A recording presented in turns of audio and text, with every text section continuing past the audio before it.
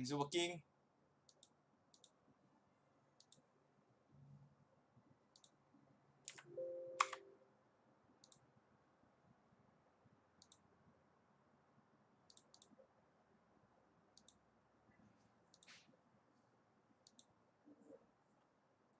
My Chrome is not working.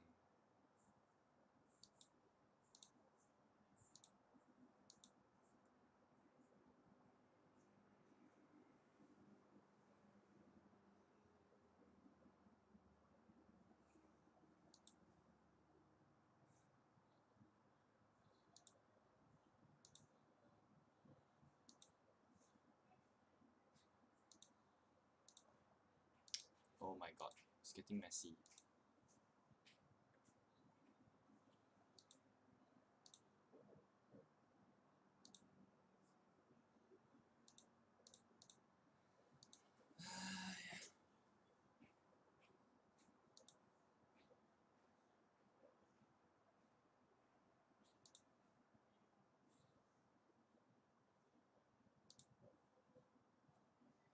No, but wait, can you even hear?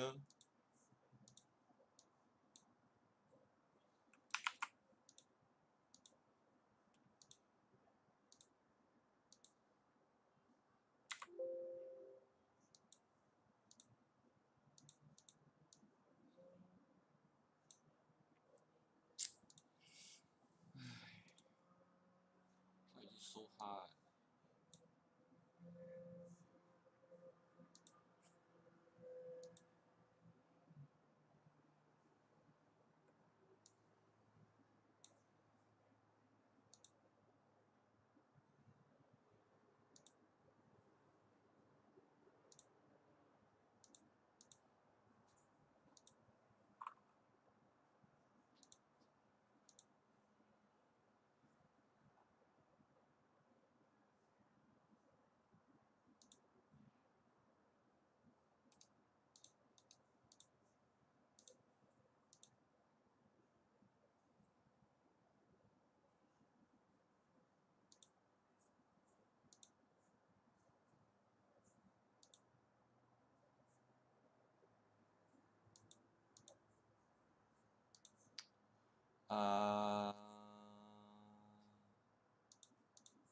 Wait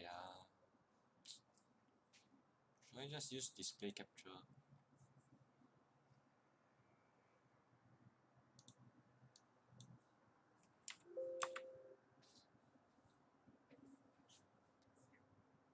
我在看。啊？厨房的靠点有空就要放。哦。哦。Okay. Wait, let me put on my earpiece first.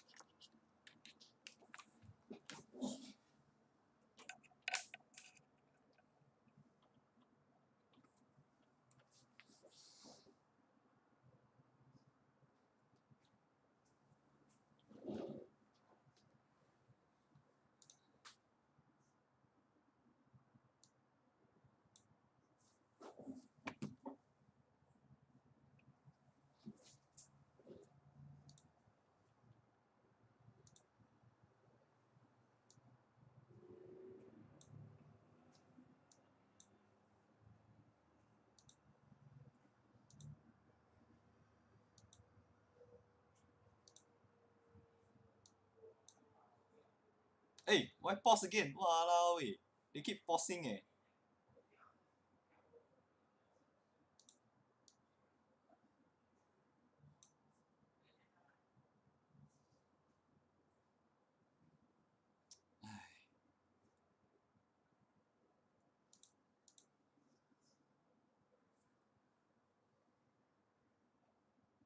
Wait, let me add thumbnail this for this.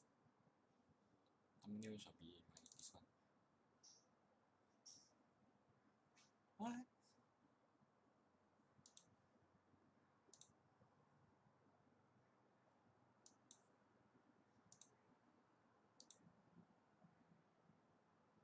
Oh my god, my stream is getting messy. Oh my god. Wait.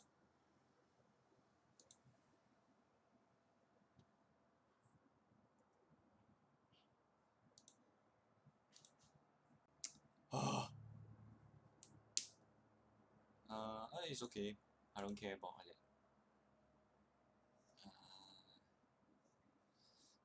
Why I have two streams? Oh my god.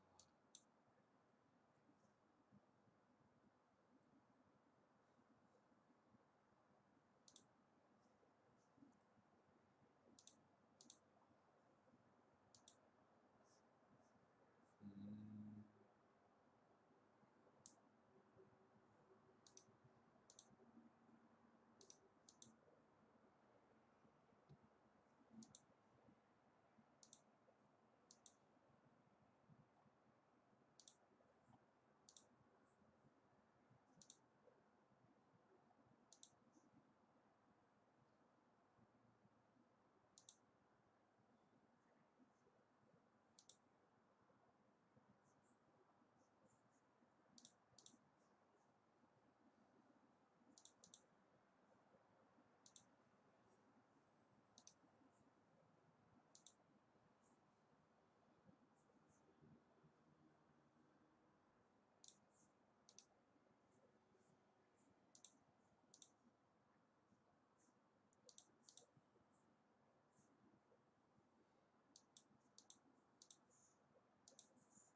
Just play some music first.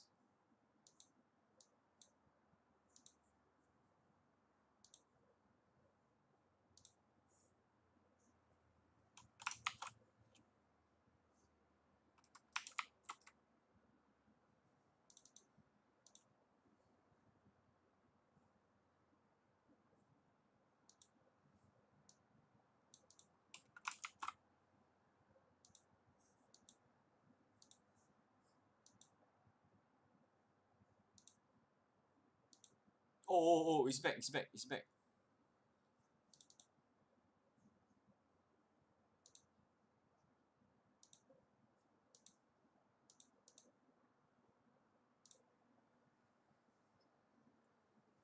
Ooh.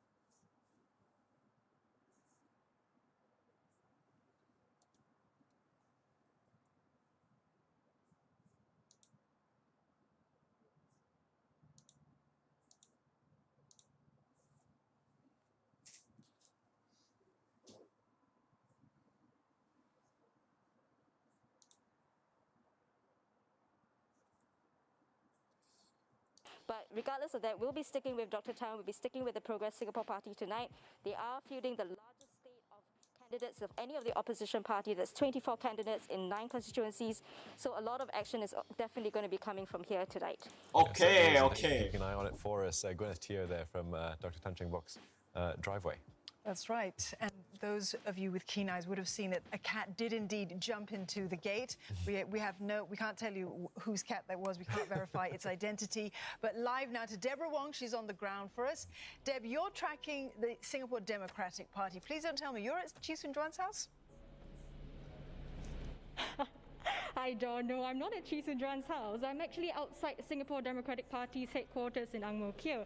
So it's all pretty quiet at the moment, and the only people streaming in so far has been volunteers and members of the media. Now, just behind this door, the volunteers have been setting up tables and chairs for a press conference, which we are told will be happening at the end of the night. So we're not sure what time that's going to happen, because as you know, everything's been delayed by about 2 hours. And you've just heard from Gwyneth that Progress Singapore Party has released a statement saying that they are questioning the integrity of the voting process. And So the this news is similar they statement extend that the Singapore the Democratic election Party has also period issued. additional Now, 2 hours. they are saying that because their polling agents had stepped away at 8 o'clock, they were not there to observe the sealing of the ballot boxes, and so this leaves this leaves the voting process questionable. And they've actually called for the election department Can you hear to the Facebook rescind the decision. But thing of course, as you clearly? know, that didn't happen. And Now, can you hear my ELD voice? has come out to clarify that counting agents, polling Testing, agents testing. can still remain in the polling centres during the extended hours. So it remains to be seen how SDP will respond to that, because they're not here at the moment, but we'll sure to bring you the updates as soon as we hear from them. Back to you. All right, thanks very much for that, Deborah. We've heard from our reporters on the ground. Is We've my heard from our voice experts too in the soft? studio. Let's hear from some Or is the candidates Facebook now. And the video PAP's too loud? Sito Yipin is going head-to-head with SPP Chairman Jose Raymond in Potong Pasir SMC. Mr. Sito has represented Potong Pasir since the 2011 elections when he edged out SPP's Lina Chow I should lower by down the just volume. 114 votes. That's right. Well, he shared some of his experiences with voting earlier today. Okay. Whatever happens, we will respect the decision of the voters. We will listen to the voice of the ballot. Been able to get any sort of sensing as to how things may go tonight? No, I don't do things like that. I try my best, and we're near the finishing line. So we hope for the best, but whatever it is, we will respect the decision of the residents. SDP Chairman Paul Tambaya, meanwhile, said holding the election during the pandemic is reckless. Dr. Tambaya is contesting Bukit Panjang SMC, and he said he's not optimistic about the opposition's chances tonight. The odds are stacked against us. We had no rallies, we had no large walkabouts. I think it'll still be a miracle if we win. We've been receiving very encouraging feedback during the campaign, but whether that translates This is my man. to votes, given like I said, the obstacles that are against us, we have learned our lesson from 2015. You don't ever count your chickens before they're hatched. Well, let's get some thoughts from our guests in studios to what we've just heard there. Mustafa, I'll come to you first. Dr. Paul Tambaya there. So it's fairly somber about his prospects given the sort of inability of the opposition to rally. What are your thoughts? Certainly, I think he's contesting Bukit Panjang SMC. It's a SMC that has a lot of support for the PAP in earlier elections as well. But certainly, if you look at Paul Tambaya, he's an accomplished professional and established medical practitioner. Certainly has the profile. So, I mean, he might be somber, but I think. Hello to everyone in the chat. Are you ready for the results? Maybe doing well in Bukit Panjang. SDP more generally, I think it has taken a position this time around of focusing on issues. Their manifesto is well thought out. And they have filled in areas where they have filled up previously as well, so they know the area well. So we'll have to see how they perform. But certainly, I think SDP has certainly upped their game in this particular election. So we'll just have to see how the results pan out. Eugene, early on in the hustings, the televised debate, which featured the members of the different parties discussing issues to do with their manifestos, the 10 million population sort of disagreement sort of arose between Vivian Balakrishnan from PAP and Dr. Chee Soon-Juan from SDP. How far do you think that that conversation, that there was some fallout from it with the electorate? One party claiming that it was a victory, and the PAP saying you can't call that a victory. It's a tough one to call on that. I think voters would respond differently. But what it did, in floating that 10 million population figure, I thought was to draw voters' attention to the SDP's manifesto, where this would be the one no, right? Clearly, no, we don't want a larger population, and that also then provided the segue in which a few other parties jumped in as well, to discuss the population numbers. And I think this was an election in which immigration as a subset of population issues came right to the forefront, and how it would impact on how voters feel about the parties with regard to immigration, how external stakeholders like investors and companies may look at Singapore in terms of our reception towards immigration. Come on, don't talk so much already. Issues that the SDP Count faster been cannot. able to bring to the forefront. And of course, if you talk in terms of their manifesto, their strategy, they too also decided to move their two most well-known candidates, Dr. Chee and Prof. Mbaya, out of Holland Bukit Timah GRC to contest in the SMCs. And I think this enabled them to make more headway, I would say, in this campaign. They are the better-known candidates. They have their credentials in different respects. And I think going on one-to-one, with the PAP candidates, would I think give them, a better opportunity. I think we see typically in elections, right, on the eve of... Thank you. Thank you for watching my anime opening video. Parties tend to talk my up video their was chances, pretty and then on polling neutral. day, I parties didn't tend to show be a who bit I more was supporting. subdued. And I think it's quite understandable, right? They're trying to rally voters on, particularly the undecided voters. I think the when it comes to full results will day, start I think that's when only after at about 12 a.m. man. had been done. I think candidates and parties tend to be rather modest, But I think all said, the SDP campaign, I thought was rather well done. I think they were able to draw attention to what were some of their key ideas in this particular campaign, and of course, they pushed very hard on their objections, to having an election during this COVID-19 pandemic, and of course, coming from Professor Paul Tumbaya, an infectious diseases expert, that perhaps carried some weight as well. But whether all that, will be a game changer, I think remains to be seen. But I think they should but sample make count, I think progress in this at least election. another 30 minutes. Well, thanks very much, guys. The PAP's Masagos Zulkifli and his team contesting Tampines GRC Come on. arrived at the counting centre at Poi Ching School just minutes ago. Mr. Masagos and his team Are you Singaporean? against the National Solidarity Party. The team is led by And party if yes, President Arino Fong. which constituency are you at? Now, some are long-timers like the PAP, WP and SDP, but several are new to the scene. So let's take a look at where they are contesting. First up, the Progress Singapore Party. It was founded last year by former PAP MP Tan Cheng Bock. He's leading a team to contest West Coast GRC. PSP is fielding 24 candidates this general election, the highest among the opposition parties. It's contesting 9 constituencies. Another political PSP, I is think a bit too People's ambitious, Voice, to be which was honest. officially registered in October 2018.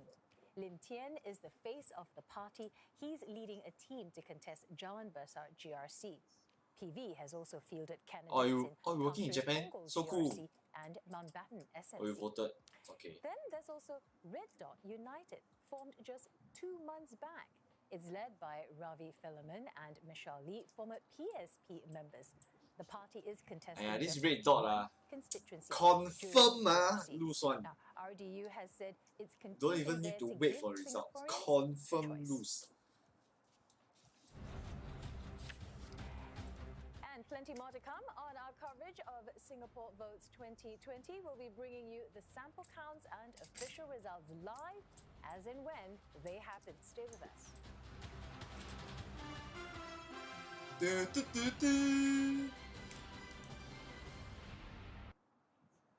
What? Why they need so much break?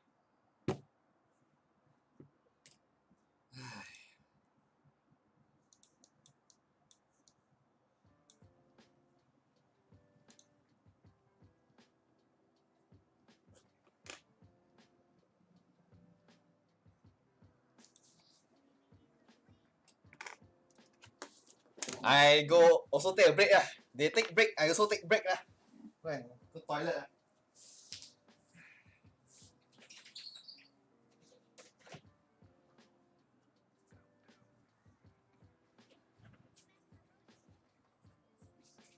Are you ready?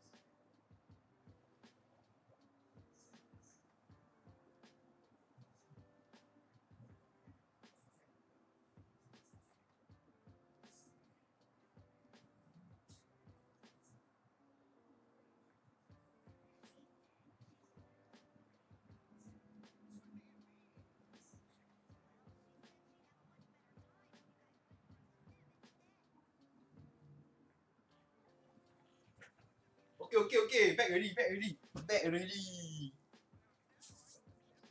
You can vote meh? What you mean I can vote meh? I can vote lah. How old you think I am? You want to guess my age or not? I think you'll be surprised lah. I don't think you can get my age right. Just a small hint This is my already my second time voting I know I look like super young like 18-year-old kid but this is my second time voting Don't play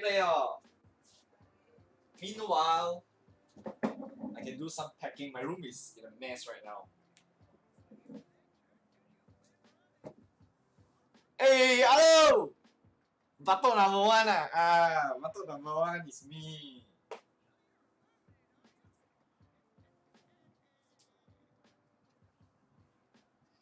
Wow, they keep take break leh.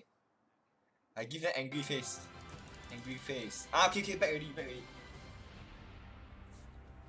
Welcome back to CNA's coverage. We can vote, man. Can vote now. It's been an hour since polls closed at 10 p.m. and ballot boxes are arriving, and some have arrived already in various county You see, centers. today I wear all We black. are waiting for the first sample counts. We hope You know why or not? they'll be coming Because to us like in this anti-white. hour. Now, these will give us an indication of the possible results as we await the official word from the elections department. 什么kena knife?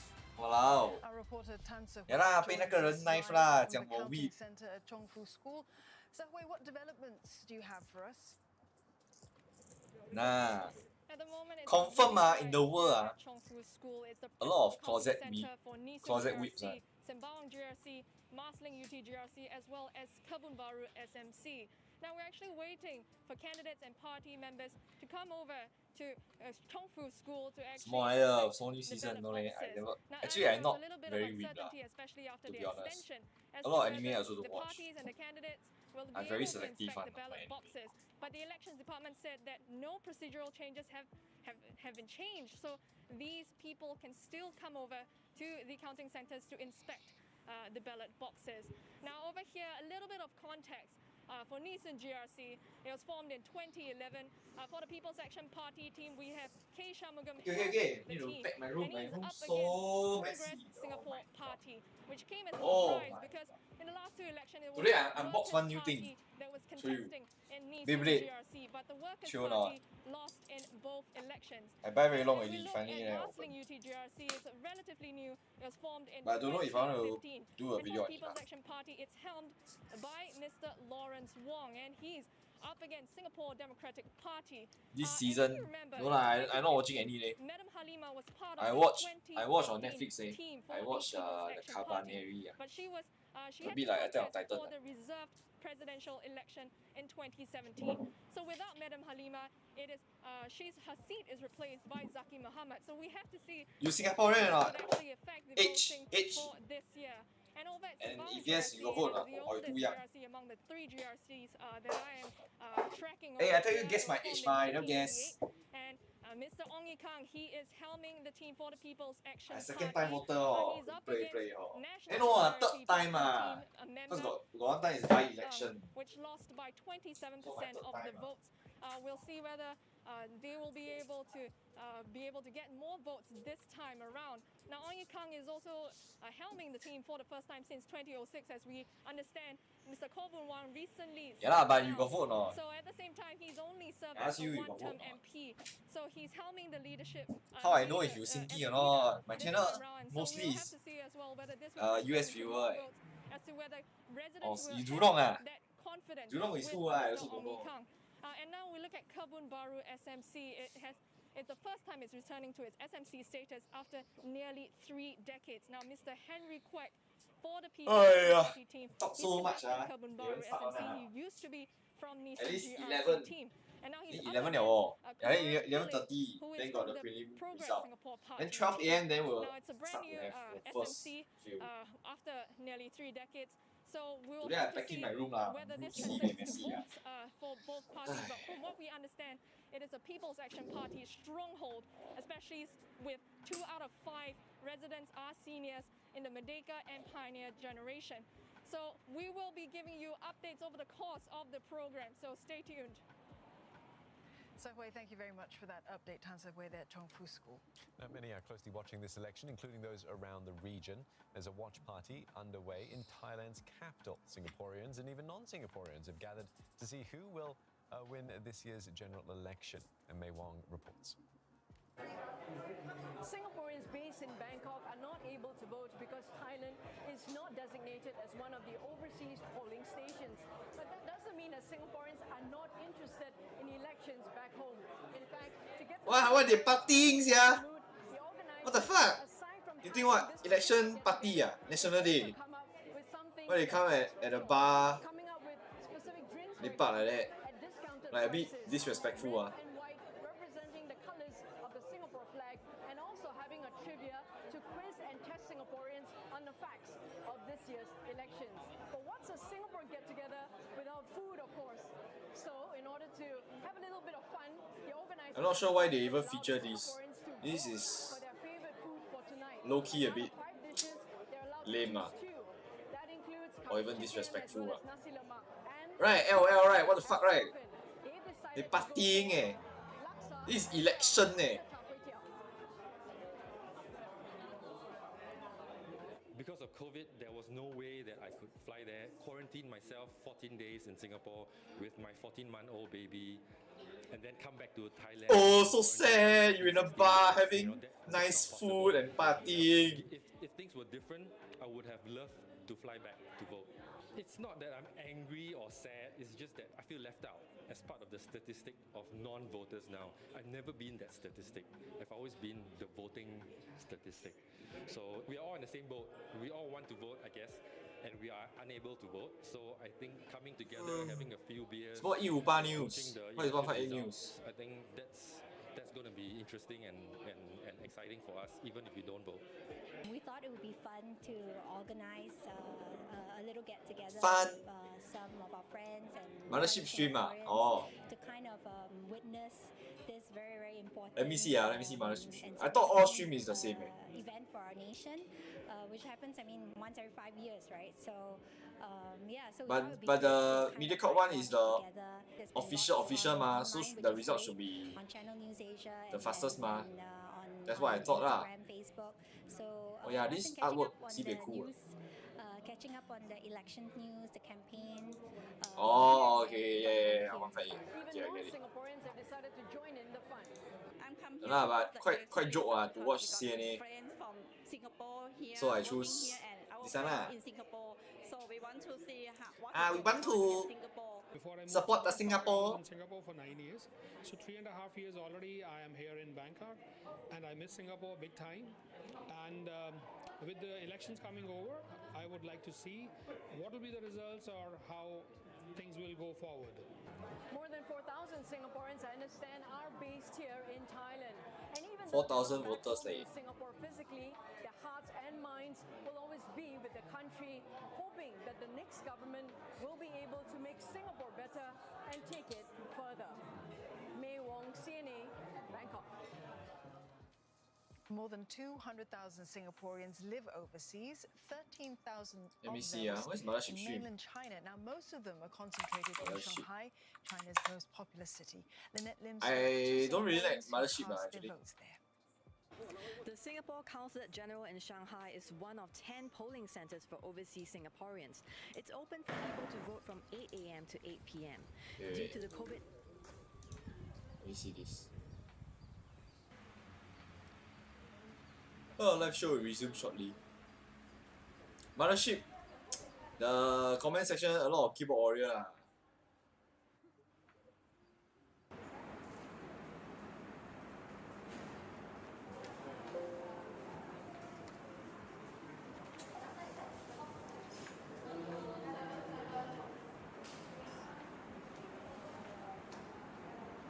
Hey, Sebastian, you what? You what? Yeah lah, I know lah, Mothership is controlled soft-core controlled media lah. They try their best to appear independent lah. Hey, very noisy ah, this.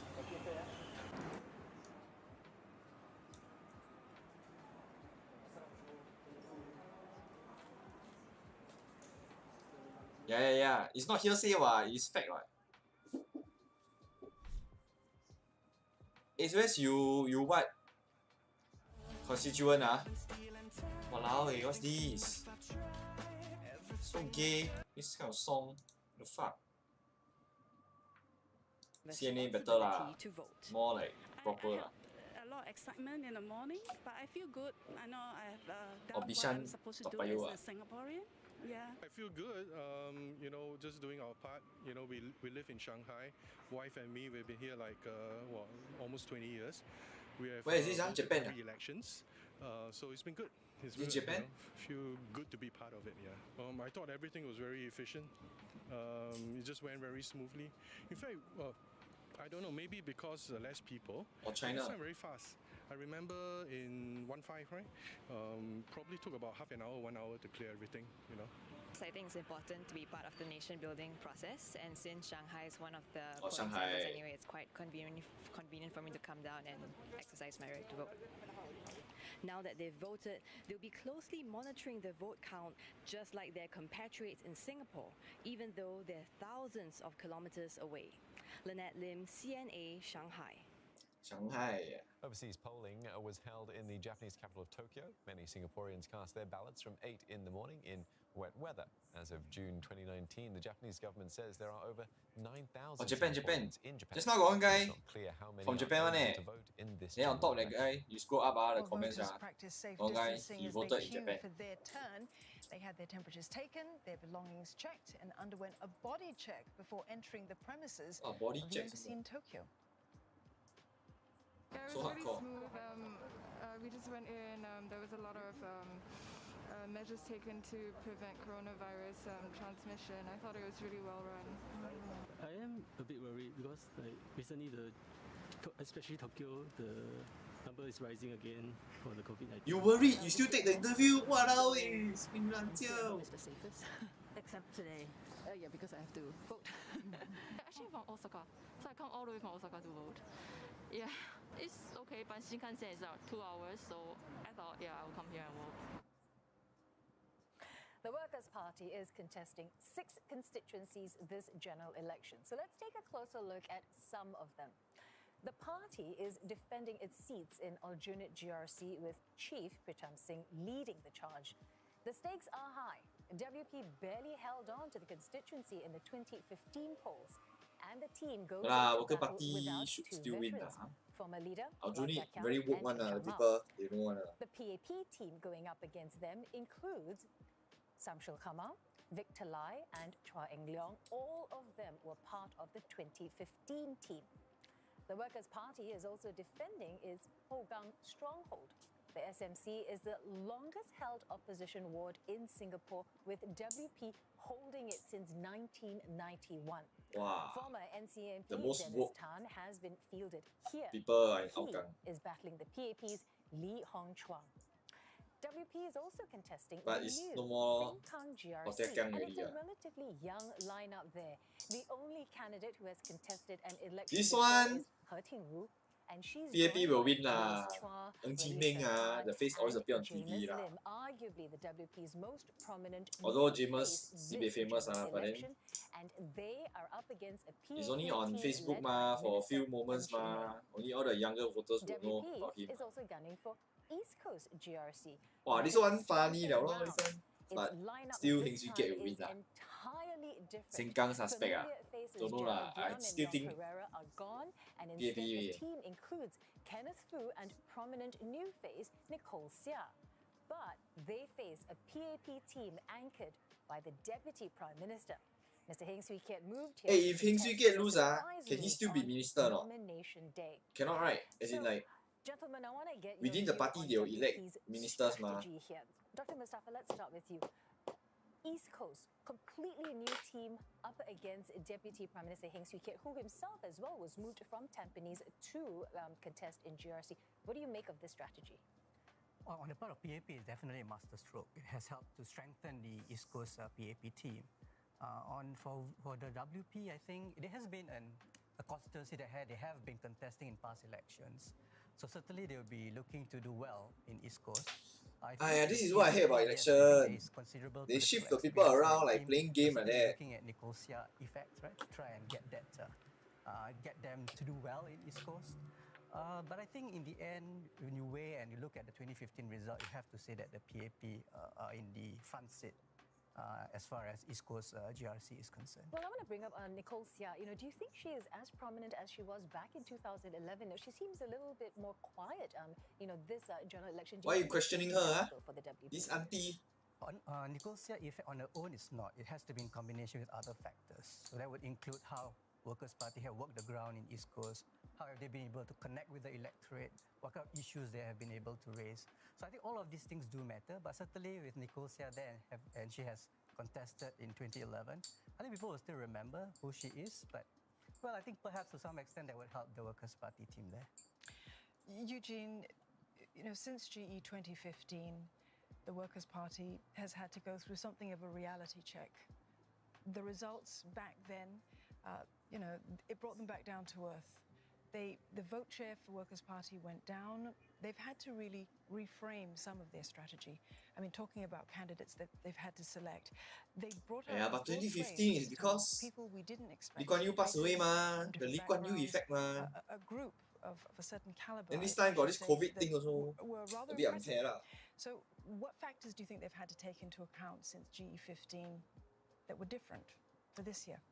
I think Workers' Party is going through a generational change, and I think that may have also changed the way the party looks at how it should contest in general election. And by that I mean, in this general election, for example, shifting to a much younger slate of candidates, and I think many of us would have been taken surprise, by the Workers' Party, not fielding Mr. Lau Chia-kiang, Mr. Peng Eng-huat, and Mr. Chen Shou-mao, three MPs from the last parliament.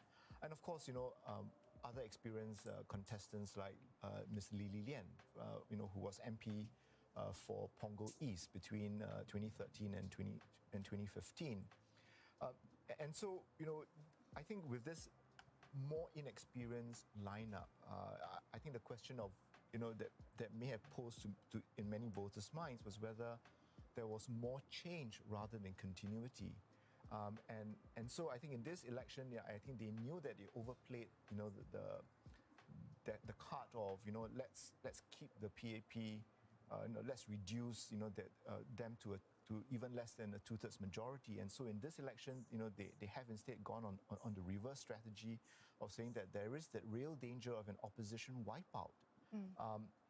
And so we'll see, right? Whether this strategy has worked. And I think Aljunied would be that key bellwether. Will tell us whether voters have bought onto that. Hey, my friend is a volunteer. He's not volunteer. My friend not volunteer. My friend has raised. I don't know vote for what. They are banking. But he was at the polling station. Slate of candidates.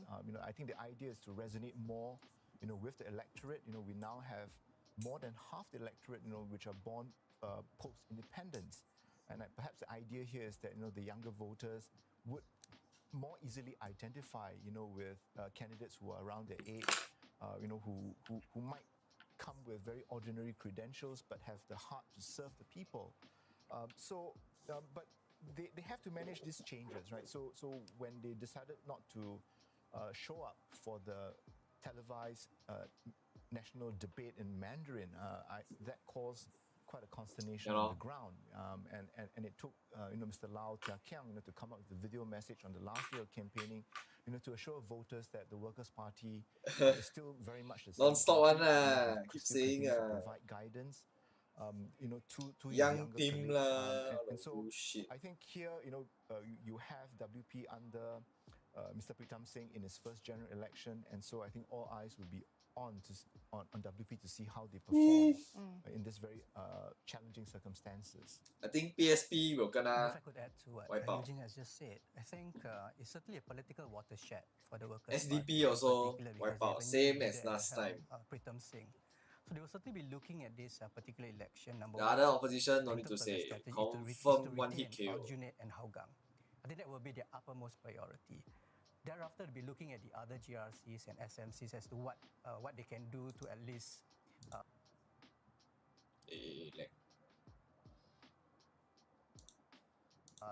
put up a good fight, maybe increase the number of vote share that they have received in 2015. But I think more importantly, I think if you look at Workers' Party, you look at the candidates, the young candidates, they are preparing for the future. They are looking at subsequent elections to make an even more significant mark in the GRCs that they are currently contesting in. And certainly they'll be looking at Sengkang, a new GRC as well. So certainly one that they are hoping they could perhaps spring an upset. But we'll have to see and what the results tell us. But this is their strategy. Retain Aljunied and Hougang, and then try and make headway in the other GRCs and SMCs. Dr. Mustafa, you mentioned Pritam Singh's leadership. And during the hustings and with the media engagement that we saw of him in this social media election, so much of it online, he was very much front and center, very much in charge at the Workers' Party. You even visibly saw Sylvia Lim, sort of standing behind him on occasion, and in particular when he had to deal with some sticky issues, the Raisa Khan issue. You talked about, we shouldn't look at Heng Swee Keat's results tonight as a referendum on his leadership, but what about Pritam Singh's sort of performance in this election? A referendum on his leadership at the Workers' Party? I think that would also be unfair, simply because this is in some respects an unusual general election held in a time of the global pandemic, and so many would say that it does advantage the ruling party. But I think when you look at Mr. Pritam Singh, I think he has held himself very well. When you look at how he handled the difficult situations, particularly the police report against Ms. Khan, over allegedly insensitive postings on Facebook. The way he was able to show support, for spoke for Vegeta. Vegeta contextual win one. Party's position, and I think that certainly helped to allay voters' concerns, about whether the Workers' Party has changed, and I think that ability to take stock of a situation, quickly respond to it, respond in an authoritative manner. I think that has done a lot, and I would say, if we look at how he conducts the media huddle and all, for example, I saw one where he told the reporter to lower the mic. I think that shows that there's sort of confidence and savviness. So I think there's a lot going. So I agree with with Mustafa, that there's a lot going for the Workers' Party, if they can continue, to ensure that these young candidates are nurtured. I think one of the difficulties that the Workers' Party have is, the fairly rapid changes in their lineups. So No, for the 2015 lineup, the main difficulty not many of is them the election during this in, period, no in this campaign. current Brother, you election, know or right? not? So I think about 11, with about another 9 or 10 new faces. I think voters want to see candidates, who are committed, who continue to work the ground. So I think that's something that they will Work have the to ground, focus on, this rather talk. than having PAP also like so many new candidates. All I never see before, ma. slate What do you mean by work of, the ground? impressive candidates, but staying power, may be of doubt to some voters. Who is this just a uncle? few thoughts on the Confirm some lecturer or something. James Lim was doing a very good job in the debate. He was sort of hailed online. I think for all the sort of, results, right, how he carried himself. You come out will be around 12 plus, 1 a.m., 2 a.m. Do you think that sort of thing, sort of a new, fresh face, speaking out, articulating very well, is only going to stand him in good stead? Well, certainly. I think the James Lim effect is something that has risen the stock of the Workers' Party. It has shown that the opposition can also attract good quality candidates to stand in an election. So I think James Lim has brought that to the opposition camp. Hey, Chui Seng Yok join. Oh, that one my uncle. More than that, I think he has brought the spotlight to Sengkang. Chui Seng Yok. He has made Sengkang GRC a GRC to watch. And also it's a young team there. The youngest member of the Workers' Party team, Raisa Khan, is filled in Sengkang. So they're certainly looking at the young voters there. They're looking at the GRC that's newly formed. Perhaps there's a chance there. But I think you also have to look at the PAP team. And the PAP team is also very strong there. You had someone like Amrin Amin, who's gone there, who's also there to link up with the young voters in particular. Amrin, you hear before or not? I also never hear before. Everybody also never hear before. James Lim also never hear before. Well. So I think it's going to be an intense fight. I think a very close fight. Certainly an intriguing battle, if anything, in Sengkang GRC. And I think people are certainly looking at that and see how the results will pan out. Okay, now we do have a word in my ear that we can bring you some sample results for you now. Oh, sample result! Alamak! Alamak! Lose lah! This is sample count results we explained earlier. A PAP with a 68%, through Henry Kwek, with PSP, the Progress Singapore Party's candidate, Kumaran Pillay, 42%. This is the first sample count result that we have seen so far. Yeah, we would like to remind our viewers that there is a margin of error between sample count results and the final results. It is between 1 to 4 percentage points. So that means that sample counts do have a 95% chance that they will be within that 4 percentage point range. They were very accurate back in 2015. But looking at that, interesting. Henry Kwek there appears to be in the lead. Who is Henry Kwek? Another result to bring you as well from Hong Kong North. Let's bring this one up. Hong Kong. Yeah. Sure, for our viewers, Hong Kong North SMC. Oh my God, this Amy Cott, 63%, and Zhijin Wong. Can't say much lah. Who is Zhijin? PSP with 37%. See the name got 2G Miss Gigi already. Here in studio, maybe with this one, Hong Kong North. Eugene 63% for Amy Kaur, Zhijin Wong 37%. I think that's a very strong showing by Ms. Wong of PSP. Dr. Kaur is one of the PAP's better performers in the single member constituencies. In the last election, I think she was the second best. With a poll in above of 75%. And at the current rate, going at 63. It doesn't look as impressive as a performance as in 2015. But these are just sample counts. I think they, as Dawn pointed out, they are quite accurate. But I think Dr. Kaur would be somewhat disappointed, with the score at this point in time. Eugene, you mentioned the fact of help the auntie having lah. some surprise there at Zhijin Wong's sample count at this point of the evening.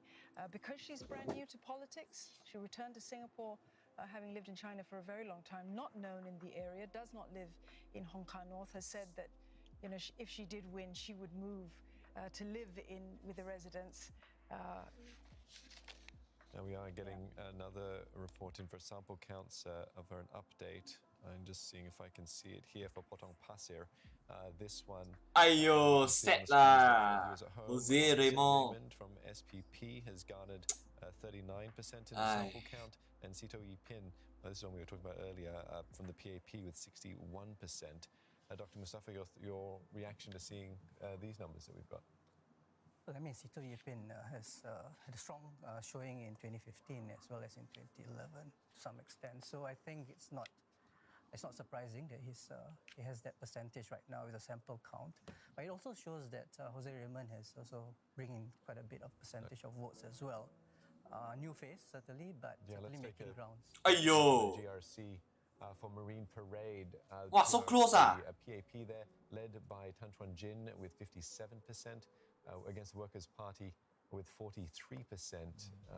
PAP GRC made up of Sekian It's quite close, eh? Tan Si Leng and Muhammad Fahmi Aliman, against Rontan, Yi Jong, Fadli Fauzi, Muhammad Azhar, Abdul Latif, and Nathaniel Koh. Percentages in the 50s for the PAP here, Eugene. That's but then PAP also win lah. We saw in the election 5 years ago. But Marine Parade, your thoughts? Yeah, in 2015, the PAP polled 64%, and so at this point in time, at 57, I think it's a bit behind pace, and I think the Workers' Party, if they were to maintain at 43%, I think that could very well earn this team, one member to be a NCMP. So I think if we look at the sort of results, NCMP also no use. The PAP seems to be off the pace, if I could put it that way. I know it's still early days, right? But when you look at some of the contests, I think the opposition is putting up a very good showing. And when you're saying off the pace, you mean compared to 5 years ago? Compared to 2015, yes. Well, Dr. Mustafa, looking at those Marine Parade results there, it's worth now, reminding ourselves and viewers that this is the PAP's first election without emeritus senior minister Goh Chok Tong's team. Yeah, sample 啊，but 也是赢的啦。sample count， but 也是赢的啦。那90粒鸡蛋。We've seen a number of very prominent PAP members. We were talking about the Workers' Party prominent. Come on, I want to see East Coast. Stepped aside this year. PAP 2, a significant number stepping aside. How do you think that may have influenced the vote? I think it would be to some extent. ESM Goh Chok Tong is different when you're standing and when you are walking the ground with the candidates. There is a difference there. But it certainly is an important, it's Mr. Marine Parade, so people know him very well, ESM Goh Chok Tong. So I think perhaps this result, yes, slightly surprising. But I think it also shows there is sentiments on the ground as well. There is a little bit of movement and where there is maybe a little bit of unhappiness perhaps on the ground. So we are seeing with the sample count that we are seeing right now. So certainly with this sample count, we can see that the Workers' Party is performing relatively well. Yeah, so looking at this sort of strategy that we talked about earlier, Eugene, with the numbers shaping up, then it could be for Aljunied, for example, the chances of them holding that GRC could be quite good. Yeah, here you're looking at, a WP team is probably out of their 4 GRC teams. This is the third most experienced, and they're polling at 43%, and let's assume that, the WP team in Aljunied is able to maintain that, given that it is their A team, then I think, there's a lot going for the WP. I think that the ruling party would probably be quite disappointed with the result thus far. But quite disappointed. These are only 4 different constituencies. Disappointed for what? It's still Confirm win one ma. Anything can happen, and that it could just be that we're now looking at 4 constituencies where there could be peculiar issues. Yeah, I've got another one for Marymount, a sample count coming in there. Marymount for SMC, Ang Yong Guan from the PSP party with 46%. This one even closer. Gan Xiao Huang has a first-timer for the PAP. This one, Marymount. We don't quite have those up on the board yet, but let's... Alamak! Oh my god! Ayya! The PAP's Murali Pillay, 7%. And Dr. Chi Soon Juan with 43%. But sibei close eh. The last time in was that 60 sample plus, count. 30 Let's have a plus. look at the sample count. Aiya, Bukit Batok not woke enough lah. Now this was a close one to watch. This one also close eh. So many close one eh this time. What the fuck? Who is a new face for the PAP. Aiya, this general want to suicide one mah. So fierce. With Dr. Ang Yong Guan from the PSP with 46%. Wow, this one's super close. That is a close result, a sample count result there. Yeah, let's get your thoughts on the Bukit Batok SMC before we talk about this one for Marymount, guys. It was a rematch, Murali Pillai and Chi Soon Juan from the by-election a few years ago. Yeah, Bukit Batok not woke enough lah. Oh my god, I'm disappointed in Bukit Batokians. By himself in an SMC. It's okay, He's it's okay. awfully close. Life will go on. Just not quite close enough. Yes, I think the sample count does show that as well. I think Murali Pillai is someone very popular in Bukit Batok, and he's a grassroots MP, and I think the results are showing that. Although Dr. Chi, it should be added. He polled about 38% in the by-election where he contested against Mr. Murali, and so at 43%, I think he would be encouraged. There is a significant gap still, but if you go by the current, sample counts, I think if a candidate were to poll more than 40%, I think there is a good chance that candidate would be eligible, for a non-constituency member of parliament. Oh my god, Chi Soon Juan as SCMP confirm wreck havoc one, I tell you. 60s from the sample count so far, and it could make the more keenly contested constituencies, it could be fairly nerve-wracking, for all parties. Yes, as the numbers seem to be narrowing by comparison from the year before, from the election before. If I could, I think the polling data does show that he's doing a lot better, Dr. Chi Soon Juan, and I think he can be pleased with that, with the sample count right now. As mentioned as well, that may well also be an NCMP seat waiting for him if it maintains that. So we were talking earlier about these, exceptional times that we found ourselves in with this general election,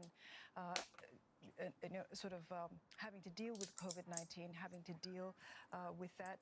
We are going to go to one more sample count result. Oh, one more. Pioneer. Yeah, we certainly do, Dawn. This was a three-cornered fight in Pioneer between an independent PSP party and PAP. We can show you that on our screen expected now. lah, 2%. We have what does he expect? PAP with 66%, PSP Lim Che Hong with 32%, and independent Chiang Ping-Hwa with just the 2% there. This three-cornered fight, but really two people really in this one, I suppose, looking at the numbers there. Eugene, your thoughts on this and another sort of mid-60s coming in for the PAP? Yeah, Mr. Patrick Tay is very strong on the ground, and of course he was moved from West Coast to Pioneer, replacing the previous MP, Mr. Cedric Foo. And so I think at 66, which is still about 10% off what Mr. Foo polled in 2015, but I think that's a commanding lead, over PSP's Lim Che Hong. And I think as poll data from the past has indicated, the person who ranks third, is likely to lose his election deposit, and so I think Mr. Chia, 2%, money, is in grave danger of 10K losing plus his election gone. deposit. Stupid, There man. certainly always is a concern What he thinking? when you have these three-corner fights. This is the only SMC having this three-way fight here, but there's always that concern of vote dilution. But I think Patrick, at this point of the night, would certainly be happy with 66% in this sample count. Yes, very much so. And I think, as mentioned by Eugene, is very strong on the ground. And I think this is What does he mean by strong on the ground? Befits his support on the ground. So I think it's certainly not surprising with the result that he's got. He's certainly going to be pleased with it. And as mentioned, is the only SMC with a three-cornered fight. And I think it's unfortunate, perhaps, for the independent that he may well lose his deposit. Yeah. You mentioned sort of the NS non-constituency MP, and that if if candidates get a high enough percentage, then they can NCMP. get into be members of parliament that way. We'll have a discussion, I think, a bit later, maybe on the different thinkings of that from the PAP and the opposition parties as well. But what do you think is the number that's going to get people into the NCMP? I mean, we won't know until it's all sort of laid before us. But looking at what we've seen so far, high 30s. No, I think looking at the sample count so far, I would say 40s, 40 would put you in the short list, and I think anything above 45, would certainly guarantee you. Well, let's look at let's talk a bit about the strategy of SDP then. That from what we've seen so far. With Dr. Chee Soon-juan, it seems it could have been a gamble that paid off, because we were expecting him to be fielded for an SMC, but not Paul Tambaya. But I think it was the right move, as I mentioned earlier, to move two of their most well-known candidates, to SMCs. I think they have qualities that could appeal to voters. When they contest in an SMC, I think somehow, it does get diluted, particularly on a slate where you have Dr. Chee. I think for Dr. Chee, for some voters, they still have some concerns about him. And I think moving to contest in a single member constituency, one that he contested in the by-election in 2016, I think that's good, because I think for the voters of Bukit Batok, it shows that commitment in wanting to serve them, rather than moving around the different constituencies. I think for Prof. Tambaya, it has also enabled him to come out of Dr. Chee's shadow, the ability to stand on his own and to show, what he's capable of. And even if this is not his election, we can be sure, that this... Come on, more results, come on. Brought him, to the public eye. 7% chance, 7% got chance, 冇 chance one lah, confirm 冇 chance one lah. Bukit Batok all suck cock one lah, all the voters suck cock. We heard from him earlier, Dr. Mustafa, and he didn't sound too optimistic, but perhaps... My brother lah, confirm PAP one, see his face. For Bukit Batok with his fellow candidate, Chee Soon-juan, he might be perhaps buoyed by what he's seen. Well, certainly, and I think Dr. Paul Tambaya would be looking at if he go in NCMP, will be very funny lah. In Bukit Panjang. He's certainly one that... Confirm kena attack left, right, center. Because of his credentials and also about the sort of issues that he talks about, and able to also debate those issues as well. So they will certainly be looking at him and how he performs in Bukit Panjang. But certainly for SDP, the strategy certainly is to, any party goes in to try and win the constituency. But if they can't, at least for the SDP, looking at those two SMCs, at least they hope one of those SMCs can give them an NCMP seat. And that would at least get them into parliament. Tan Chuan Jin from the Marine Parade team just said a couple of days ago how important it is to be on the ground, that one thinks of this 9 days of intense activity during the hustings, but the work that potential candidates have to do, it goes much deeper than that, into years. So in the case of Dr. Chee Soon-juan, from that by-election that you were talking about, Eugene, back in 2016, he didn't go away. He continued to walk the ground, talk to residents, and he's been very active on social media in terms of his communication and reaching out and engagement. Do you think that may have helped him? Now, man. I think it did. Now autograph me.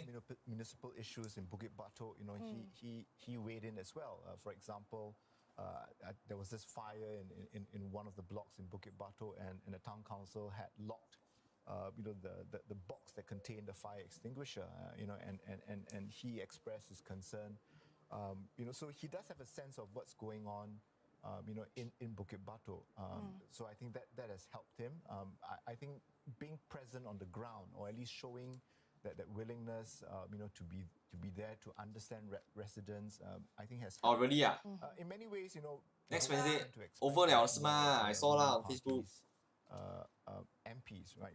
Because they are incumbents, I think there's expectation that they are there, they're visible, and that they do actively seek out residents and try to help them in the issues that they face. And so even if opposition parties are not so visible in between elections, voters, may not often put so much significance on that. I think they will probably take the view that in between elections, is really the incumbents, and so if the incumbents are not able, right, to take advantage of being the MPs during that period, then I think there would be that comeback, during a general election. Now, we talked a lot about Dr. Paul Tombaya and Chee Soon-Juan, but what about the sort of other SDP No members, lah. Bukit Timah GRC? But majority is still the old people, ma. Old people still UT GRC without still white color one, ma. They're not red color one. Figures. How do you think they'll fare? I think it'll be difficult for them, but I think they'll certainly put up a fight. And then looking at the sample counts coming in, they may well see that. Let's poll a little bit. Let's see whether they can improve on the performance of the opposition in past elections. So we'll just have to see how that pans out. I think for this particular election, it is not just a pandemic election, it's also a digital election. It is a pandemic election lah, come on. Of social media in this particular election. Shut the fuck up. We've seen that across all the political parties, whether it's the ruling party as well as the opposition. You see that in the SDP, the PSP, the Workers' Party, as well as the other parts, NSP and the rest as well. So I think they have looked at social media as an important tool to connect with the voters. But it's also important that that's not a substitute for walking the ground. Those two have to happen in tandem. And in fact, it can be said that elections, while social media is important, it's not won on the internet. It is won on the ground. It's how you're able to connect with the voters, how you're able to relate to them. And if that face-to-face engagement is so crucial. But if now the percentage so close, I think next GE got chance. Constituency you're standing in. And you go along with that as well. I mean, this is a very unusual election in that no physical rallies can take place. It's one thing to have a ground game, but you also have to get your message out to those who. I mean, there's only so much ground you can cover in 9 days. Yeah, 2025 already lah. On the ground, day in, day out, perhaps. Your thoughts on sort of which parties you've seen sort of really embrace the fact that they have to reach out electronically? Well, I think SDP and Workers' Party certainly understood that, the need. I think they saw campaigning online as being complementary and not supplementary. But I think these are parties which also recognize the importance of walking the ground. So in many respects, this general election has been very demanding on parties and candidates, right? Because to walk the ground. I see East Coast leh. At the same time, they I see will have to Aljunied prepare leh. for their online campaigning, whether in terms of pre-packaged content or in a live rally. So I think this election has showed the potential of online campaigning. Let me show some angry and face. See many of the ideas that have been used for online campaigning, being brought into the fiscal campaigning in future elections. I mean, one good example would be the fiscal rallies. Right? Yeah, short-term memory lah. Recently give so much money. Typically one speech after 300. But I think when you look at the online rallies, I think parties will probably think about how they could, in a fiscal rally setting, perhaps also put in pre-packaged content. And parties have gone on in quite a big way onto videos. I think SDP is one example, of using videos to convey the message. And in many ways, it is a lot more accessible, than hearing a speech. Those short video clips, as well as the talk shows that we've seen online, I think that has been really, really significant. So you have a manifesto, yes, it's well thought out, but you also need to deliver the manifesto, and I think that has been done very successfully over social media, as well as very importantly on the ground too.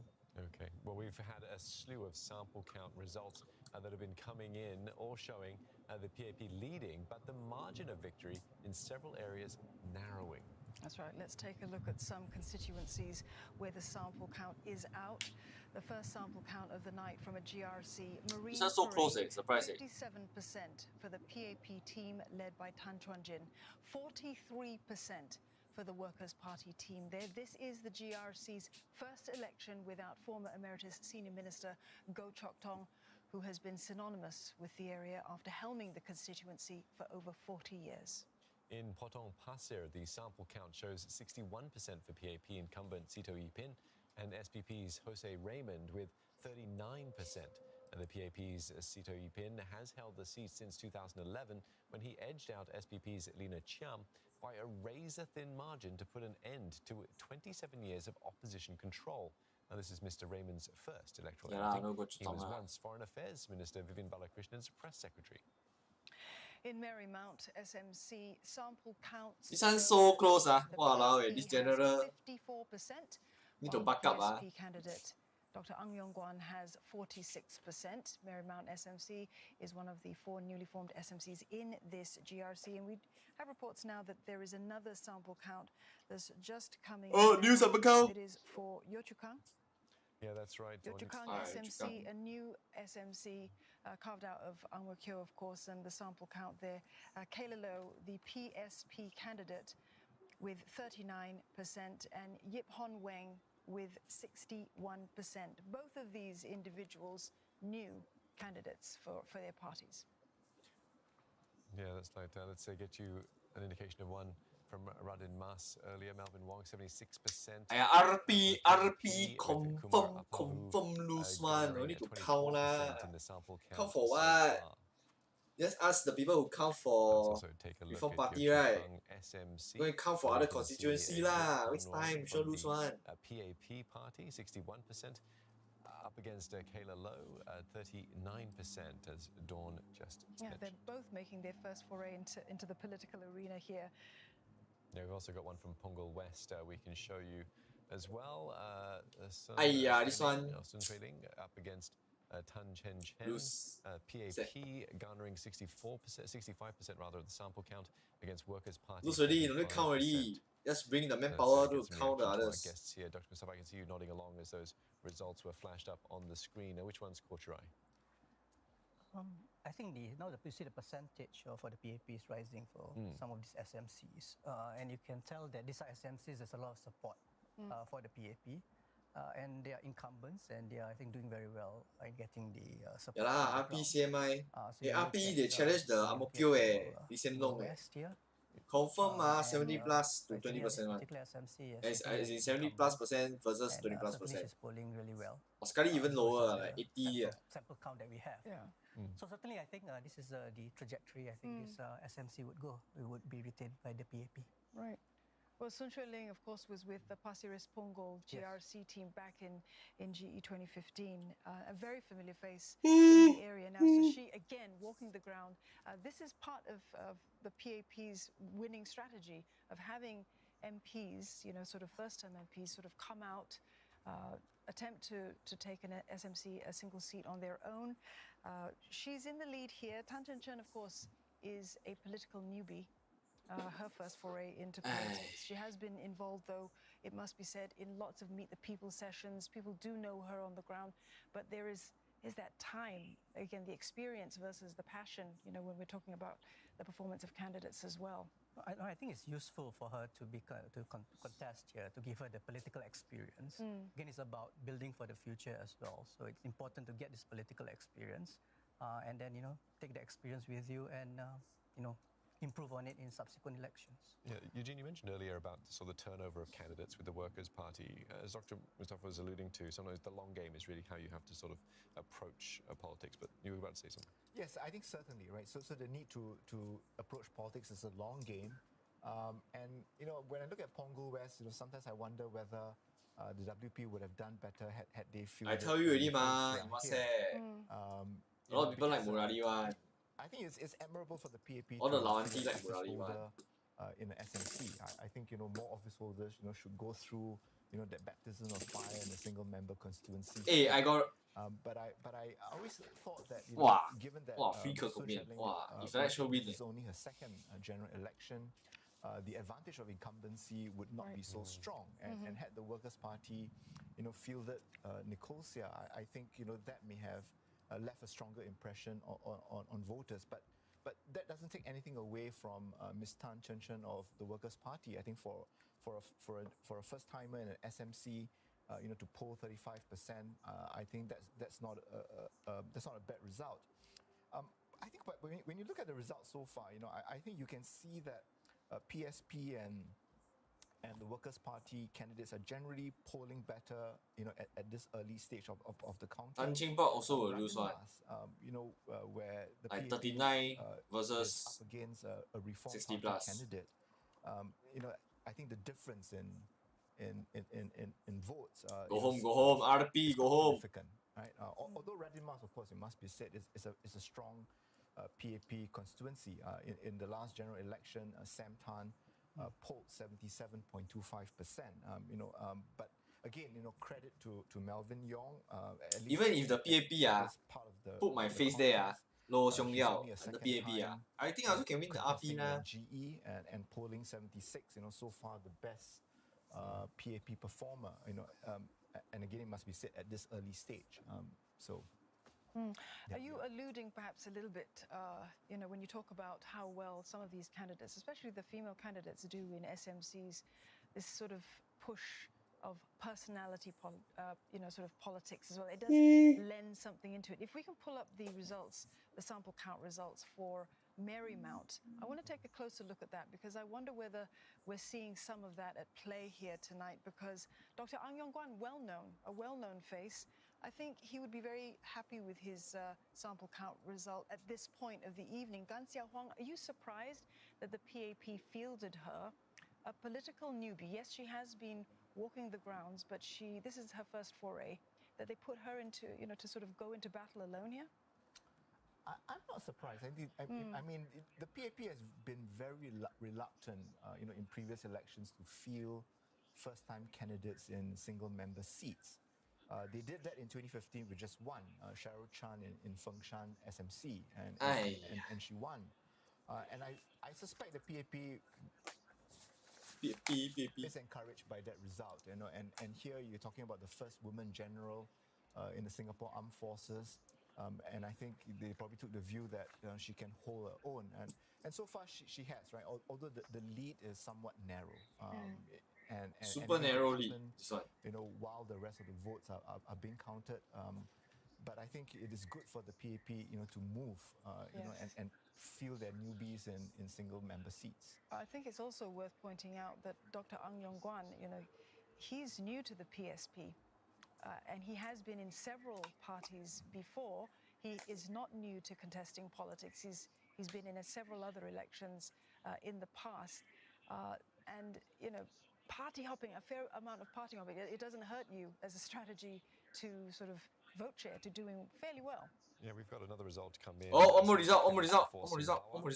The GRC there. We bring it up on screen shortly. Just let me run through you, though. Confirm with PAP 69% for the Sembawang GRC. Team members there are Lee Wee Kiek, Mariam Jafar, Ong Yi Kang, Holi San, and Vikram Nair. And they were up against the NSP, which is made up of Ng Chung Hon, Sathin Ravindran, Sebastian Teo, Yazid, and Yo Tung Bong. But let's get to this one that we've got on the screen, one that we were talking about earlier from also quite close, there, which was a clean wash. Dr. Paul Tambaya with 44% there for the SDP. Just, SDP also close. 12% difference with PAP's Liang Eng Hua. And this is one we were talking about earlier, Dr. Mustafa. Your thoughts? How can you vote Liang Eng Hua? Oh my God, look at his face. This is to be one of the SMCs to watch. So it does seem with sample count that it's going to be a very close fight. And we spoke about earlier. Nah, panjang, not vote enough lah. In this particular election, I think it's also quite clear. So it's about issues, but it's also about personalities, about strategies as well. Yeah, we've got another one. But they're saving all the juicy constituency for the last. PAP candidates led by Keishan Mugam, 61% in the sample count, along with Kerry Tan, Ibrahim, and Louis Ng. And they were up against PSP that garnered 39% in the sample count. And that team made up of Damien Tay, Kala Manikam, Muhammad Taufik Supan, Brad Boya, and S. Nala Karupan. Another one with the margin 60-40 on that one. Let's bring you just a NSP also cannot make it mentioned earlier. PAP with this one with the sample count ahead with 69%. Ong Yi Kang, Lim Wei Nyak, Vikram Nair, Lee Wei Kiak rather, Poli San, Mariam Jafar, and NSP's party with 31%. And we've got another sample count for you for Jurong GRC. The PAP this one sure lose one and Red Dot United. This one is Suicide Squad lah. Go versus Taman. Licensed, in the past few months. Confirm lose one what? Why you contest for what? Significantly high margins. RDU 5 years ago, they had 79%, so a bit of a drop from there. Red dot, The so West small, is through to sure a lose stronghold one. of the PAP, Dr. Mustafa? Yes, very much so. The Jurong GRC now, the sample count that's coming in, it does reflect that. We have to see how West Coast is doing. I think we'll get that count soon. But yes, they have been very strong in the West. The PAP, Confirm and it's lose, it's reflecting in the sample RDU. count.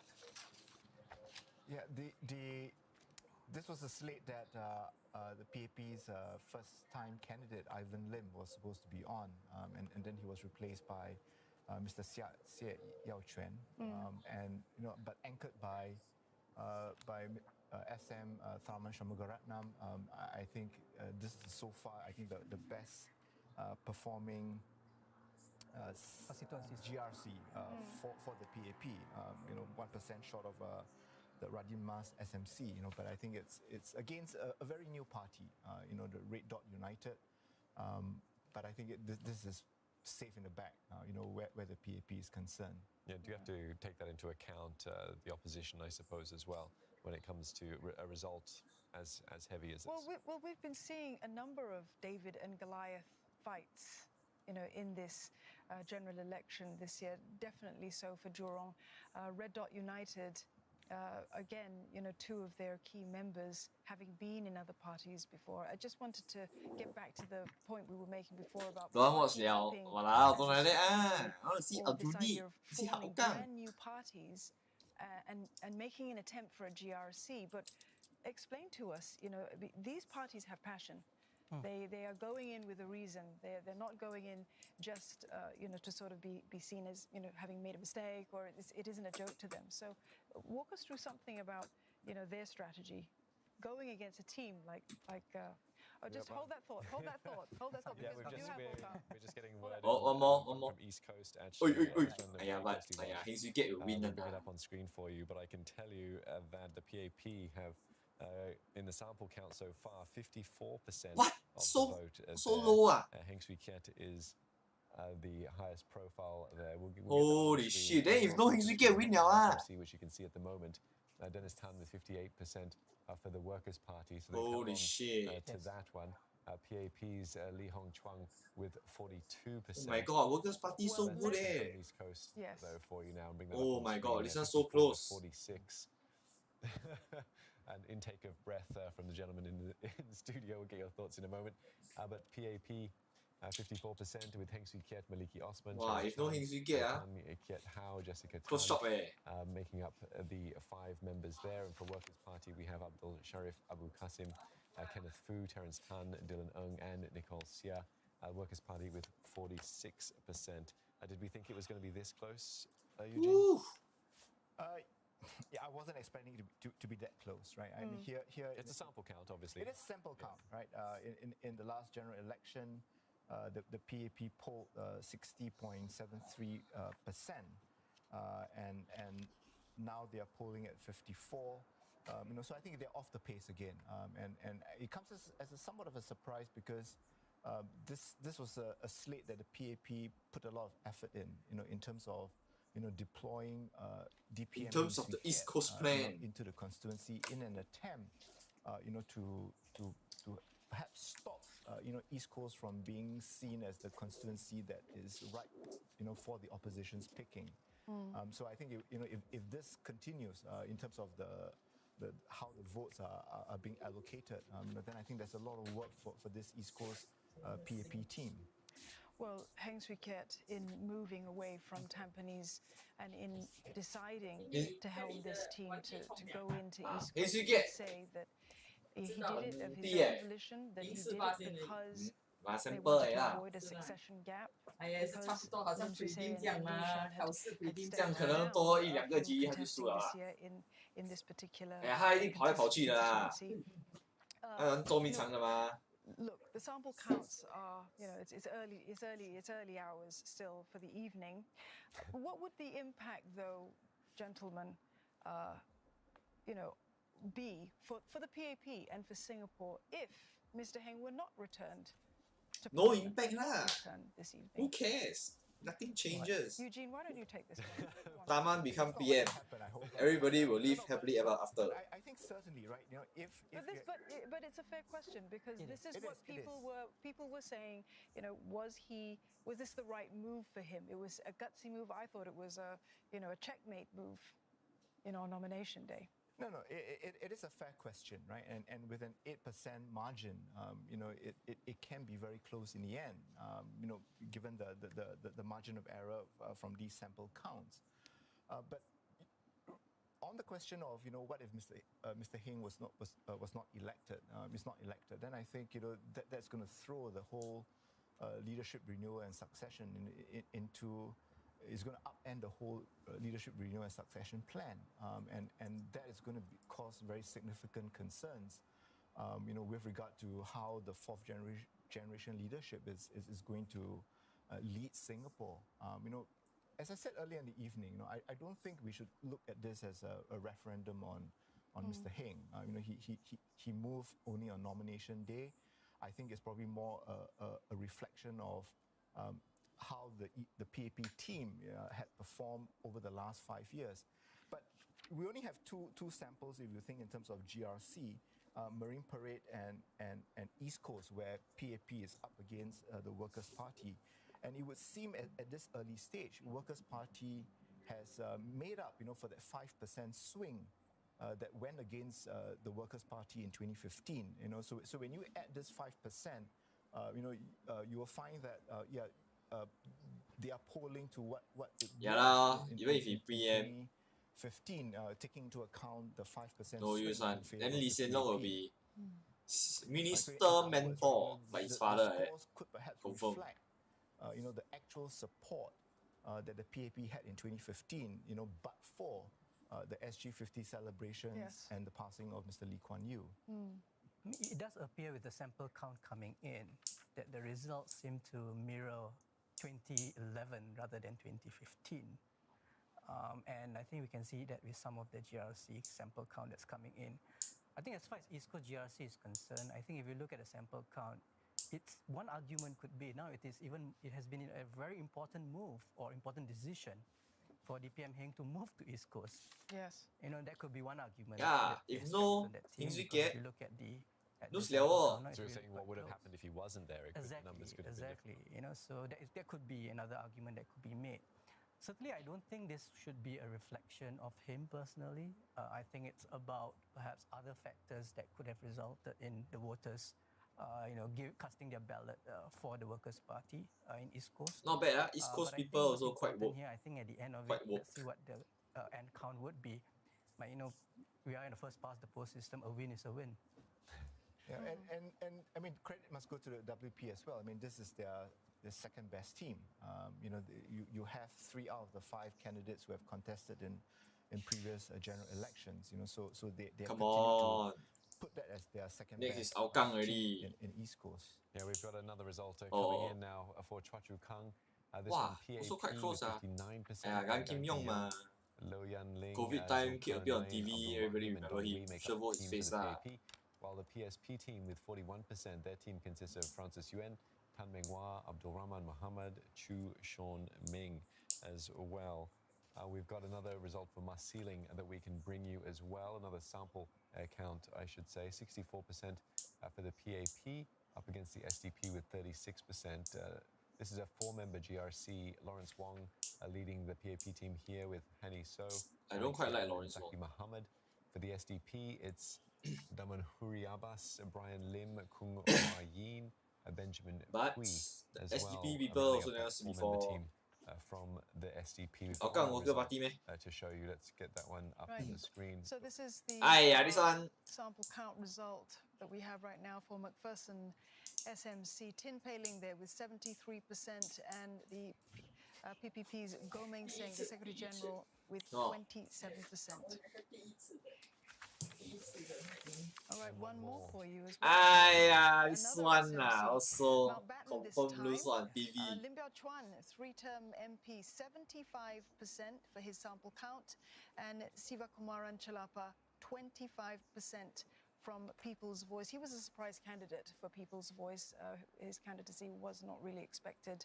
I think But it looks like for Tin Pei Ling, for McPherson, in the 70s again. Yeah, and she's done a lot better than 2015. I mean, she's continuing to improve on her performance in McPherson SMC. So that shows that again she's very strong on the ground, popular on the ground. Sure, The electorate has 10K spoken plus to per her, month. they've given her the support. And certainly, I think this sample count does reflect that as well. So Hello, I think drama she's queen. one of those, and then again, a female candidate standing in an SMC. I think that's really, really significant. And holding the SMC, and Tin Pei Ling still relatively young. Right, and being able to I'm sure she'll hold that. appreciate you saying that. I'm sure she does. But yeah, I think with this sample count, no doubt, I think it's quite clear the winner for this particular SMC. And just elaborate, if you could, why you say it's significant for a female candidate to hold a single member constituency. Because we've not seen that many in the past. I think we've seen a lot in this particular election. We have the Punggol West, the candidate Sun Xueling, who's from Pasir Ris Punggol, where she was an existing MP and now helming the SMC, a new SMC. We see a female minister now helming a GRC in Jalan Besar. So I think it's all very significant moves. I think it shows that women are very important in politics. They can show leadership in politics. And look at this particular result. I mean, they can perform very well in politics. Yeah, the margins certainly speak for themselves from the sample counts, at least. Well, Mr. Goh Meng Seng is, not a senior man by any, sort of stretch of the imagination. He's only about 50 years old. Some people on this table not far off that age. But, this could be his last election. He did say he wasn't going to run again. This could be the last time that we see him up on the board. He said he'd go through 3 rounds of elections. This is his 4th. We are seeing this distinct shift with many opposition parties, as well as the PAP. This shift of a movement of candidates. What's it going to mean for People's Power Party? Close shop. Well, Mr. Goh is the PPP, leader of the close People's shop. Power Party, and if you were to step away from the scene, I'm not sure whether People's Power Party is going to remain viable. I mean, as it is, it is struggling. And I think this could be one consequence of this particular general election, where you will see smaller opposition parties, having to seriously consider whether they want to remain in the game. Wow, just this before the guy election throwing shit. began, you have the Democratic Progressive Party that decided not to contest, and then you had the Singaporean First Party, that folded up, in a way reflecting, how the landscape is changing, and the need for the opposition perhaps to consolidate. And I think we might be seeing that happening, from this general election, because you now have the Workers' Party, but you also have the Progress Singapore Party. Both parties are polling relatively well, even at this early stage. Yeah, well, let's give us all a recap then of the sample counts that have been coming in fast and furious. We'll recap a few for you. We have the sample count from East Coast and GRC, 54% for the PAP team, led by Deputy Prime Minister Heng Swee Keat. So close, 46% oh my God. for the Lao Workers' Kui Party eh, team. Heng East Swee Coast, Keat. possibly the most closely watched fight in the think he GRC will this year. emo, DPM Heng moved here to contest Right, Heng Swee his Keat will surprise emo, move on nomination day. A close contest here over the past 2 elections, Close both to in one Xiao Mei Mei. 2011 and 2015. The Workers' Party's performance earned an NCMP seat. Well, the PAP candidate in Radin Mas, so far the best performer of the night according to the sample counts. And so far the only constituency going to the opposition by way of sample count weight is the Workers' Party stronghold of Hougang. The Dennis Lipfong with 58% of the results there, slightly bettering his performance back in 2015, while the PAP's candidate Lee Hong Chuang with 42%. Go home, go home. He has, of course, held Hougang Lee Hong Chuang. since Go 1990, home. when former party chief Lau Tia Kiang Very first unseated the PAP. Not bad, huh? Almost 60 ah. 57% for the Marine Parade. 我很羡慕敖杠的人， team led 他 by 们很 Coach Wen Jin, 43% for the aware 的。 Workers' Party team here. 不是 This is 笨蛋 the GRC's first election without former Emeritus Minister Goh Chok Tong. That's the image for you there, who has been synonymous with the area after helming the constituency for over 40 years. The Let me PAP comment. leading in Nisun GRC Hougang. with 61% of the sample count. under a team anchored by Law and Home Affairs Minister Mr. K. Shanmugam. The PSP team there with 39%. Candidates include Brad Bowyer and Kalamanikam. On to Jurong GRC now, where the PAP appears to be way ahead in this one with 75%. The also no need to count already. United team there, only all the manpower counting just stop. So far. Go and count other constituency one, right? Waste manpower. Count for what? Show loose what? Okay, let's bring the conversation back to our guests here in studio. Dr. Mustafa, just checking that we do have some results in my earpiece, not coming in on my email. Perhaps we can bring them up on screen. Here we go. One that was much anticipated or much looked for. Aljuna GRC. Wow! 60%. His team. Go home. Sylvia Lim, Faisal Abdul Manap. PAP go home. Go home. Alex 对啊，看到。什么？Aljuni 啦。哎呦。什么？哎呦！哇，60不错哎。In the sample count so far, we'll get the thoughts on the guys in just a moment. There's another one coming in for us as well. We've got Tampines GRC sample count results there. 那个 James Lim 在哪里？还没有，没有，他们把那个 Juicy 的留在后面，没有人再去睡觉了。那种很精彩的留在后面。喂，多一个，这个没有这样 determine 他们有几个戏这样啊？没有，你赢了就有5个戏。这里咯，5个人吗 ？As like what's 你啊 top 不是你赢了就是你的 seat 了。Like even if you win by 1%也是呀。哇，这样啊。所以有点，那个 GRC 是有点 lame 嘛，应该是 right， 我觉得全部 SMC 比较肥。你看那个 Aljuni 他们以前每次输的，没有啊，他们每次赢啊。没有 recently 2 election ago 才赢。The first election 是 James 赢啊，哇赢啊，3个了咯。没有啦，把这个不confirm嘛，哇，赢的啦。这个不confirm咩？哇，昂奇明，哎呀，昂奇明回家。惨了，为什么？因为这个出来了，很多 youngster 喜欢他。如果他现在是一个 minister， 那些来 minister of manpower 啊，昂奇明啊，没有那些啊。昂奇明完蛋，昂奇明输给 James。Happy 差一点呢。哇，这个差一点点哦，哟，你看2% only 啊。错啦，没有吧？这是 sample count。哦。因为他们随便拿一个人员保出来，他们拿出来算。赢啊，安全不赢，输啦。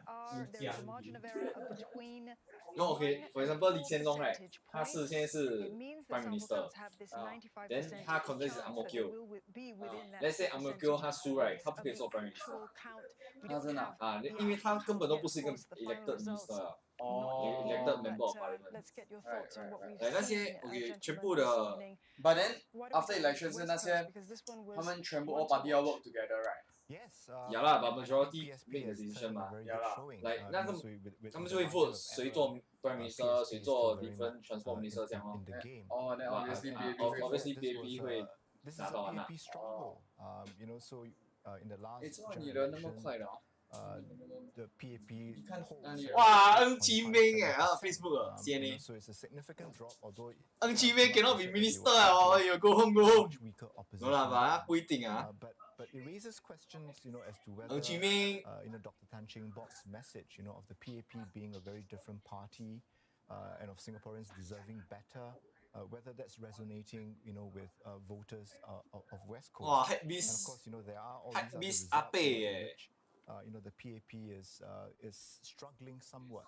And in Sengkang, I think that's one really situation which points to a likely WP victory. Their most inexperienced team up against a PAP team that has 3 office holders.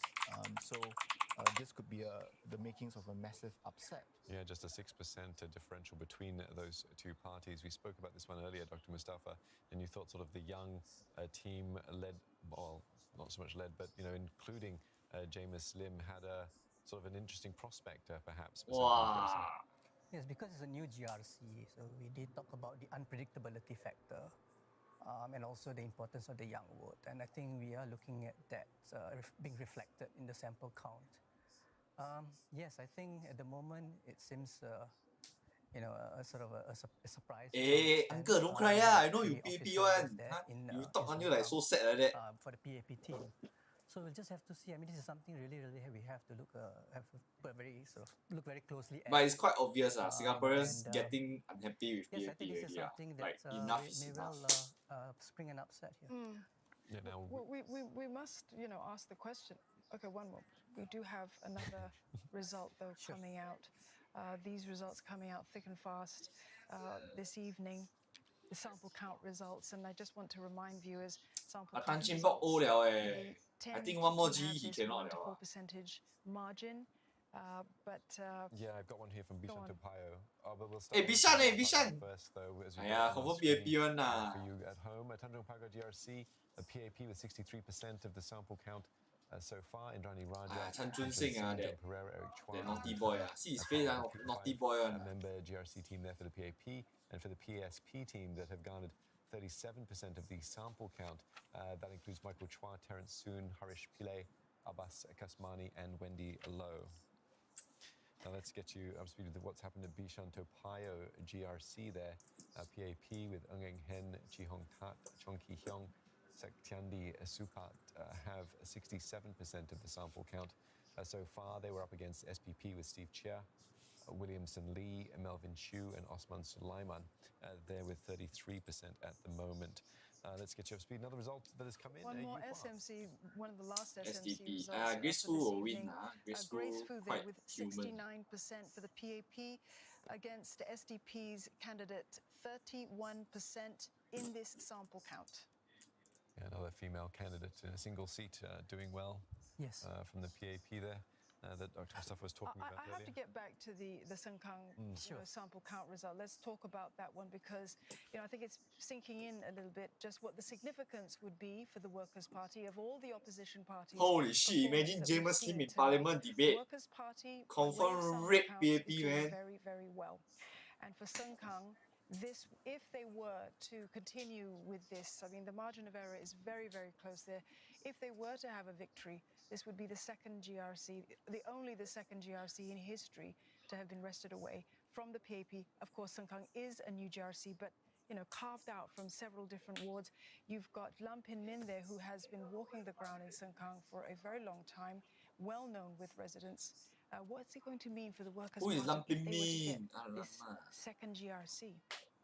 Eugene. Well, there won't be an opposition wipeout. In fact, you will have this opposition. It's a massive performance. To think of the most inexperienced slate from the Workers' Party.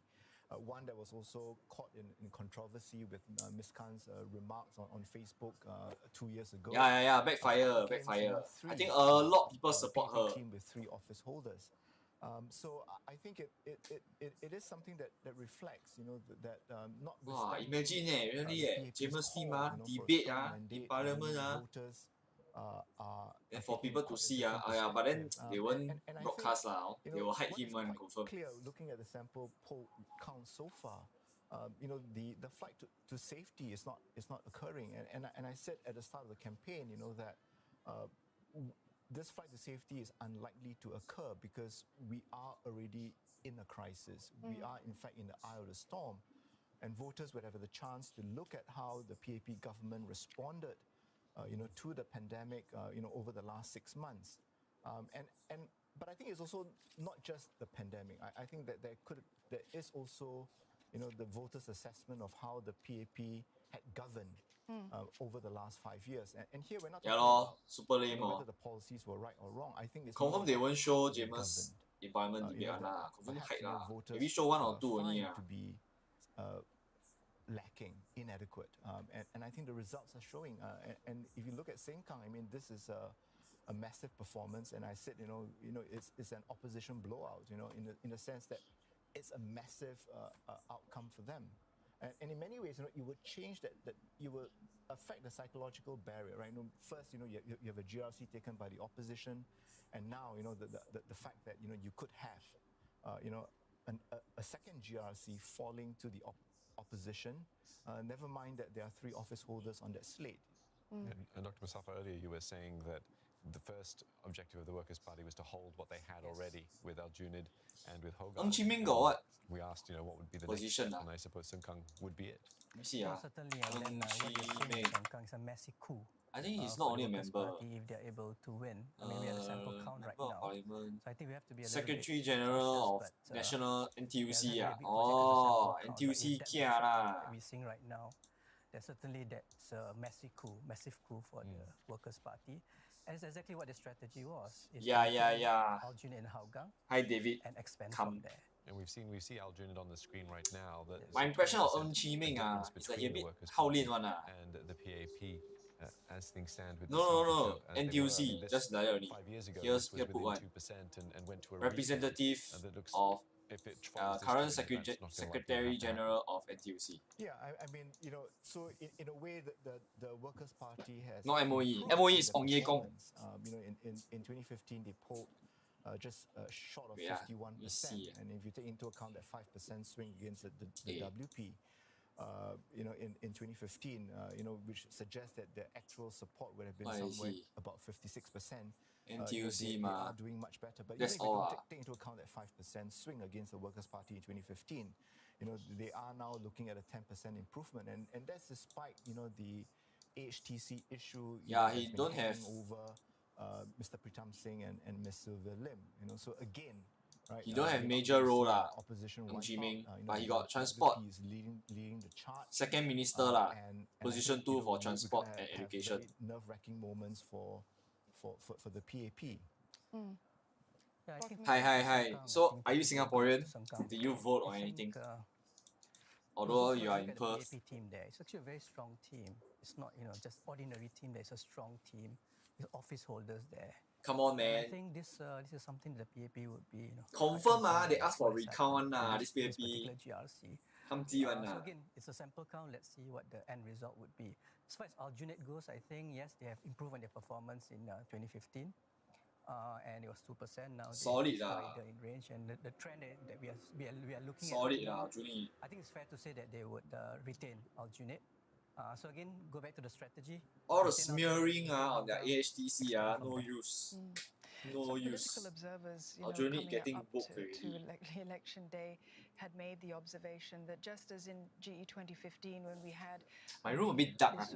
They considered it an anomaly in a way, the result, an anomaly because it was SG50, because of the passing of the late Lee Kuan Yew. Again, for the Workers' Party, with the stepping down of Mr. Lau Tia Kiang, the fact that he was not there, do you think that too could have marshalled Workers' Party supporters to come out in force in order to vote for the party too? I would be surprised if the so-called Lau Tia Kiang effect was in play. I mean, Mr. Lau has been instrumental in but it's still quite sad party's rise. Chee Soon Juan. But Chee Soon Juan maybe can become NCMP masterminding, the winning of Aljunied in 2011 and then retaining Aljunied in 2015. And his stepping down, this also or at least not contesting in this general election, I suppose, did galvanize, their supporters, particularly with, the very strategic message that WP put out, that if voters don't support the opposition, then we might be looking, at an opposition wipeout. Perhaps, that was an exaggeration. I think there was a sense that voters may have issues with the ruling party, with how perhaps he has governed over the last 5 years.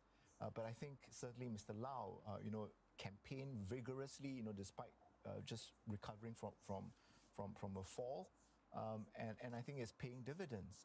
So we are seeing, the established candidates, being re-elected, and we're seeing, even the inexperienced candidates, looking at a victory.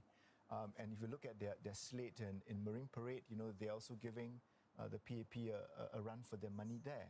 So overall, I think at this early stage, Workers' Party, have a lot to be hopeful about. Yeah, East Coast as well. The numbers were quite close with that one as well. Dr. Musa, what do you put this down to? What do you think the Workers' Party have done right? No, it's not about the Workers' Party doing right. Come on, please make up your idea. This whole idea that it's about the PAP doing wrong. and that you have to come out and vote. Or not doing enough. That's why the people vote otherwise. I think that was quite. It's not about the Workers' Party doing right. Another message, which is a part of their strategy, is really, again, it's to just maintain, retain Aljunied and Hougang, and then expand from there, and build for the future. So they see young candidates put in. They are not afraid to put up young candidates, and you see some of these young candidates doing well for Sengkang GRC. So some of the results that we're Sengkang results that we're seeing I want to move to Sengkang so far this contribute evening, to more votes. coming into this election, all of the opposition parties were critical of the PAP's decision to hold this election at this time. The PAP insisted that they needed the mandate, and they needed the mandate in order to go forward, in order to tackle stupid challenges. mandate. Was it the wrong time to hold an election? I think in the midst of a pandemic, there is never a good time for a general election. And make no mistake, right? Any ruling party, in the system like ours, would seize what it views, as an opportunity, for it to secure a good win. And given the uncertainties, over how the pandemic would evolve, I think that the ruling party took the view that this was the best time, particularly after the unveiling of 4 different budgets, as part of the COVID-19 response, close to $100 billion spent. And perhaps the thinking, that I was saying uncertainty, continue to support the rate, the rates. But I think, I think regardless, if the PAP, still wins, a majority of the seats, certainly 85-90% of the seats, I think that still counts as a strong mandate. Certainly by their own high standards, it falls short. But I think this is where, the party needs to go into Feel sad for Tanjung Bok. We're just getting I told you already, PSP will wipe out. Yeah, we do. From Jalan Besar, the GRC there, we have numbers for the PAP with members Heng Chi Hao, Denise Pua, Josephine Teo, and Wan Rizal, 67%. Let's bring it up on screen. This one confirm lose one. 33%, Leong Se-hian, Lim Tian, Nur Aslan, Lim Tian, alamak. Amin. So with the sample count so far, PAP with 67 percentage points. We've got another one to look at here now, Holland Bukit Timah. Oi, Holland Bukit Timah! More work lah! His team Alamak! Sim Ann, Christopher D'Souza, Edward Chia. SDP, meanwhile, with 32 percentage points, Alfred Tan, Min Cheong, James Holland Bukit Timah. With that one, this Holland Bukit Timah used to have Dr. Paul Tambaya and Chi Soon Juan as members of it. They went off to compete independently, and they've come up short across the board, it seems, with the sample counts as they are so far. They might have an eye on an NCMP seat, but the percentage that we're going to need for them to get that is gone up, as we've seen from some of the other results today. And we are waiting for results from Ang Mo Kio, which will put those up when they come in. But in the meantime, let's get your thoughts, gentlemen, on those ones. Ang Mo Kio, Ang Mo Kio. With Vivian. Good night lah. You go home, go back sleep lah. Go sleep lah. Holland Bukit Timah cannot make it lah. I mean, it's not surprising. I mean, they're the favourites there in Holland Bukit Timah. Yeah, I think Dr. Vivian Balakrishnan has been GRC for a while. It's a good team there. They have a lot of strong support on the ground. So, yeah, I think the results reflect that. At least the sample count reflects that. If you look at SDP, yes, I think it's probably they may wanted to do a little bit better, but I think their star candidates are sort of moved and contested as SMC, so that may have had an impact on the amount of vote they have got in this particular GRC. But SDP is not doing too badly. I mean, in 2015, with Chi Soon Juan and Dr. Chi and Prof. Paul Tambaya, they polled 33%. And so with 2 of their better-known candidates leaving, and with the addition of Tan Jise, who just closed his party and joined SDP, polling at 32% is not bad. Eugene, just cut you off now because we have news. We're getting in the sample results for Ang Mo Kio GRC. PAP were there with 72% of the sample count vote against the Reform Party's 28%. This is the 成何体统 one. And of course, the PAP team, led by Prime Minister Lee Hsien Loong, Gan Tianpo, Daryl David in there, Ng Ling Ling. Yeah, the Nadia, shook lah, all the newbie come in, bow in confirm get the 10K plus money per month. So shook. Jealous, yeah. Maybe I should join PAP. Reform Party team. They, of course, they're in a rematch here with the Prime Minister's team. Yeah, and well, we do have some more. We'll get more conversation from the gentleman in studio with us and more analysis on the results we've just seen. But in the meantime, let's just pause for breath. Do keep it right here. Plenty more to come on our coverage of Singapore votes for 2020. Wow, even the soundtrack so epic, like Avengers.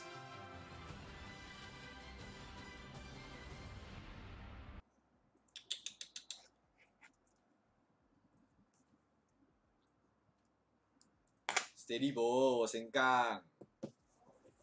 The work Sengkang Let's see Facebook confirm got a lot of posts one about the Sengkang wow, first article sample count. Alamak, Ng Chi Meng go home sleep lah.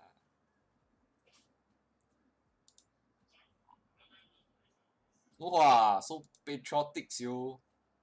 Holy shit. This is the power of Workers' Party.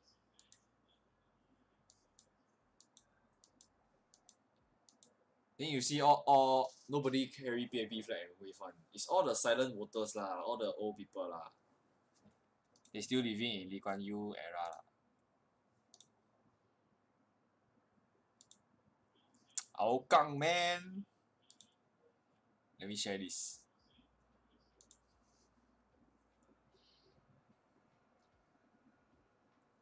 Yeah, east side more woke west side all the old people cannot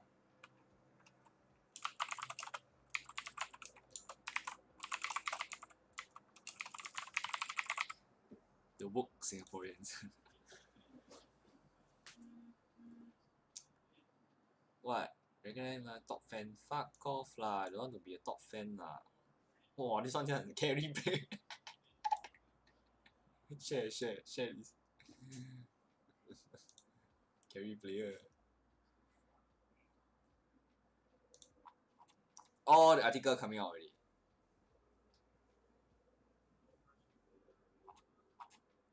Quite surprising. Sad lah, this Jia Peng Hua.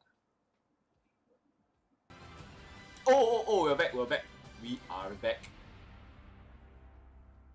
Welcome Any back confirmed to our results? coverage of Singapore Votes 2020.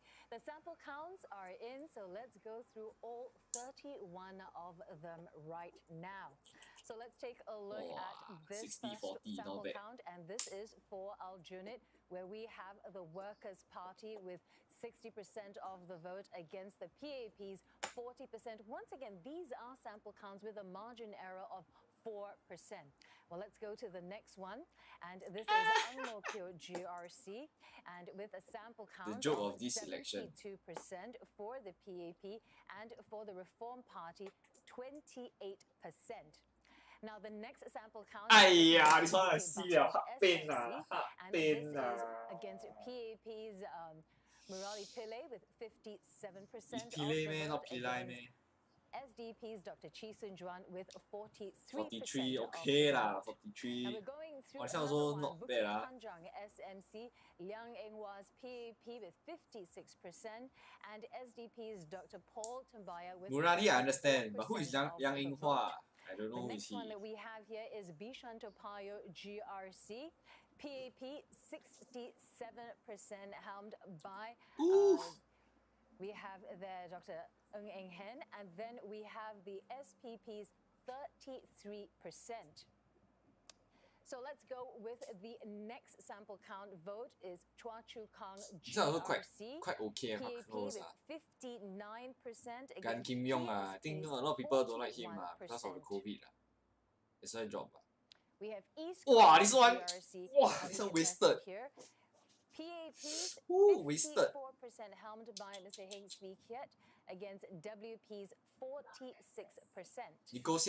They might appoint her to NCMP. And then we have Hougang SMC. Wow, this one. WP Wow, this one all the Hougang people are all cheering one. Confirm. Against PAP's 42%. Once again, these are sample counts that you are looking at with a margin error of 4%. Let's continue with this. We have Hong Kar North SMC. Amy Khor with 63%.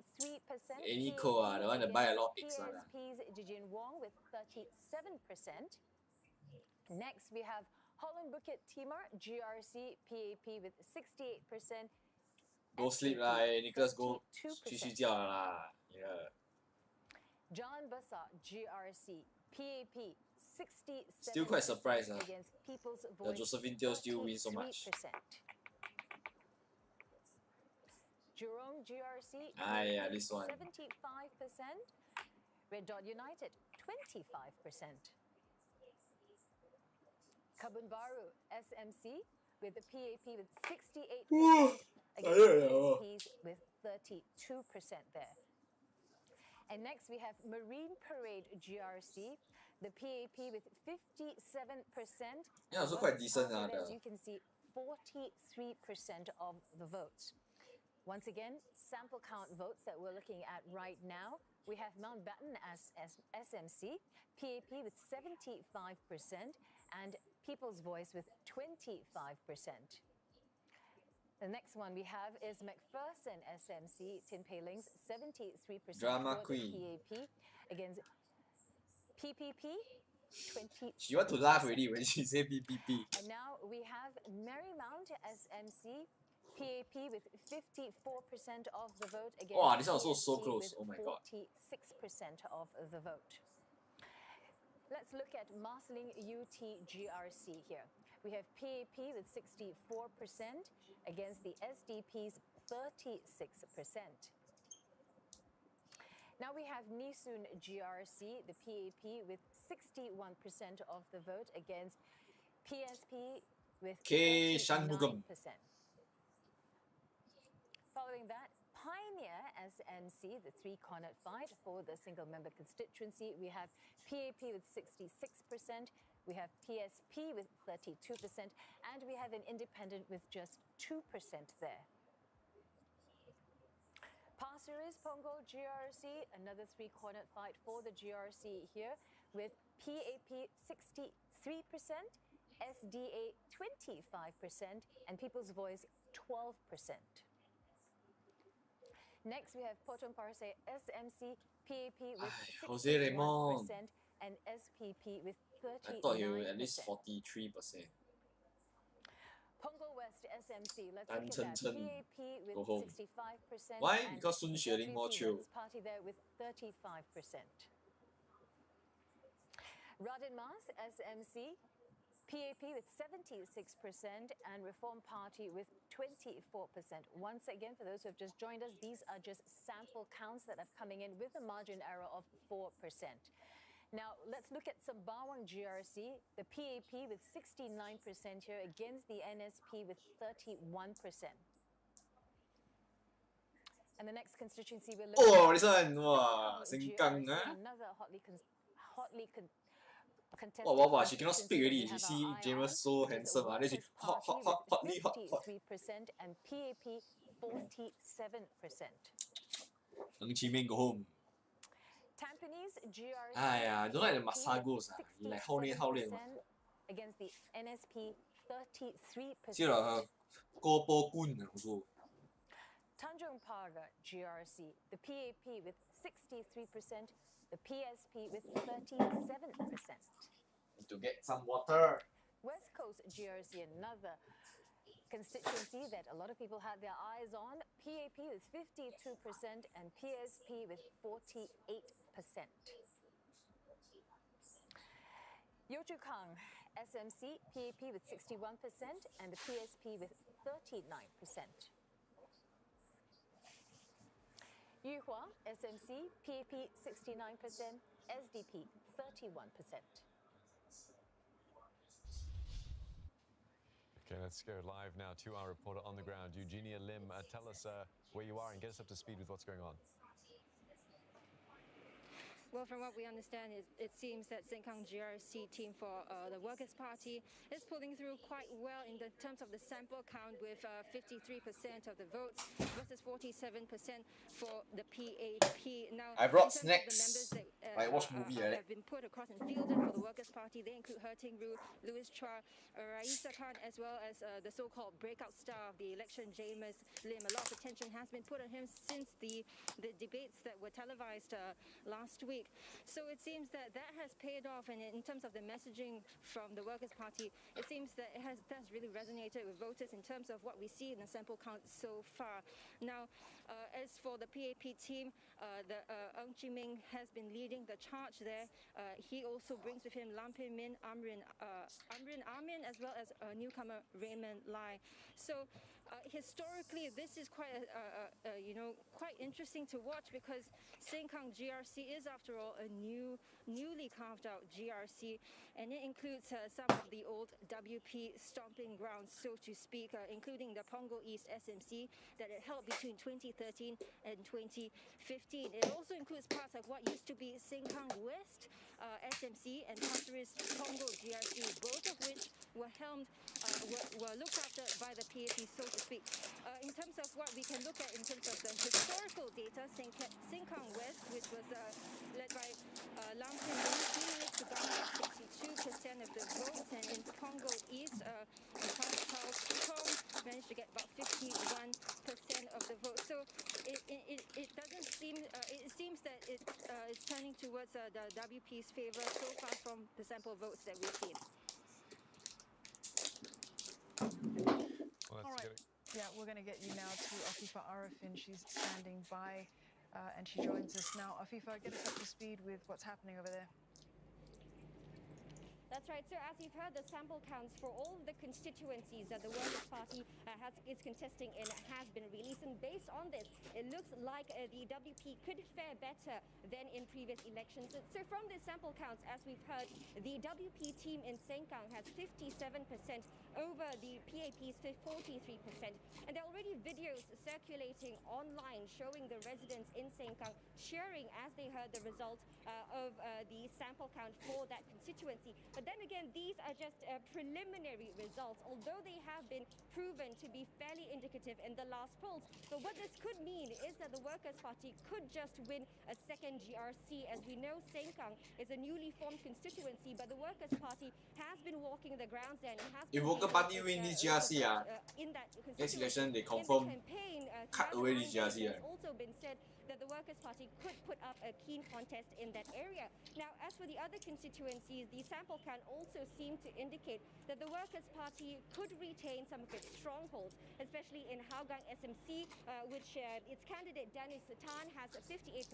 And of course, in Aljunied GRC, the Workers' Party's crown jewel, 60% according to their sample counts. Now, in Hougang, we know that there's already a large crowd that is gathered there at the unofficial Workers' Party coffee shop that's along Hougang Avenue 5. There's a large group of supporters there who are cheering when they heard the sample counts being announced. Also, very close margins in East Coast GRC and Marine Parade GRC for the Workers' Party against the People's Action Party. No reactions from any of the Workers' Party candidates just yet. We have tried contacting them, but they did say that we have to wait for the official results to be released. Earlier, we were at Teluk Kurau Primary School. That's one of the counting centres for Aljunied GRC's Eunos Division. Workers' Party Chief Pritam Singh was there to have a look at the counting procedures in that counting centre. He did not speak to the media and he drove off.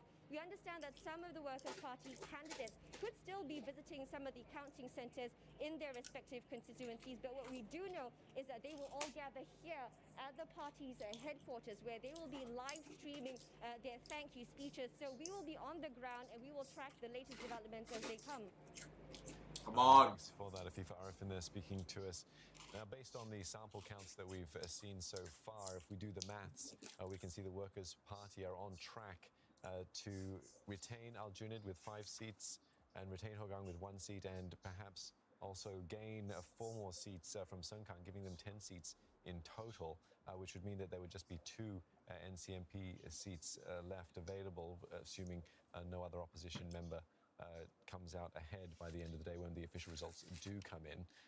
This is quite a remarkable turnaround, or not turnaround, but to get your thoughts, Dr. Mustafa, on the sort of the NCMP seats left available, but also, you know, on how Workers' Party have done. We've done remarkably if you look at the sample count.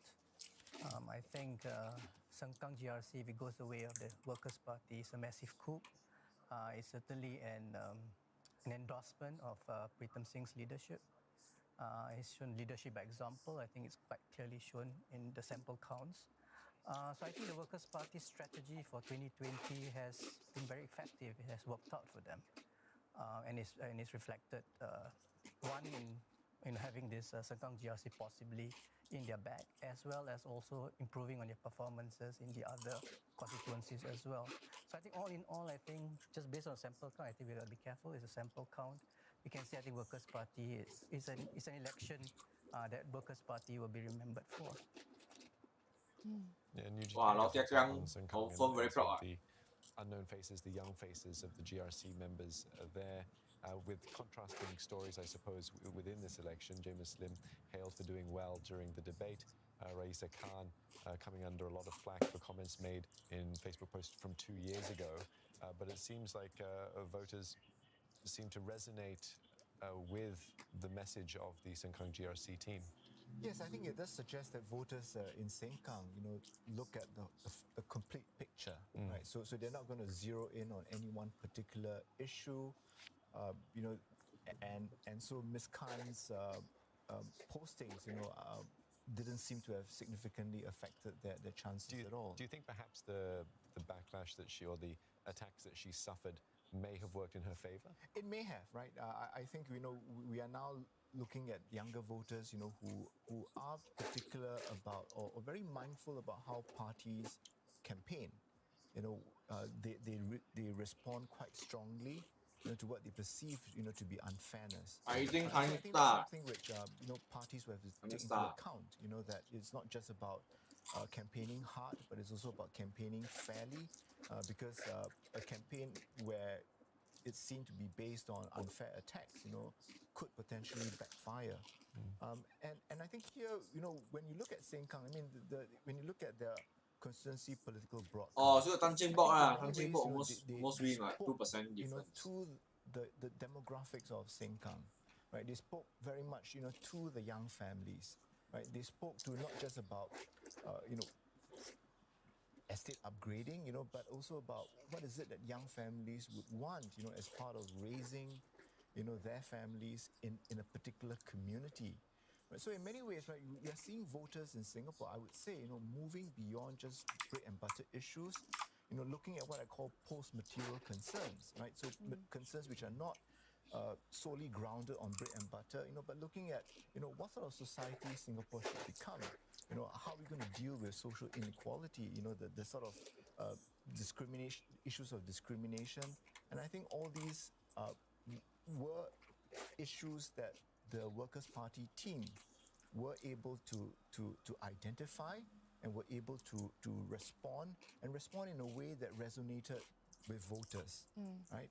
You know, so it doesn't matter that you're 3 office holders. You know, I think there was a sense that, you know, the Workers' Party's candidates, you know, perhaps better understood, you know, what was needed, you know, for a new GRC, for a GRC that mainly had younger Singaporeans, and you could suggest, you know, how things could develop in the years ahead. Yeah, and we don't know the full voter turnout yet, but we do know as of 8 p.m. voter turnout was at 96%, so a very engaged populace that wanting to. So Eugene, hold on to that thought about, you know, the issues that were a part of this election. We have to go live now to Isabel Lim.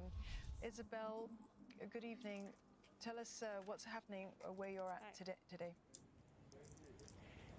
Right, so I'm still outside of Nanhua High School. Just a quick recap. It is a principal counting center for 4 constituencies, including the very closely watched ward of West Coast GRC. Now, so far, we've been watching out for 2 things all night. Basically, the ballot boxes coming into the centers, and that has happened slightly after polls close at 10:30 p.m. And of course, we've also been on the lookout for candidates who have been to watch out for them entering the counting center in order to inspect the ballot boxes as well as to witness the counting process. Now, so far, we've only seen one candidate, Mr. Tan Woo-ming from Jurong GRC, the PAP team of Jurong GRC, enter and exit the counting center. We haven't seen anyone from the PSP team or the opposition team so far, but if they do show up, which might be unlikely given the time that it is right now, we will certainly give you updates. But based on sample counts, now I want to draw your attention, of course, to West Coast GRC. We will still be here for so close, West Coast. Because based on the sample counts, West Coast GRC, PAP is slightly in the lead at 52% compared to the PSP team at 48%. Now, this close margin might mean a recount when the full results come out Confirm later recount. tonight, and we want to be here to bring you all the action if that happens. Yeah, certainly will, Isabel, if those numbers narrow. Let's get across now to Leong Wai-kit. He's in the east of Singapore, and he's been tracking Deputy Prime Minister Heng Swee-keat. Wai-kit. Yes, Steve, I'm not sure if you can see my background. I've changed my location. This gives you a sense of just how mobile we are.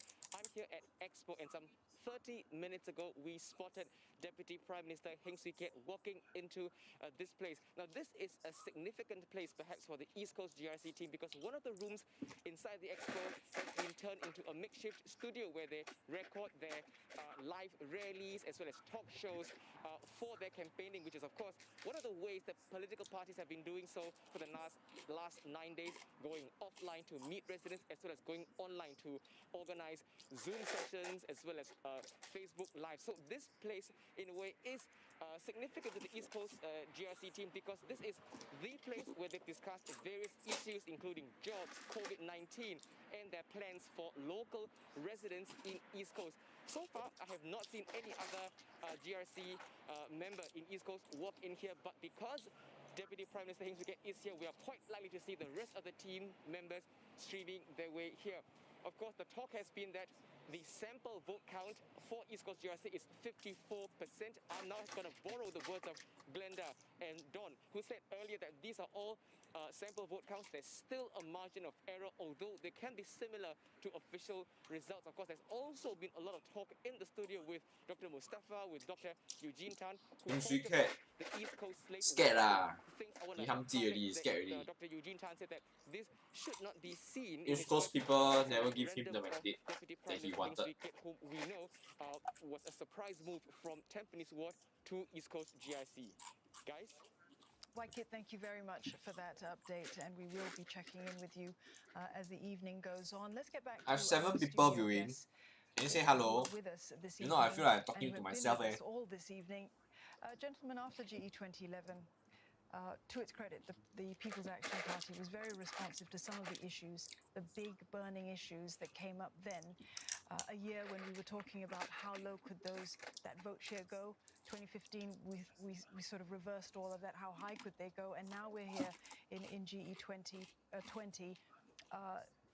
They did a lot. The fourth generation leaders, they have done a lot. But going back to the point that you were making earlier, Eugene, has the party done enough to extinguish those embers over immigration policy, over just things that happened even after GE 2015? Hello in the chat. Water prices. Can you say hello? Something was very unpopular with the election. No, I feel like I'm talking to myself. I think in terms of policies, the policy options for Singapore are somewhat limited, right? So I think, for example, we will still continue to need immigration. But I suppose the question is, how can we tweak the policies or perhaps even revamp the policies, so that we put Singaporeans, right at the center. So in many ways, I think some of the issues, there are still embers, left from 2011, and what you need would be something like COVID-19, where the concerns with jobs, with livelihoods, brings up some of these concerns right to the forefront. So the question of, job security, well, if there's someone taking my job who's not from this country, perhaps that could be one. But I think it also reflects, I suppose, voters' concern with how the PAP is governed. So in my view, it's not so much the policies, right? Because I think for a small country like ours, which is so dependent on trade and investments, our policy options are somewhat limited. I suspect it has to do more with how the ruling party, has governed over the last 5 years. I agree with that statement, brother. Right? They have not been able to build on that showing support in 2015. And I suppose some voters would point to the reserve presidential election as one, and the fact that there was a slew of price increases. Again, the question of whether maybe the price increases such as water hikes and all were needed, the GST and all, but the question of whether they could have been conveyed or explained in a manner that voters would understand. So it's I think the party will have to do significant soul searching, because here if we look at Sengkang as the bellwether, right, a relatively younger demographic than many other parts of Singapore, what does that mean? Does that mean that voters are more concerned about these issues, rather than just bread and butter?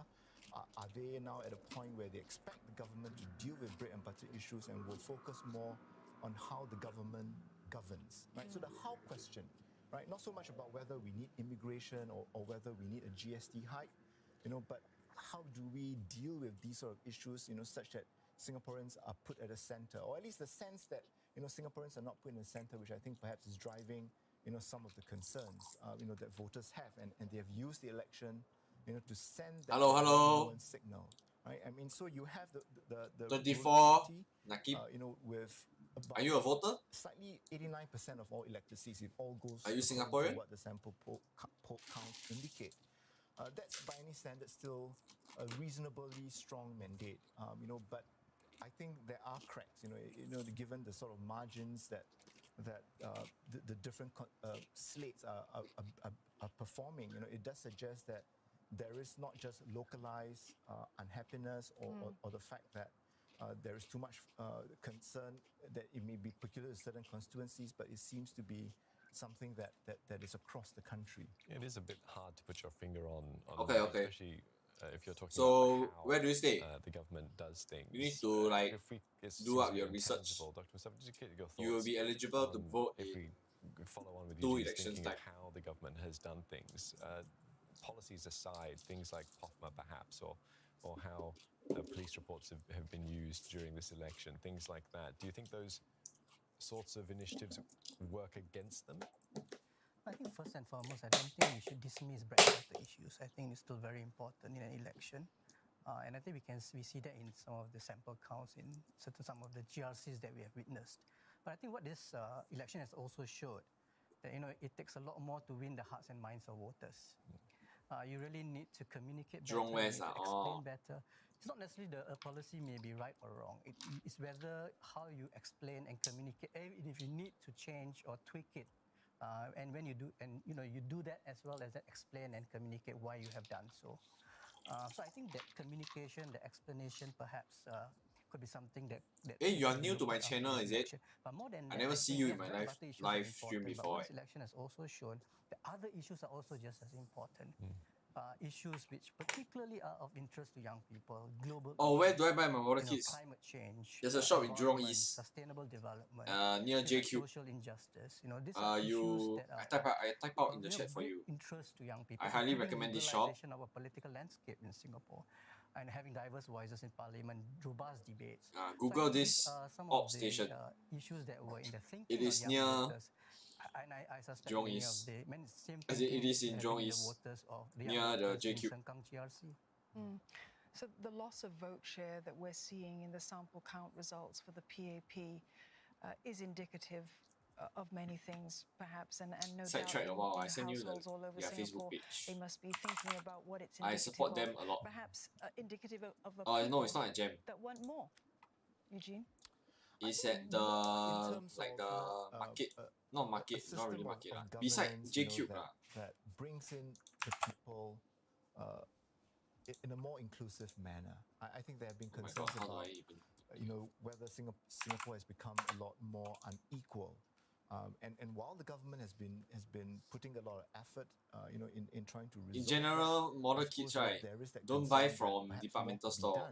Buy from hobby shop, it's cheaper. A radically different around approach. 20% to 30% and it could cheaper. also be a case, where I think younger voters or even older voters, I don't think support we should this pinpoint any boss. particular age group.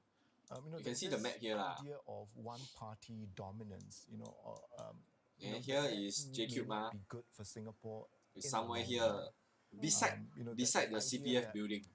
It's not in the CPF building. There are virtues in having a robust system of checks and balances. That it doesn't run contrary. Support the uncle, he very nice one. You go there, you say you first time, then he'll intro you a lot of things. If you are first time lah, if you never built before anything. Own self, right? I mean, never mind the English, right? But that resonated very well with people, and so here I think what we are seeing, is our voters showing that, if the opposition puts up a credible slate of candidates, voters will be discerning enough, to give them a close look. And if they think that they fit the bill, they think that they can do the job, they will vote for them. Never mind if they're not from the ruling party. Right? And I think, here when you look at the Sengkang team, right, from the Workers' Party, on nomination day, I don't think anyone would have said, well, this is going to be, this team is going to slay, a heavyweight team from the PAP, and they've done just that. So I think it does show how the voters are changing, right? And it raises questions of whether, the opposition parties. But where do you usually buy your kits? You buy from party. So sort of Jurong Point, very heavy focus on bread and butter issues other by hobby the store. ruling party in the campaign. And agree with Mustafa, those are important issues, but I think there are, as Mustafa points out, other equally actually you can watch my mature as a society, as we mature as a Evangelion video. I did like a short about bread and butter. We video inside the store. If you're interested, you can watch that video. What I would describe as post-material concerns, post-material how much is Dragon Ball? No, I cannot remember. Not just be concerned about economic indicators and wealth and all, but what is it that makes a society rich? But definitely cheaper than departmental store. Its culture. Yeah, Dr. Mustafa, Eugene, it's great to have you with us throughout this evening as it progresses. We are awaiting. I think it's around 30 plus. With the official results, we've had a to check 40. all these samples. 40 is those bigger character lah, like Broly. Up for grabs this evening, but when we come back, we'll have more analysis from don't buy from Jurong Point. On the ground, and I think it's a bit more expensive. When they come in, will be coming straight to you as well. I live Bukit Batok.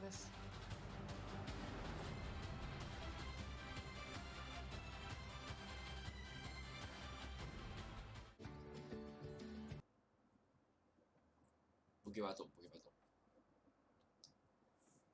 Maybe I have my receipt in my wallet. I just bought recently. Somewhere. Let me quick look. Is it here? No way.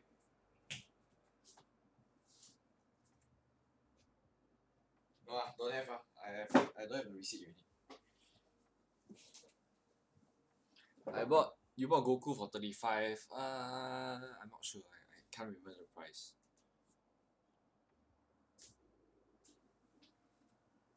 Can't remember.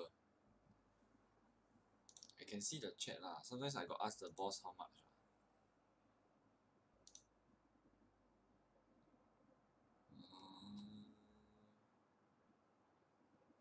No lah. But you can just PM the ops station. They will reply but maybe sometimes a bit slow .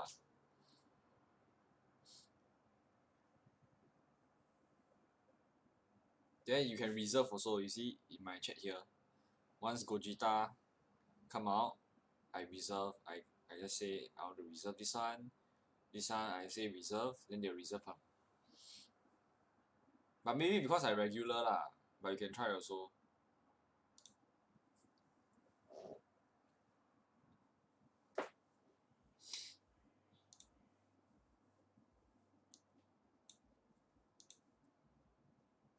Oh, they got wait. They got website. You can see the price. But the website, I think, is regular price. Let me see. Figurize. Non-Gundam Figurize.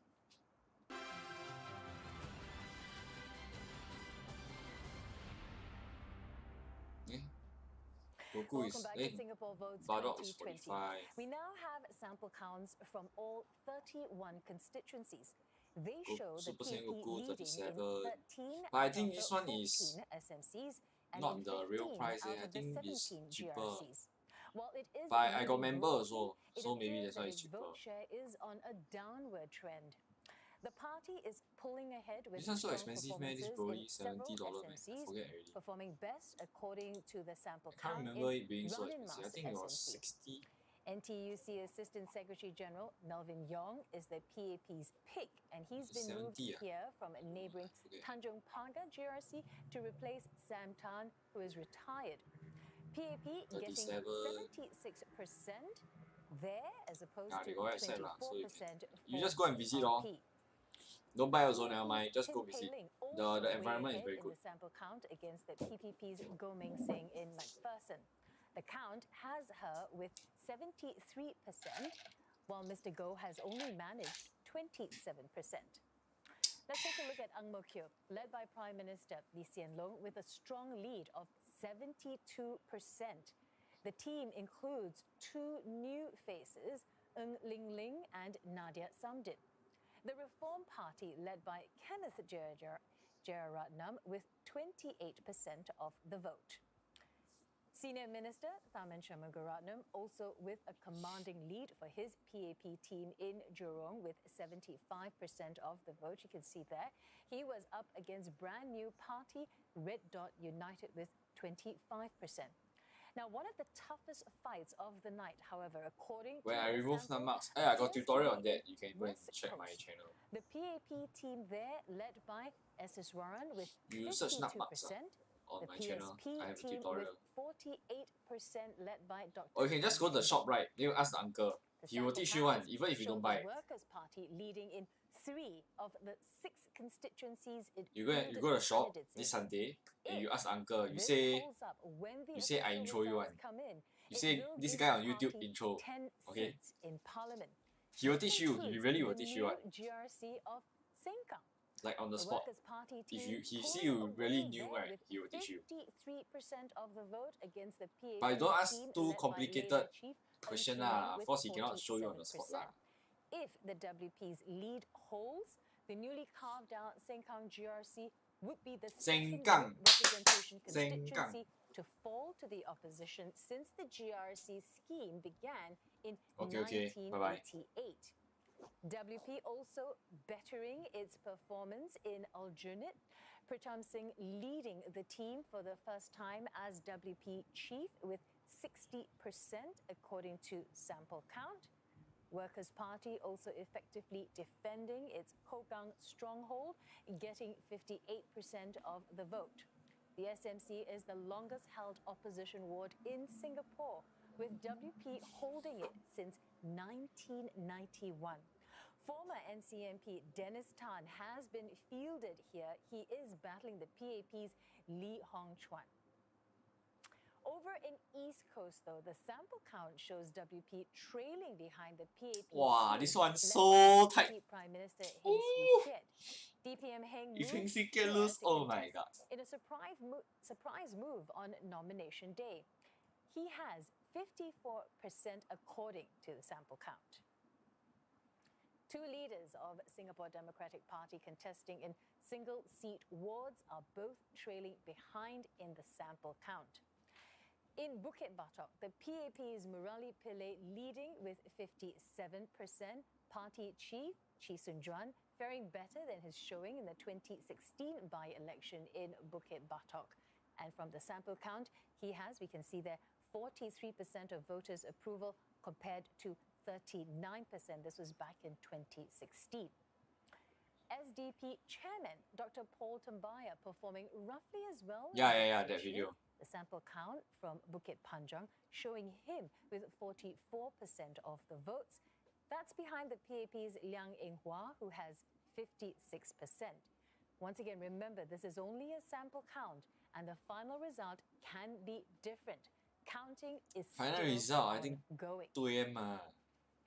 So, guys, you have more on Singapore Votes 2020. Yeah, we certainly are. We're looking forward, Glenda, to the returning officer making an appearance for the first time to get us up to speed with the actual results, so we can talk about the actual results and not just the sample counts. But until that happens, though, we will continue with our guests here in studio, Dr. Mustafa and Eugene as well. And, we've done the maths with some of these sample counts, and the Workers' Party As it stands at the moment, it looks like they could possibly have 10 seats, 5 seats from Aljunied, 4 seats from Sengkang, and 1 seat for Hougang, if these sample counts hold 10 true. seats. This is quite remarkable. It would also mean that there would only be 2 NCMP seats, which could potentially go to West Coast and East Coast. A member from those best losers there, because that is, the closest other contests at the moment. Like, your thoughts on the NCMP seats, Dr. Mustafa? Yes, I think, yes, because of the Workers' Party's performance, I think so far with the sample count, only 2 NCMP seats are going to be available. If you follow the trend that we are witnessing right now. So I think if that's the case, then, the candidates from SDP may be disappointed. But again, we have to look at what the end result would be. But yeah, I think they have gone on record, the opposition, saying it's important to have elected opposition MPs, not NCMPs. Well, Dr. Tan Cheng Bock has himself said that if he were to be offered an NCMP seat, that he wouldn't take it. Yes, so I mean, if it doesn't go to him, perhaps someone else. But I mean, looking at the sample count result for West Coast, yes. it has surprised many. This narrow margin that we're seeing for Esiswaran's team against Dr. Tan Cheng Bock. It is remarkable for a new party in one electoral cycle. But will it put Dr. Tan Cheng Bock in a dilemma in terms of taking up that NCMP seat, as Steve said? He said he won't take it. Possibly, but it's a team, so he may not, on principle, take it. But then there are others in his team. Yeah, Brown touch I mean, he did mention that it's not for the at least for this election for the NCMP scheme, but he did leave the door open that there could be a possibility that someone may take up that seat. So I don't think I would completely dismiss it. He may not take up the seat, but I'm sure someone in his team probably will. I think very importantly to mention about West Coast, we are looking at the sample counts. It shows the Tan Cheng Bock effect. I think it has shown that him being there, despite it being a new party, they have made a lot of ground, quite a considerable swing in votes from 2015. And I think, again, there's a message there as well. I think the message here, of course, we have to be careful not to take a knee-jerk approach as far as the government goes. But I think it's important what this election shows. Although I look very young. You need to listen. And listen attentively. You just think, this is my second time voting. There's a message down there, so I think it's really voting really age is to do a 21 years old. My second time already. Election is over, but I think it's also important not to. I started doing model kids. I think when you during look my NS national service. Counts, I think nothing to do, weekend. That, just do model kit. Are prepared to vote for the opposition. That the NCMP scheme, voters do realize that it is completely different from having an elected MP, and I think that's how they have decided that if there are suitable candidates from the opposition, they are prepared to give their support to these candidates. So the NCMP scheme, the ruling party can continue to say, well, don't worry, there won't be an opposition wipeout, but I think voters do know, right, that notwithstanding that both elected MPs and NCMPs have the same voting powers, the legitimacy, the standing, younger than 32, around there of an elected opposition MP is far superior. Almost 30 so I can just say. I think in the end, the NCMP scheme, I think that certainly helped. The fact that Dr. Tan said, well, even if his team is offered, he will not take it up. That may have galvanized, voters in West Coast, right? Because so they know that they're not going to get Dr. Tan, through the NCMP scheme. If they want Dr. Tan in Parliament, they have to vote his team in. It was his do or die message to voters. And I think that's what the opposition should do going forward. Right, to not accept any NCMP seats, and say that if you think that we are deserving, then get us in through, the elected route. And I think that has that effect, where PSP in West Coast is concerned. Last question. I agree with Eugene. I think they do want to go through the elected MP route, and I think that message resonated in West Coast. What question you are want? Looking at the sample results reflecting that. But at the same time, I think, the NCMP, and that's the reason why past, losing candidates have taken it up, because it provides you with a kind of a profile. let's say now PSP does not win any seats, you have a presence in parliament if you are on the NCMP. So perhaps that might change the mind of Dr. Tan Cheng Bock. If not him, then someone else in his GRC may take it up in the way that we are looking at the sample counts right now. Well, there has been a change as well with the NCMP with this election, whereby those that go through that route will have full voting rights as well. Do you think that really will play a part in whether or not it's taken up? I think, any party that is offered the NCMP seats, or any I'm question, quite certain they will take it. Can you I just think they comment on my how video, it has I'll try to worked reply. For the Workers' Party, they recognize that it is a platform for them to profile their party, and I think no party will give it up. And no party will give. But I'm not very pro lah. A miss, to this important opportunity. You ask the uncle at the shop better. But I think the campaign strategy was correct. Get voters, to say, well, we get us in through the elected route. Some of us may have reservations about the NCMP route. So I think in the end, I don't necessarily think the opposition were against the NCMP, but I think they were against NCMP being used against them during the election. Yes. For them to take the elected route. I think that's really what it was about. And then in the end, I think that message did resonate, and we are looking at it in the sample counts. Okay, you may have seen, if you're watching at home, a little box appear in the bottom right corner of your screen. That is where we're expecting to see the returning officer to come in and give us some official results. So when he does come in, you'll hear us stop talking so we can get the results from the returning officer. In the meantime, let's continue chatting with our guests here in studio. This election has sort of come in, well, 2 hours later than we've started. We're now at 1:21 in the morning. The time has flown by. Indeed. It's the first time I've had a look at the clock. But what have you made from what we've seen so far? Just before we get the official results, just perhaps an Hold overview. on. Hold on, he's Tan just here. Meng Gui is about to speak. Let's listen in. Parliamentary General Election 2020. Result for the electoral division. Oi, Bukit announcing. Liang Eng Hwa, People's Action Party, 18,070 votes. Paul Anand Tambaya, Singapore Democratic Party, lose. 15,556 votes. Total votes cast for the candidates, 33,626. Rejected votes, 586. The votes cast in Singapore, counted for Bukit Panjang, are conclusive of the results. I declare Liang Eng Hwa of People's Action Party as the candidate elected for Bukit Panjang.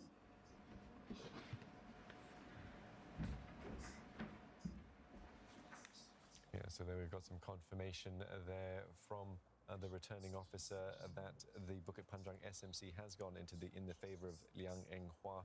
We'll get confirmation of the percentages in just a moment. In the meantime, we can lay this one to rest to a certain extent when it comes to SDP candidate Mr. Paul Tambaya. But very good showing, you could say, Dr. Mustafa? I would say it's a resounding showing. Here we have the percentages up at the moment. 53.74% for Liang Eng Hwa and 46.26% for Dr. Tambaya. I think it's a resounding performance by Dr. Paul Tambaya himself, and also an excellent performance by the SDP. So I think both the party as well as the candidate, I think, can take heart from this performance in getting the percentage of votes in Bukit Panjang. But of course, in this particular SMC, the PAP is the incumbent. They have been strong, and I think they have been able to, cross the line and retain Bukit Panjang SMC. Yeah, well, the sample count for this Bukit Panjang was 56 to 44, and it's come in at 53.74 to 46.25. So we see a bit of a shift in the numbers there, Eugene. But your thoughts on this Bukit Panjang SMC? Well, the Dr. Teo Ho Pin, the former MP for Bukit Panjang, polled 68.38 in the last general election, and now the PAP has polled 53.74%, so it's almost a 15% drop. That's significant, right? And so as Mustafa has pointed out, it is a very good showing by Professor Paul Tambaya. And I think, again, it confirms, right, that it was the right strategic move on the SDP's part, to move their better-known candidates to single-member seats, rather than to have them one in more. GRC.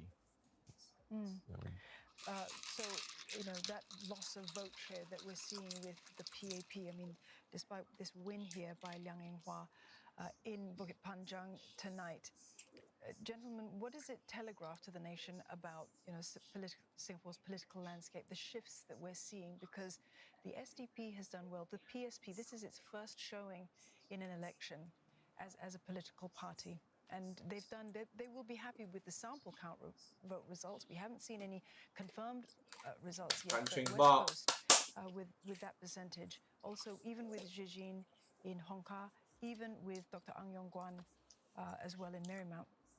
Yeah, so the results are certainly more significant than 2011, all things considered for the opposition, going by the sample counts and this early indication from an official result, that voters are open, to opposition candidates, being elected, as MPs. With 53, 54, 46, I mean, all you need is about a 4% swing in the next election, and the seat could be lost, by the ruling party. So at 53%, that is really it would count as a marginal seat in my view. So I think the SDP in a way has improved its image, and I think it's paying dividends, right? So we see Prof. Tambaya, doing very well, in his first attempt, in a single-member seat, and of course it raises question of whether, should he have moved to SMC much earlier on, for example, in his first outing in 2015. Right.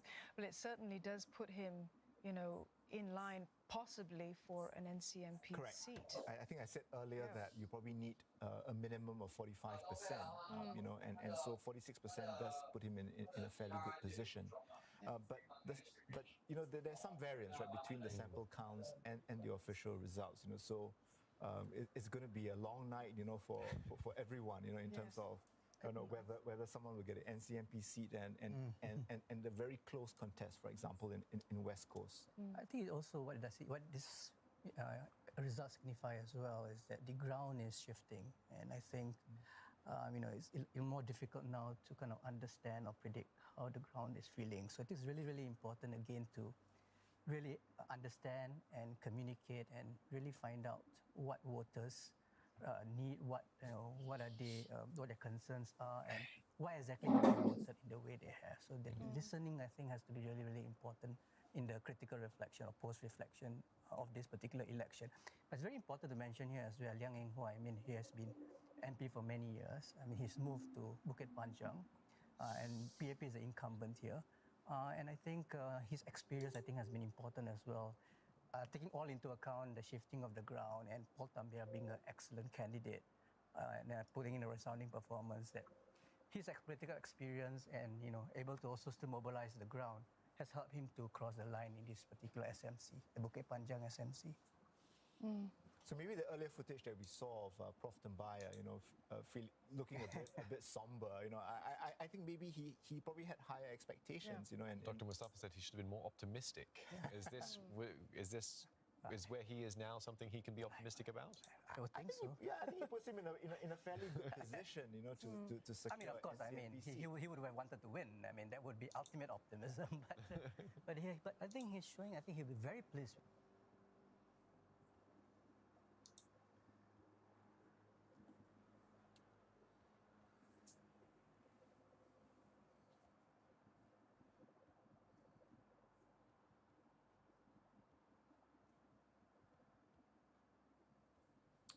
Lag. What's so lag?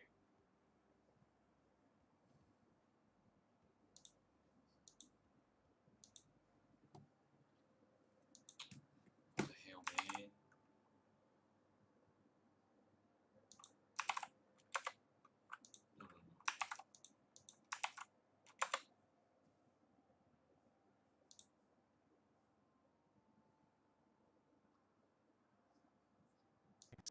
Has worked in his favor. We're just seeing the screen popping up there again. We are expecting to see Tan Meng Dweed pop up in just any moment to give us a result from another constituency. I hesitate to ask you another question, Eugene, because I know he's going to pop up as soon as I do.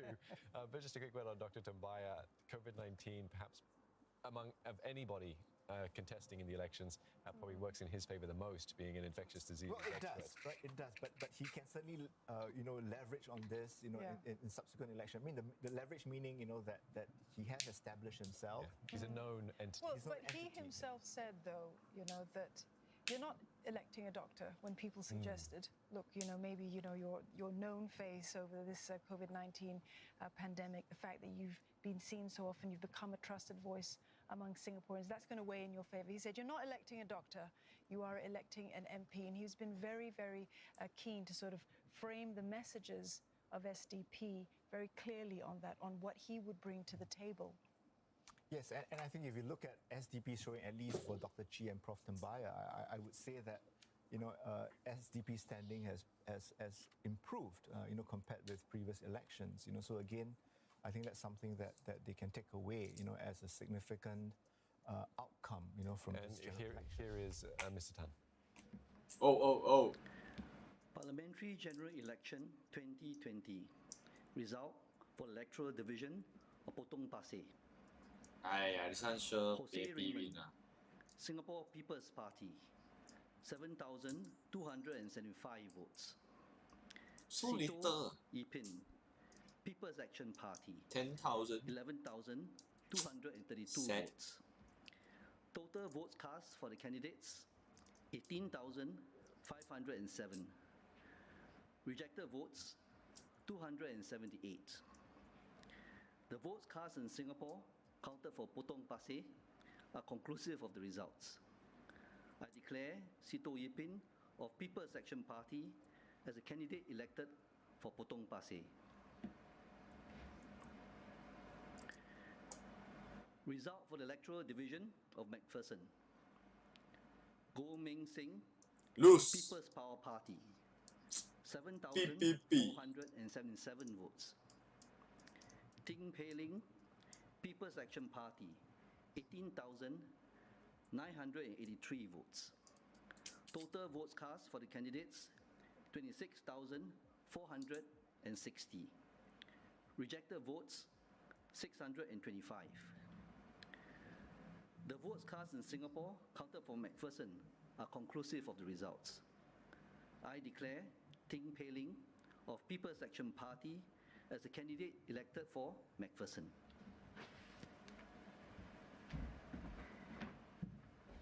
Well, you just had confirmation there that Tin Pei Ling, the candidate for the People's Action Party, has retained her seat. She came back fighting, and she's done very well retaining McPherson there, and confirmation also that the single-member constituency seat of Potong Pasir, Sitoh Yipin, has retained his seat there against his challenger, Jose Raymond of the Singapore People's Party. The percentage difference there, you've got 60.69% for Sitoh Yipin, 39.31% for Jose. A disappointment for the SPP's outing in Potong Pasir this evening, but a win for Sitoh Yipin. He's been here a long time in this SMC, and residents are Yeah, let's get some confirmation from McPherson as well with the percentages confirmed now. Tin Pei Ling for the PAP has garnered 71.74% of the vote, and Goh Meng Sing with 28.26% of the vote. These ones perhaps a bit more clear from the sample counts have followed in line with that as well. Guys, your thoughts on we'll start with Tin Pei Ling, seeing as she's up there on the screen. She was a hot favorite to begin with, and I think the results reflect that. I think she has really galvanized McPherson, the ground to support her. I think she's done a lot for McPherson, and I think the voters have taken to her, and they have supported her and voted for her in McPherson. Yeah, you mentioned earlier about the importance of working the ground. She appeared on the scene in 2011, got a bit of a rough ride from social media and people reacting to her, but she seems to have weathered all that and come out all the stronger. No, I think it's a remarkable turnaround in her political career. And I think now, not just a remarkable turnaround, she is making herself a recurring feature in politics, and someone who can not just perform, but perform really well. And certainly she could be the pace setter for other women who want to join politics and want to contest in an election. And I think this will be a result she will definitely be pleased with. And this, with the percentage that she's got, she's definitely in the upper bracket of the percentage. Yeah, I mean, she polls better than in 2015, and so she may be one of the few PAP candidates, who would have polled better than they did in 2015. Because when you look at Mr. Sitoe Pin, the PAP's candidate in Potong Pasir, he polled 66.39 in 2015, and now he's down to 60.69. So about 6% drop. Against Jose Raymond, who is only in his first general election. But the SPP is rebuilding itself, right? It is moving away from the Cham era, right? With Mr. Cham and Mrs. Cham not contesting anymore. And I think, given his very slick campaign, with a lot of very attractive videos and messages, I think is someone that, that could be a person to watch in the years ahead. Yeah, we mentioned earlier that he was working in communications under Vivian Balakrishnan in Foreign Affairs, so he certainly knows how to get a message across, and that seems to have worked out in his, to his credit. Well, I think in Potong Pasir you see a battle of two very good candidates. Sitoe Pin being the incumbent, and he has done a lot for Potong Pasir, and I think the voters there remember him, and they voted for him. I think Jose Raymond is a credible candidate. I think they've put up a very good candidate there. It is his first election, so I think he would be pleased with at least, doing a little. I'm sure he will want to do better, but I think he'll be pleased with his performance, and it's an important performance where he can then build up in subsequent election. It's a sort of in Potong Pasir, of course, this is a post-Cham sort of an election for SPP, and now they're putting up candidates which do not have a link to the Cham family, but at least he has a story about Cham Sitong which actually inspired him to join the party and also now to stand as a candidate. So I think for this particular sort of SMC, I think both candidates will be, pleased. Of course, PAP more than SPP. All right. Well, let's take you now to the Singapore Democratic Party is speaking to the media. Let's listen in. Oh, Tambaya. All right, everybody, we're just going to make a very brief statement, and then it's very late, so we're going to not take any questions at this time, okay? We ran a very good campaign that's focused on policy and on the issues. Unfortunately, we came up short, but we want to thank all the voters in our various constituencies, and to tell them that we will continue to press on. For me personally, I want to thank all those who oh my God, Paul Tambaya, don't cry. This campaign in Bukit Batok, and I'm sure that sentiment is reflected in all the 11 candidates we fielded in Bukit Panjang, in Holland Bukit Timah, in Marsiling UT, and in Yuhua. We're going to continue to try to see what we can begin to improve on, and then come back stronger. It's been a good campaign, as I said, and we're going to leave it in that as that. And it also leaves for me to thank all our members, our volunteers who worked tirelessly right through the campaign, whether it's the fundraising campaign, our ground operations, our communications, and secretariat, and everything in between. Our heartfelt gratitude to all of them, and we'll make sure that things continue to improve. Thanks very much, everyone. Do you want to say anything? Yeah. I mean, I think, as you've heard from me many times before, this is a crisis election. It was called during a pandemic.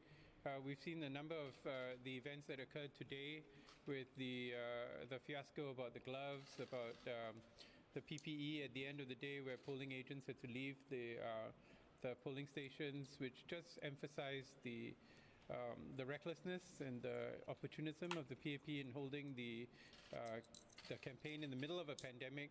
But nevertheless, we deal with the cards that we're dealt with, and we're really grateful to the voters who supported us. Where we have a super team. I mean, I think it's the leaked audio acknowledged the quality of the SDP's online presence, and that is due to our incredibly talented media people, as well as the groundhouse people who put together the work that goes into the content for the media. And so I think we can all hold our heads up high. We've done a strong campaign, considering the circumstances, and as I said before, it would be a miracle if we get in, and so unfortunately a miracle didn't happen. But again, we're grateful for the experience, and as Dr. Chi said, I'm sure we'll do better the next time.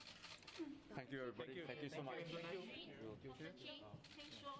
You've just been listening there to the two leaders from the Singapore Democratic Party speaking to the media. No social distancing. Hello. In the early hours of this Excuse morning. me. First off, we heard Dr. Chi Soon Juan speaking. He thanked the many supporters of the party. He said, we are going to continue to see what we can do to improve on the party. We will continue to press on. He said, made a promise of coming back stronger, and said that it had been a very good campaign. Dr. Paul Tumbaya as well, who we have confirmation now that he has lost his bid for Bukit Panjang with his 46% showing there for his vote share. But he made reference to the problems that we saw during today's polling process, and even referred to what he called the recklessness of calling a pandemic election. But in the end, he said, we can hold our heads up high, and it might be a miracle if they get into Parliament. We shall see. So, gentlemen, let's talk a little bit about the SDP now, these two leaders. They look somewhat disappointed. Understandably so. I sense that they felt they ran strong campaigns. Their messages resonated. They felt that their manifesto of 4 yes, 1 no, resonated well. But I think overall, they should be pleased with their performance. Yeah, they did cut a Sengkang yeah. Chi Soon Juan, Secretary That one General, is the one to watch. Sengkang. They didn't want to take any questions that could Sengkang just be because of the pandemic that this is West happening Coast. in, and they don't want people to be milling around any longer than they need to. But he did say that they ran on By Bukit Batok leh. and they tried to get their message across as much as they could, and that he said that they ran a good campaign, just perhaps not good enough. I think Dr. Paul Tambaya and Dr. Chi Soon Juan are the leading lights of SDP right now. The way they have performed in Bukit Batok. I see Dr. Paul, he's so sad here. I think what was said during the interview, which is really, really important, is that they want to stay the course, that they want to come back stronger. So I think that particular message, if they are able to take from the performance today, let's look at Bukit Panjang first, relatively close now, a marginal seat. They may well be able to make headway in the next election. So I think the important thing right now is to stay the course. Okay, we are looking at the podium, and we can see now the returning officer. Parliamentary General Election 2020. Result for Electoral Division of Marymount. Marymount lose PAP win. Yong-Guan, Progress Singapore Party, 9,918 votes. Gan Xiao Huang, People's Action Party, 12,143 votes. Total votes cast for the candidates, 22,061. Rejected votes, 305. The votes cast in Singapore counted for Marymount are conclusive of the results. I declare Gan Xiao Huang of People's Action Party as a candidate elected. The general one. Result for Electoral Division of Pioneer. Chang so Peng PAP Hua, Independent, 654 votes. Lim Che Hong, Progress Singapore Party, 8,285 votes. Patrick Tay Teck Guan, People's Action Party, 14,571 votes. Total votes cast for candidates, 23,510. Rejected votes, 350. The votes cast in Singapore counted for Pioneer are conclusive of the results. Very zero Take one of People's Action Party as a candidate elected for Pioneer.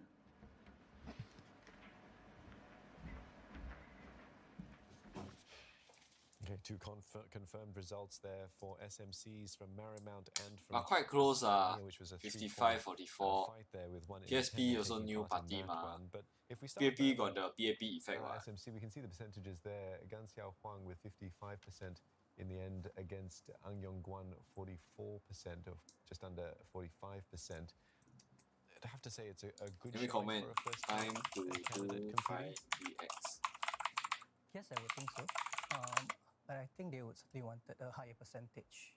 I mean, Marymount SMC has been carved out of Bishanto Payo GRC. It's a new SMC for this particular election. And yes, I think, well, that also means that the PAP has a lot of trust and confidence in her to stand in an SMC. But I think, yes, I think first time, I think looking at the result, I think she would be pleased with looking at all the other results coming in. I think she would be pleased with this particular result.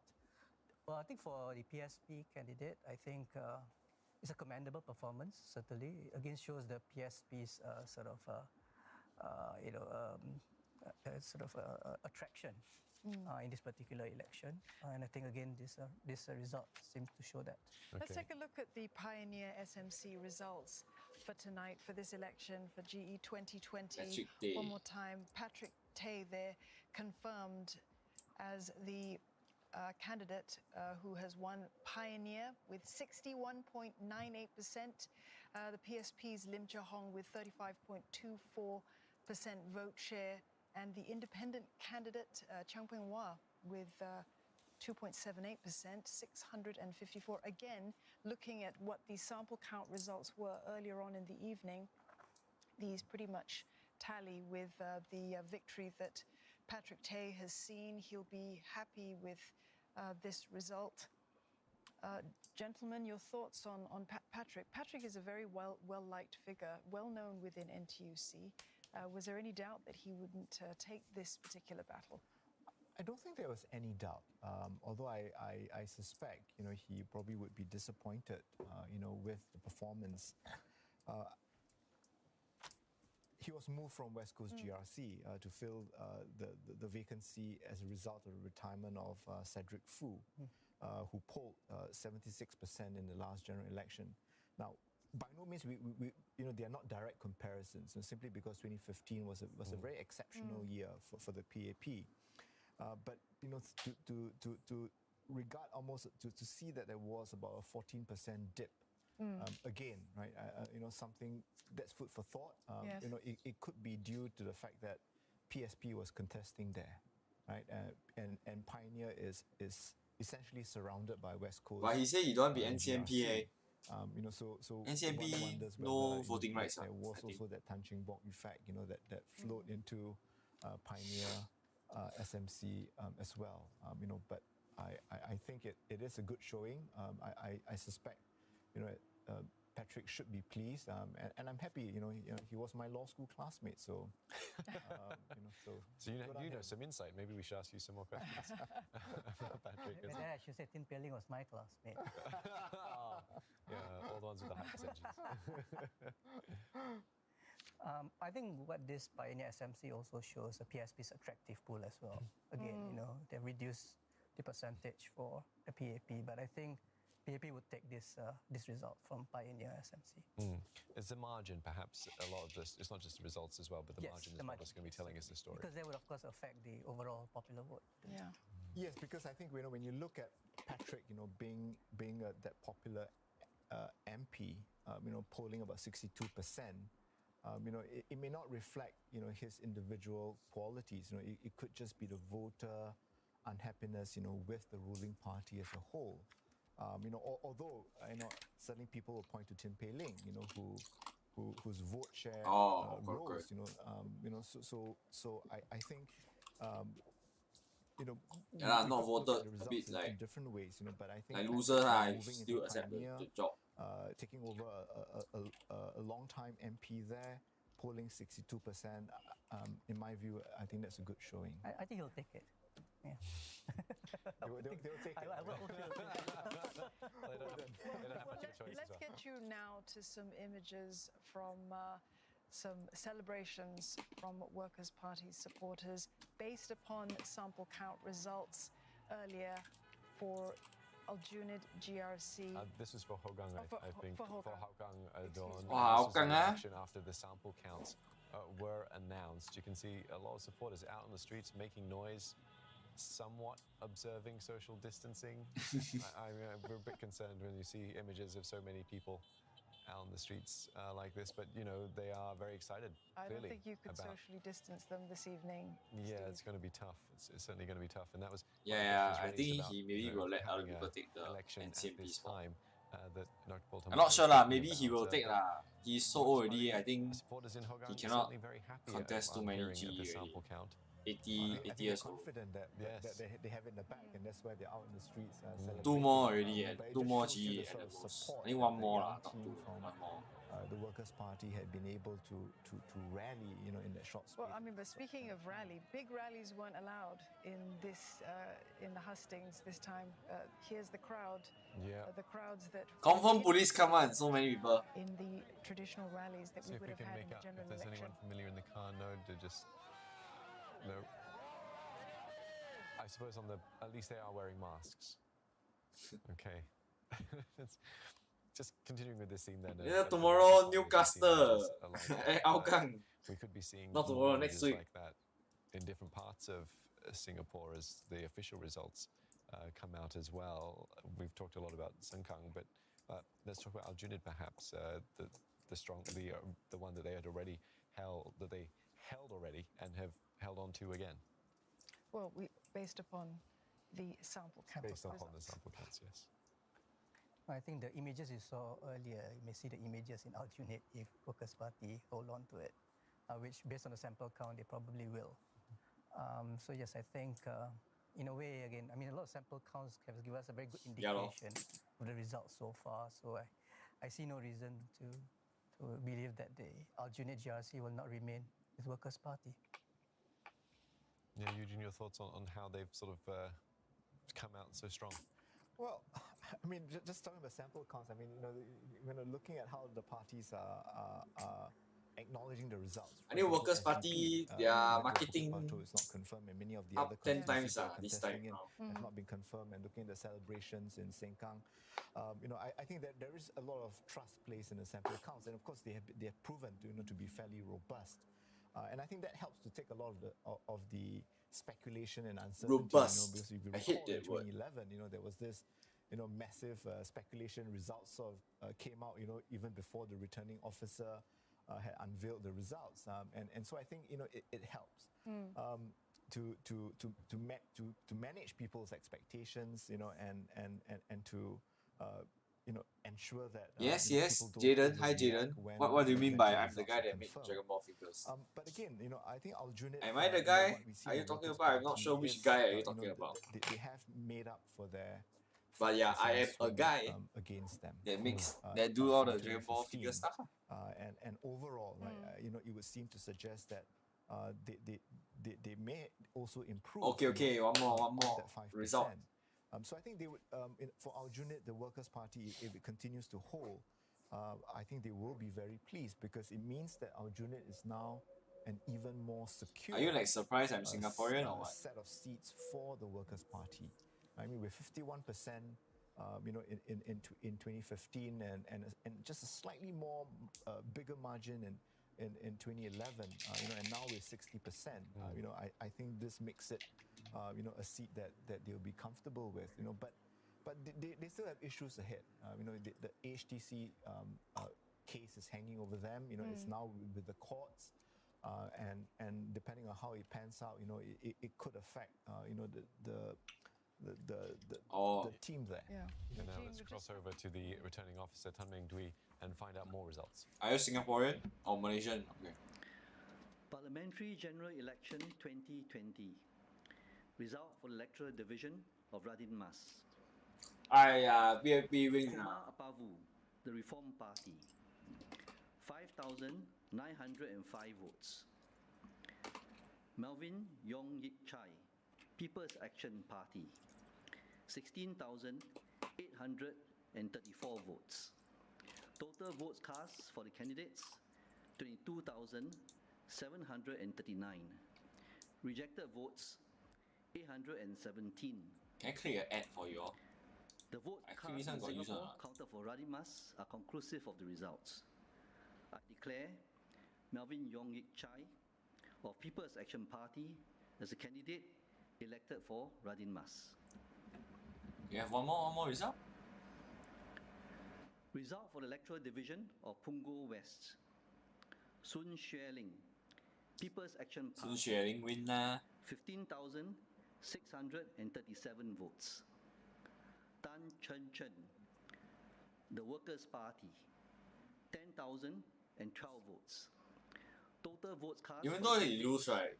You just imagine 10,000 people voted for her. Like 10,000.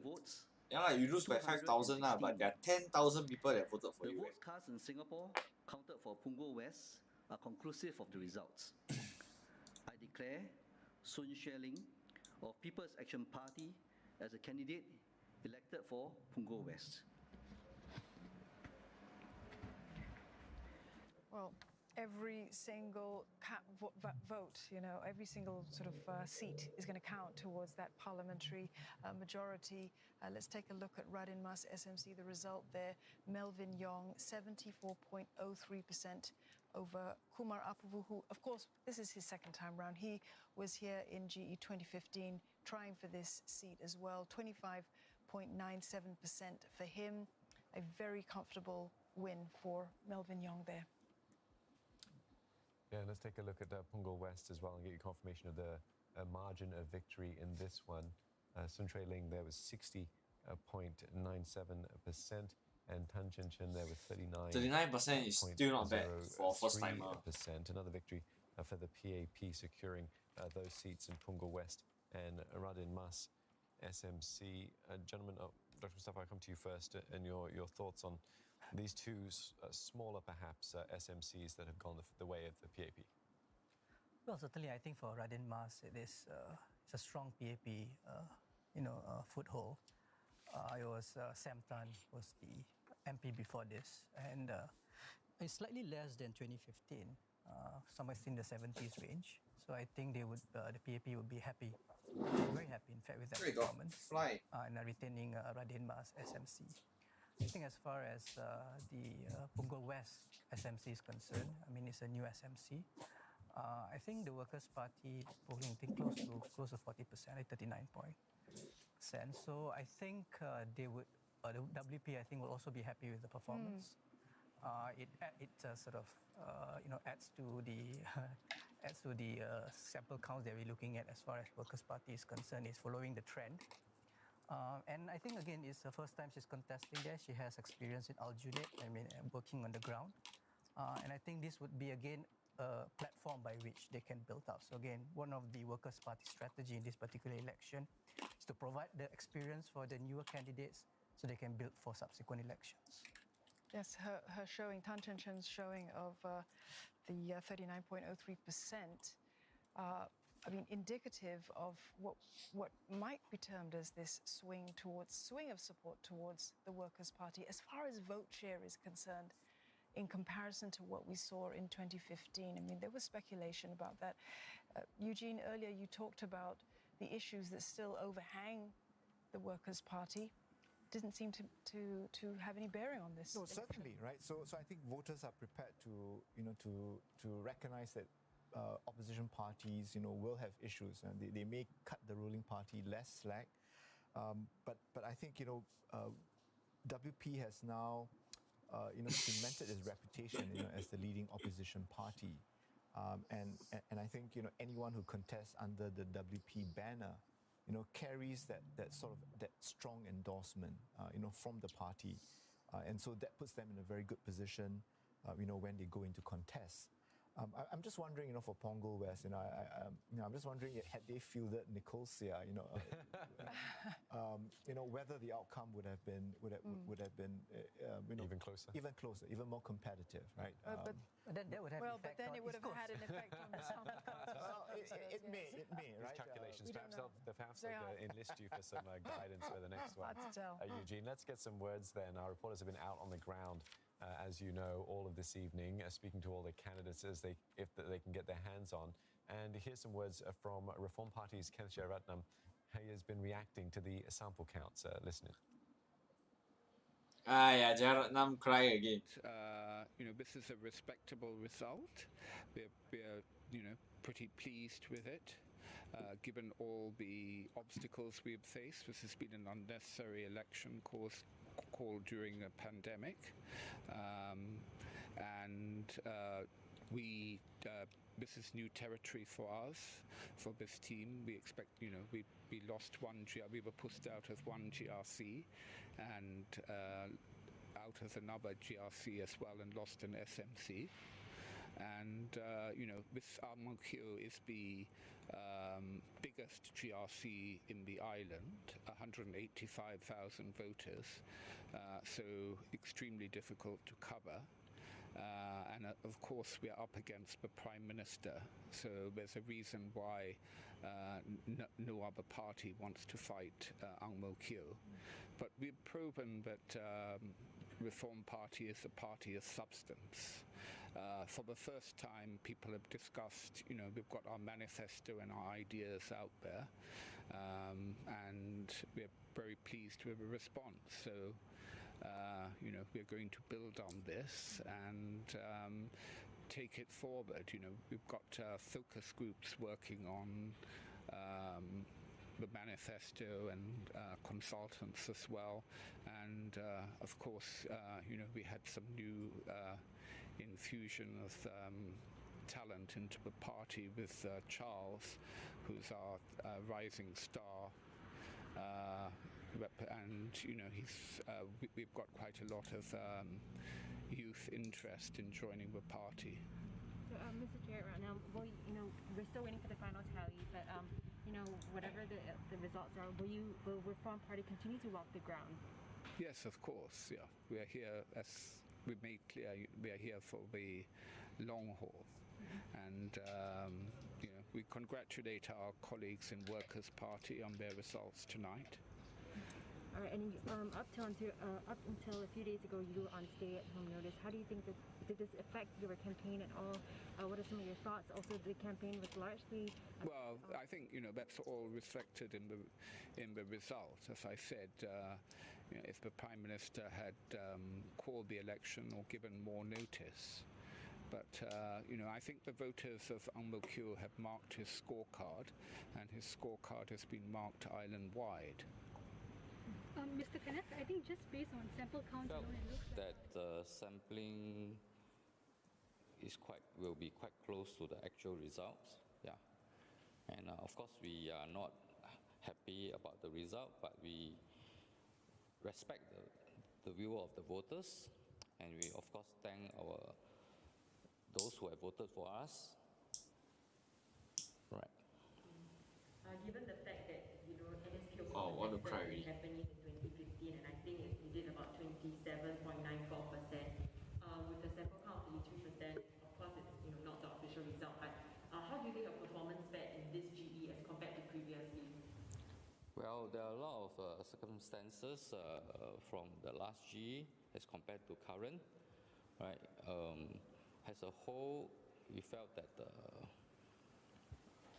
with the increase of votes count, it tells us that the PAP, the ruling party, is not doing as well as they should have over the last 5 years.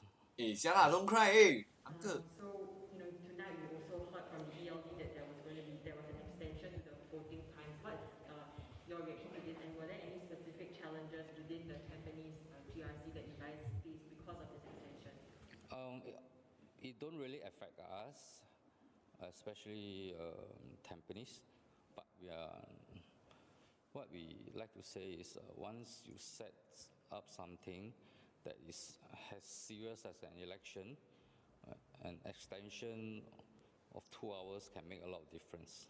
Yeah, of course, it may not affect our area of contest, but it may for those hotly contested area. Ayo, don't ask already lah. Ask someone you cry already. Okay, so lastly, the campaigning has gone digital online. Do you think that has been more of a help or hindrance during the campaign? Hindrance. I did research on their party. They didn't do much work online. Well, so after the first results of GE 2020 are out, this is how the electoral map is shaping up at this point tonight. All confirmed seats so far going to the PAP, though with tighter margins of victory in some of them.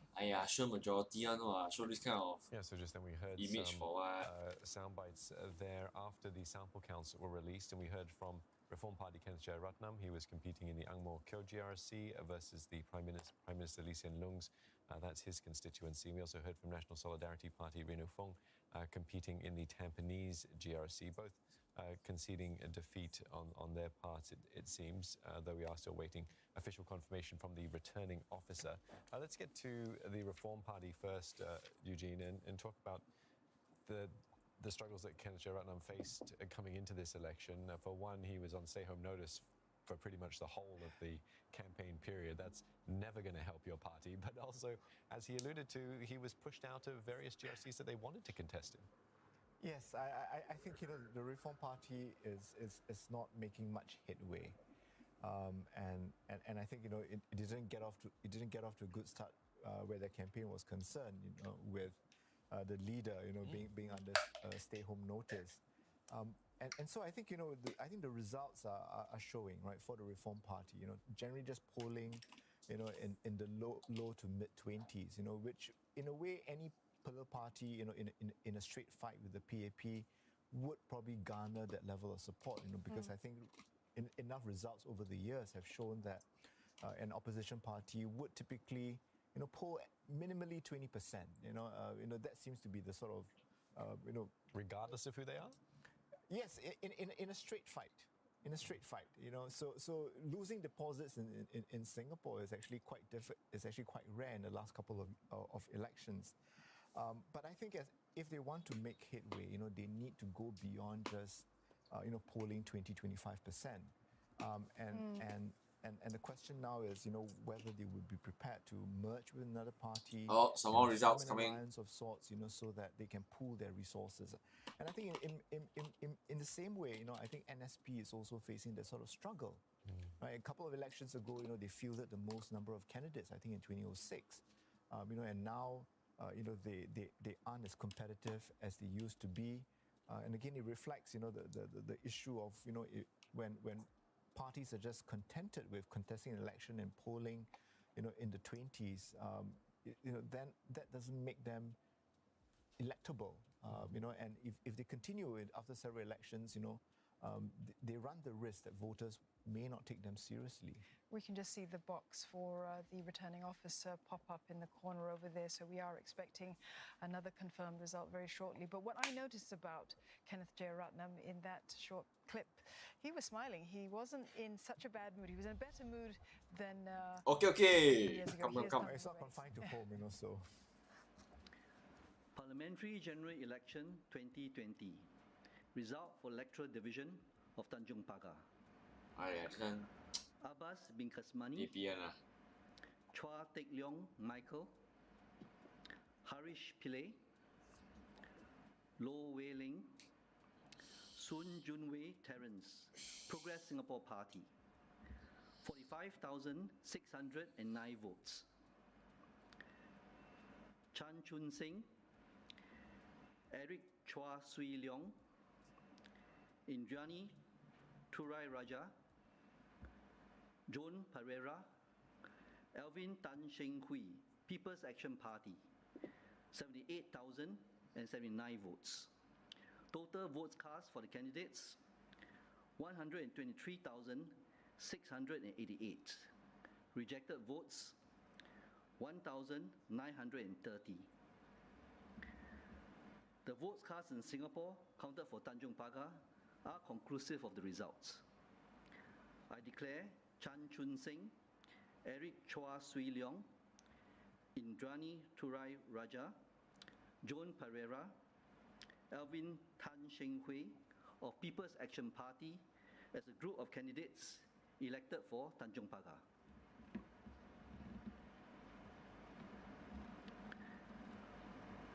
Result for the electoral division of Jalan Besar. Josephine Teo. Amin, Leong Zihian, Lim Tian, Noor Aslan bin Sulaiman, People's Voice, 34,185 votes. Heng Chi Hao, Denise Phua Lei Peng, Josephine Teo, one result, People's Action Party, 64,522 votes. Lose. Total votes cast for the candidates, 98,707. Rejected votes, 2,000. The fuck? 2,000 rejected. Yeah lah, Josephine Teo is the worst. If only the opposition was stronger, right, I think she might lose. She's so 好练eh. It's like she's the #1 villain from PAP, in my opinion. As a group of candidates elected for Jalan Besar.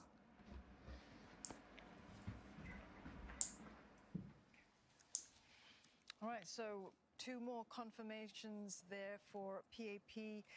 Tanjong Pagar, they have got 5 more seats there with a win against the team that was sent in by Progress Singapore Party, and another win for Jalan Besar, anchored by Josephine Teo. Let's look at Tanjong Pagar's results there. 63.13% for the People's Action Party, and that's against the Progress Singapore Party's 36.87%. Okay, let's also have a look at Jalan Besar then. This one also going the way of the PAP. I don't like this opposition also. This PV, I think they're very negative. Especially the Lim Tian. I mean, generally I support opposition, but then you have to led by Lim Tian, they garnered critique 34.63% of whenever you think he was joined by Leong Zihian, needs to be critiqued lah. The PV a bit negative lah. They always just anti-PAP only. They don't really bring like their own plans to the table.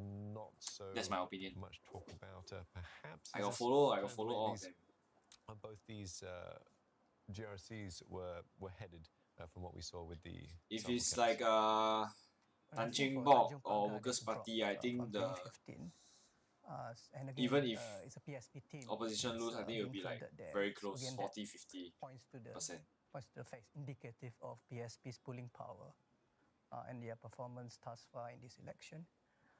If you look PSP. at Jalan Besar, is somewhere, the margin of how they won in 2015 as well, so somewhere around the 65. Yeah, very offensive. So I think we'll be pleased with that performance as well, and of course it's historic there because it's a female minister. It's like you see already, sure lose one. And I think they'll be pleased with that performance.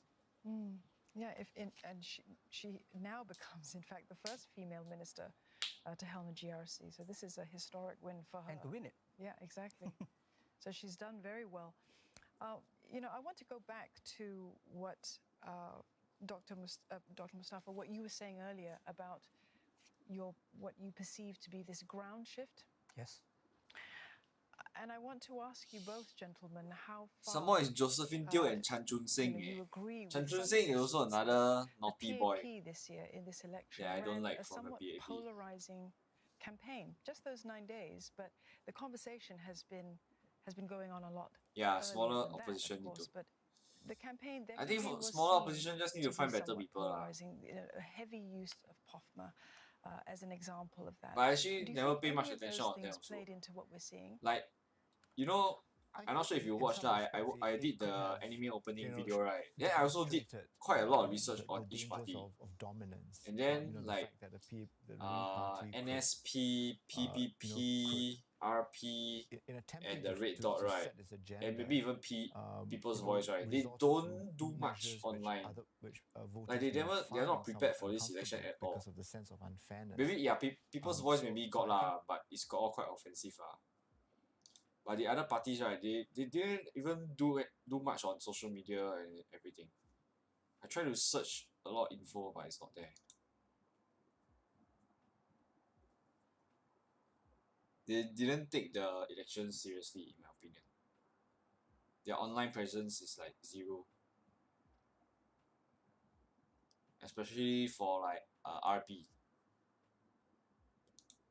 Of course, RP and bring that to you. It'd be very interesting to see out. what his take is, giving, as we've seen, sort of the numbers and how they seem to be shifting away from PAP to a certain extent.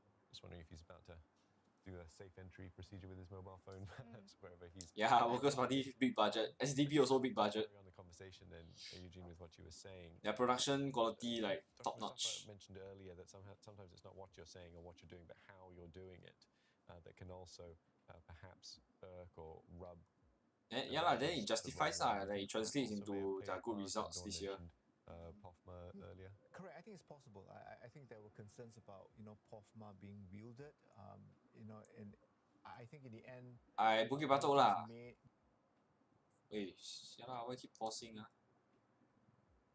I am from Bukit Batok, but I think Dr. Chi is still not very poised, I would say.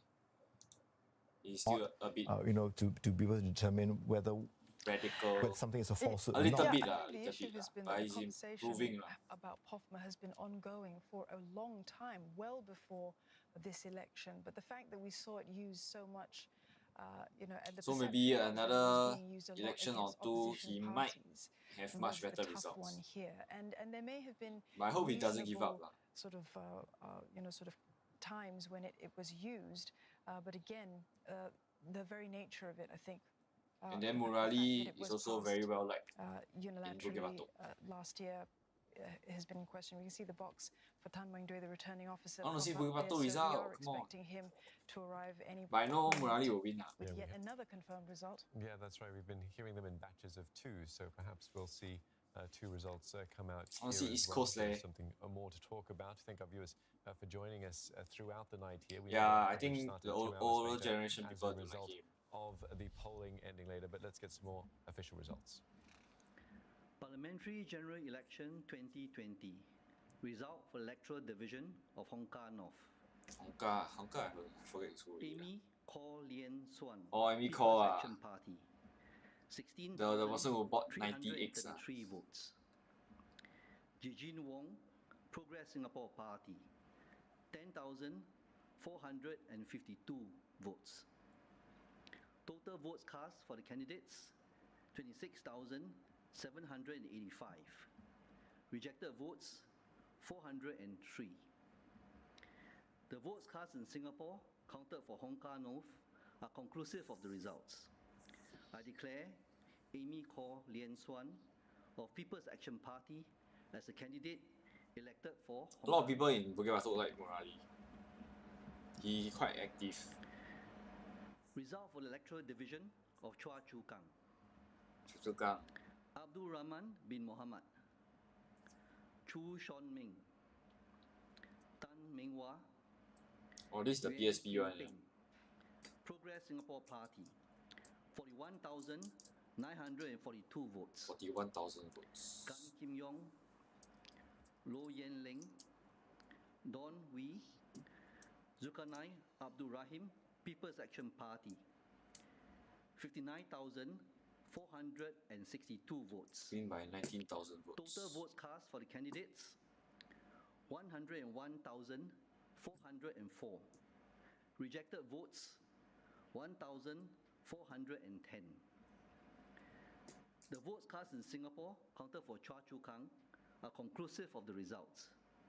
I declare Gan Kim Yong, Low Yen Ling, Don Wee, Zulkarnain Abdul Rahim of People's Action Party as a group of candidates elected for Choa Chu Kang. Yeah, let's look at Hong Kong North results first. Amy Kor. Amy Kor, they're garnering 60.98% of the vote to Jijin Wong's 39.02% of the vote. A win for the PAP, but worth noting that 5 years ago, Amy Kor won this seat with 74.76% of the vote. That's a 15% drop, actually a lot. If you like, against a relative newcomer. Well, Oh, Zhejiang you is Seng, new. I mean, you this is the first Sengkang time Are you from contesting Sengkang one? in a general election? And Dr. Ko is very Yeah, the strong Sengkang on the one, ground. And wow. again, you know, The Sengkang one when and you look at the way the PAP West Coast one, is so close performing so far, you know, it raises questions of whether, you know, is it more candidate based or is it more party based? You know, that is contributing, you know, to the dip in performance, and I think this raises, you know, significant questions about, you know, the sort of perhaps fairly significant widespread, you know, concern with how the PAP has governed, you know, in the last few years. So I think when you look at the sort of results that's come out so far, you know, Tanjong Pagar would be another example. Oh, Pasir Ris, right? Pasir Again, Ris. almost Teo Chee Hean, I also don't like Teo Chee Hean. He very hao lian. So it looks as though we're Go looking drop at down also something very hao between lian. 12 to 15% swing against, you know, the PAP. And Chua Chu Kang as well, right? In the last general election, the PAP polled 76.91, you know, with very much just based on personality lah. The people from PAP that I like, right, Abdurrahim, you know, is the Tan Chuan the Jin, new candidate, Graceful. and Don Wee, you know. Actually, these two only. And Tan Chuan Jin and Mr. Gan Graceful. Kim Yong was, of course, very prominent, you know, as the And co-chair yeah, of the Murali Housing lah. Ministry I mean, Task I Force. don't hate him, And so but a lot of again, people like him. you know, questions, you know, will have to Like, be asked.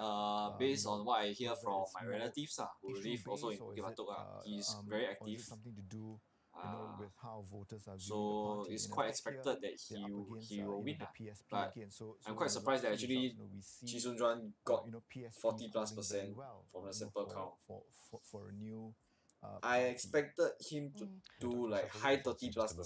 First, though, we're going to cross over to our reporter on the ground, Gwyneth Teo, to get an update from where she is. Gwyneth, what can you tell us? PSP.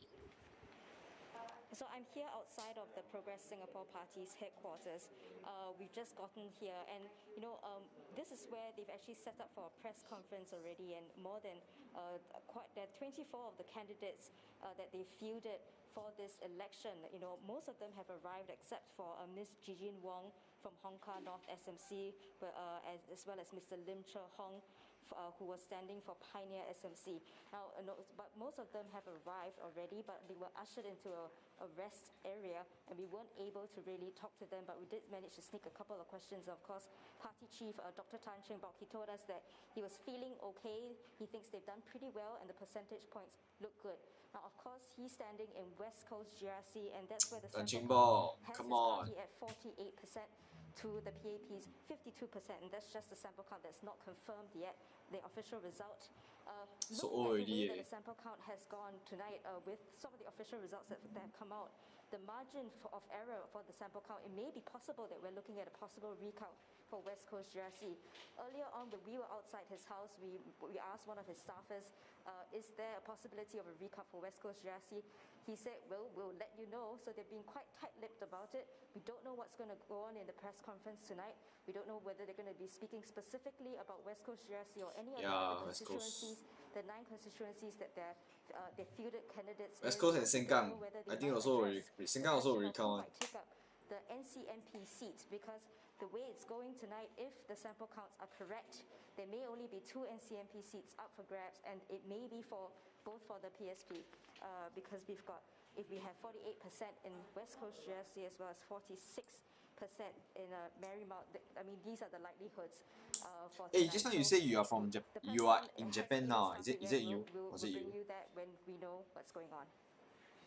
Gwyneth, I cannot scroll up already. Thank you very much for that. You just had Jijin Wong. Are you the one that voted in Japan?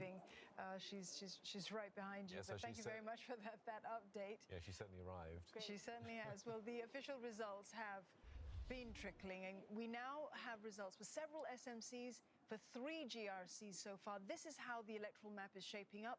All confirmed seats so far going to the PAP, though with tighter margins of victory in some. Okay, so we've just seen on the ground our reporter Gwyneth covering the SDP there. They seem to be gathering to make a press conference at some point, which we will bring to our viewers.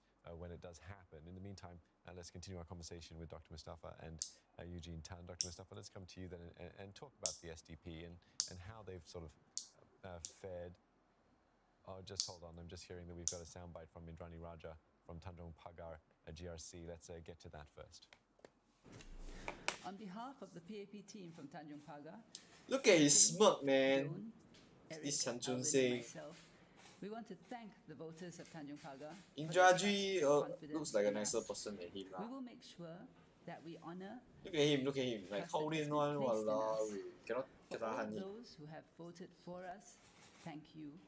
For those who have not included us in their vote, we will also make sure that we work hard. Yeah, to you fucking understand your smart, concerns right? And to address them. We will put in place the plans that we have outlined, and we will. Can't seek hide his to smile address already. What the issues hell? that are of concern to our He's the one voters, that and we will that make joked sure in that we Parliament, work like he very called hard for the Halima voters president of even Tanjung before she Pagar. was elected. It was a fucking joke. Okay. Another result. Parliamentary General Election 2020. Result for Electoral Division of Yuhua.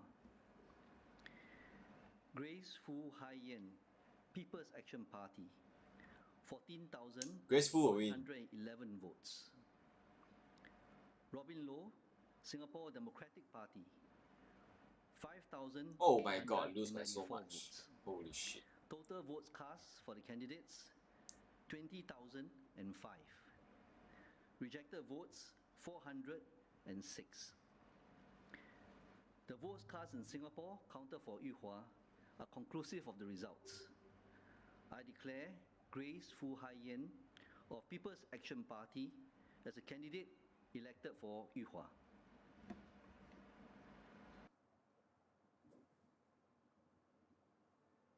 Oh, you also watched that video clip ah? Very insulting, right, of Singapore's constitution. I don't know why my video, this Facebook keep hanging. Ling, People's Action Party, 124,430 votes. Kenneth Andrew Jeyaratnam, Noraini binti Yunus, So Guan Sun, Yo Yao Hui Charles, Chu Lai Cheng, the Reform Party, 48,600 votes. Total votes cast for the candidates, 173,030. Rejected votes, 5,009. The votes cast in Singapore counted for Ang Mo Kio are conclusive of the results. Ang Mo Kio, sure Lee Hsien Loong win lah. Daryl David, Gan Tiam Po, Lee Hsien Loong, Nadia Ahmad Samdin, Ng Ling Ling of People's Action Party as a group of candidates elected for Ang Mo Kio. We'll get reaction from the guys in studio to those confirmed results in just a moment, though. Let's head back to Tanjung Pagar for some words from Chan Chun Sing. I joined Indrani and my teammates, Joan, Eric, and Alvin. Fuck this guy, man. All the Seriously. Tanjung Pagar residents for your support. As we promised, in the next 5 years, we'll continue to serve you, to take care of you, to take care of Tanjung Pagar, and to take care of Singapore. Now that the election is over, it's time for us to unite and make sure that together we Time get for you out to of collect the money COVID and shake situation leg. as soon as possible, to make sure that in the coming months we will be able to save as many jobs and as many businesses as possible. Look at the That two we behind will you, man. Also Just put in place there the to fill in the long-term seats plans only lah. for us to overcome the challenges in the years ahead. So that we will continue to do and to serve. Yeah, he's to a the best Kichu of guy our also. ability. Thank you. Let's take a Graceful. look at the results for Yuhua SMC. There, one more seat for the PAP, with Grace Fu elected to Parliament with a vote share of 70.54%. Win by a lot ah. The Grace Fu quite SDP's likable, like quite Robin likable Low person with ah. 29.46%. This was a rematch of parties, but not of candidates, because in the last general election, of course, Grace Fu was up Yeah, I against don't know who are they from one. the SDP. She has got a respectable vote share there with 70.54%. Just going to Kichu only. Let's take a look now at the results for Ang Mo Kio GRC. The PAP team elected into Parliament. 5 more confirmed seats there for the PAP team, headed by Prime Minister Lee Hsien Loong at 71.91%. But still 48,000 people vote against Lee Hsien Loong. You don't see the percentage. You just think of the number 48,000. It's a lot. 48,000 people can fill in the whole sports hub. That amount of people vote against Lee Hsien Loong. I think Lee Hsien Loong really need to wake up this idea. Conversation back to our guest in studio then, Eugene Tan and Dr. Mustafa Izzuddin. A result that was perhaps, Eugene, expected for Ang Mo Kio GRC. A quick word on sport vote. Should we read anything into that there were 5,000 people that didn't want to cast a ballot? I think that there's something that should be more closely examined. It seems a little on the high side, and even the PAP's team vote share in Ang Mo Kio dipped by about 6%, right? So smaller than many of the other PAP seats, but I think the Prime Minister would be somewhat disappointed because he has fought this election on 5,000 asking for a strong mandate, and I wonder whether the voters have showed some reservations, and particularly when you look at the People's Action Party team in Ang Mo Kio, it is you have two first-time candidates, and then you have Darryl David who is contesting his second election, and Mr. Gunn in his third election. No other office holder, and again the question of who's going to lead the Ang Mo Kio team after Prime Minister Lee Hsien Loong steps down as Prime Minister. But again, I think when you look at the results, against the Reform Party, they improve on their performance. Yeah, but RP is by 7%, very messed up and I lah. think that's something that they would be I do happy research with, for my video because then I go it and is the look up Prime Minister and look being up able RP. to It's like whittle down no effort. Prime Minister's margin, or rather Prime Minister's The team's 48,000 margin. people who vote, I think right, it's something just that, people who hate Lee they Hsien Loong. would be happy, despite Mr. Kenneth Jeyaretnam not being able to campaign on the ground because of him being on stay-home notice. And we did see in that interview a little earlier, and I was remarking on the fact that he was in a much better mood than he was back in GE 2015 when the results came out back then. Even a little smile on Kenneth's face there. He also was very positive about the performance of other opposition parties. He made mention of that as well, perhaps that contributing a little bit to his mood. I mean, so much was said about the fact that opposition parties, they didn't form a grand alliance. There was talk of some alliance that it all fell through. But at some level, there was agreement amongst these parties. Dr. Mustafa. I think it's refreshing to see. But Kenneth contest just because of his father. Party, and I think that's. I think he don't really have the heart. In this particular election. I mean, from and also, it's also worth just by mentioning, looking there are the parties we are like talking about, judging ASP, a book by its SDP, cover lah. and all that. But the other parties That's are what also I feel. contesting. You may ask, why are they contesting, particularly in GRCs or SMCs, perhaps not be able to win. I think they do it because they want to give voters a choice, and they also want to see, what kind of support the PAP would have in that particular constituency. So I think for them to actually put themselves up front and to be fielded, I think we should give credit to them and give them the look at them objectively in what they're doing.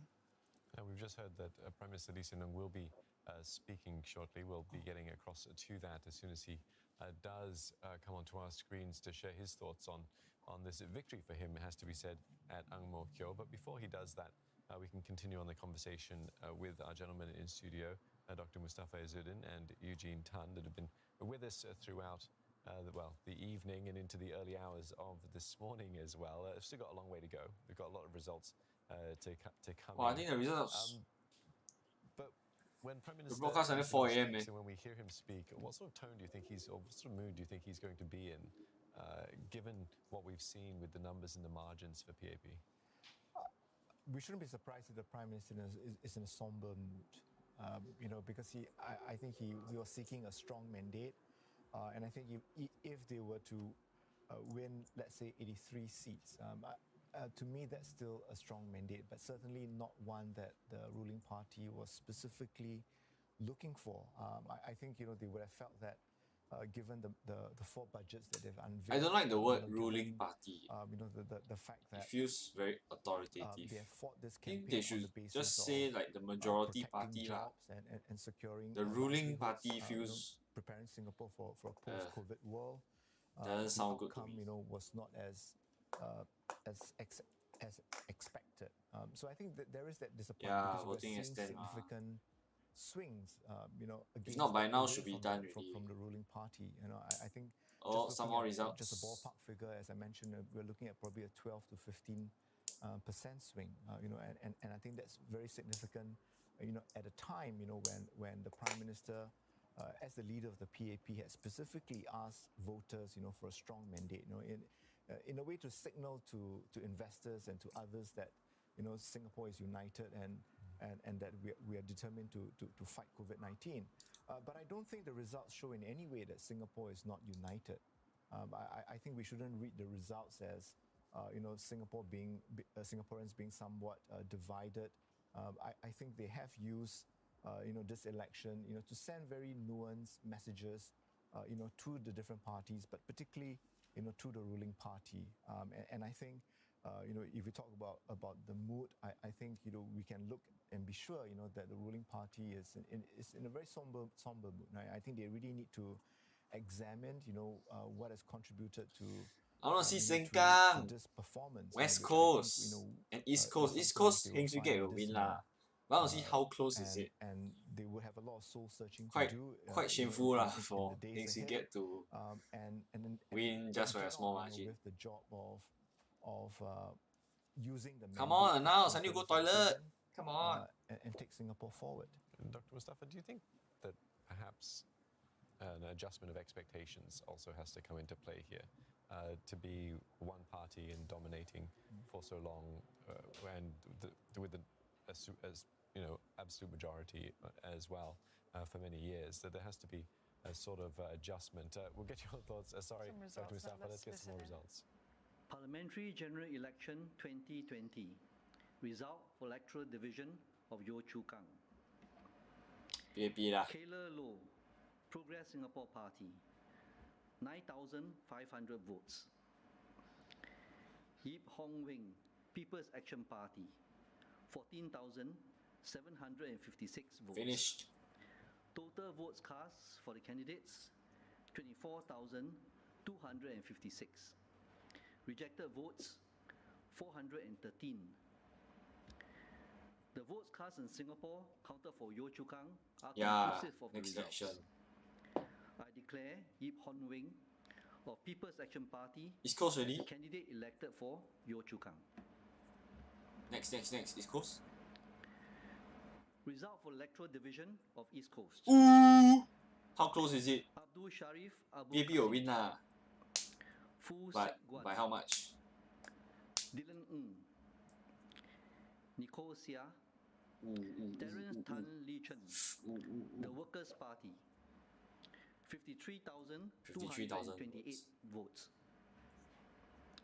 Cheryl Chan Wei Ling, 53 ah. 53 ah. Muhammad Maliki bin Osman, I think win by 1 or 2,000, 3,000 also. Within 5,000. Tan Sunyo Jessica, People's Action Party, 61,009 votes. Less than 10,000 difference. Total votes cast for the candidates, 114,237. Rejected votes, 1,393. The votes cast in Singapore counted for East Coast are conclusive of the results. I declare Cheryl Chan Wei Ling, Heng Swee Keat, Muhammad Maliki East bin Coast Osman, plan. Tan Kiat Hao, All the Tan comments Sunyo in the Facebook. Jessica of People's Action Party as a group of candidates elected for East Coast. I can go take a break. We'll get reaction from our guests Go in studio pee. to those latest results in just a moment. Though first, Prime Minister Lee Hsien Loong and his PAP Ang Mo Kio team have been speaking at the session and is being broadcast live on Facebook. Let's listen in. To all residents and voters of Ang Mo Kio GRC, I thank you for your support for me and my team for electing us once again to be your MPs for Ang Mo Kio GRC. We are very conscious of the heavy responsibility you have given us. We are very grateful for your trust and confidence, and we will do our best to serve you for the next 5 years. I would also like to thank the party activists and volunteers who have helped us to fight this campaign and help us to look after Ang Mo Kio residents, Ang Mo Kio a better place, a better town to live, work and play. So thank you all very much. And let's take a look at the results confirmed now for Yio Chu Kang SMC. This is a new SMC in this general election, carved out of Ang Mo Kio. And we have PAP elected there, the candidate Yip Hon Weng with 60.83% and Kayla Low 39.17% of the vote. There, 413 votes rejected. Let's take a look at East Coast, then East Coast GRC, and we've got the official numbers now. 53.41% for the PAP, led by Heng Swee Kiat, Maliki Osman, Cheryl Chan, Tan. This is a close game, man. The team for the PAP there, and they were up against the Workers' Party. Yeah, 8,000 Sharif difference. Abu Qasim, Kenneth Fu, Terence Tan. Still very little lah. And Nicole Sia. Just a 6% difference between those two. And let's first, though, hear some words from Josephine Teo from Jalan Besar GRC. Thank you very much for being here. This Zabo. You know, we can take a couple of your questions, and then we know that you have many people to interview, so we will keep our comments short. I'm sure there will be opportunities in future for us to interact. Why? You want so fast want to go home? You know, Walao, wait, cannot ask more questions, man. There are suitable occasions. You're very welcome to, you know, join us at the time. Who wants to start? Yeah, 6%. Need how many difference? Then can recount. I think 5 below 5. And it's a very refreshed team with yourself leading Jalan Besar for the first time. So just tell us about you know, the election results and how you all feel. Well, we are very humbled by the residents' strong support. You don't look humbled, leh. You know, it's we've always said from the beginning that we don't take their support for granted. We have to earn it, and certainly, given that I myself as well as Rizal are new to Jalan Besar, there is a need for us to put in the time and the effort to get to know our residents and to listen to their concerns, and then to also think about what might be meaningful things for us to do with them. We do have a master plan. This was put together, you know, with many of the residents' own inputs. We intend to carry out the master plan so that we fulfill our promises to our residents. That's really important. It's something that we committed to, and we want to deliver on it in good time.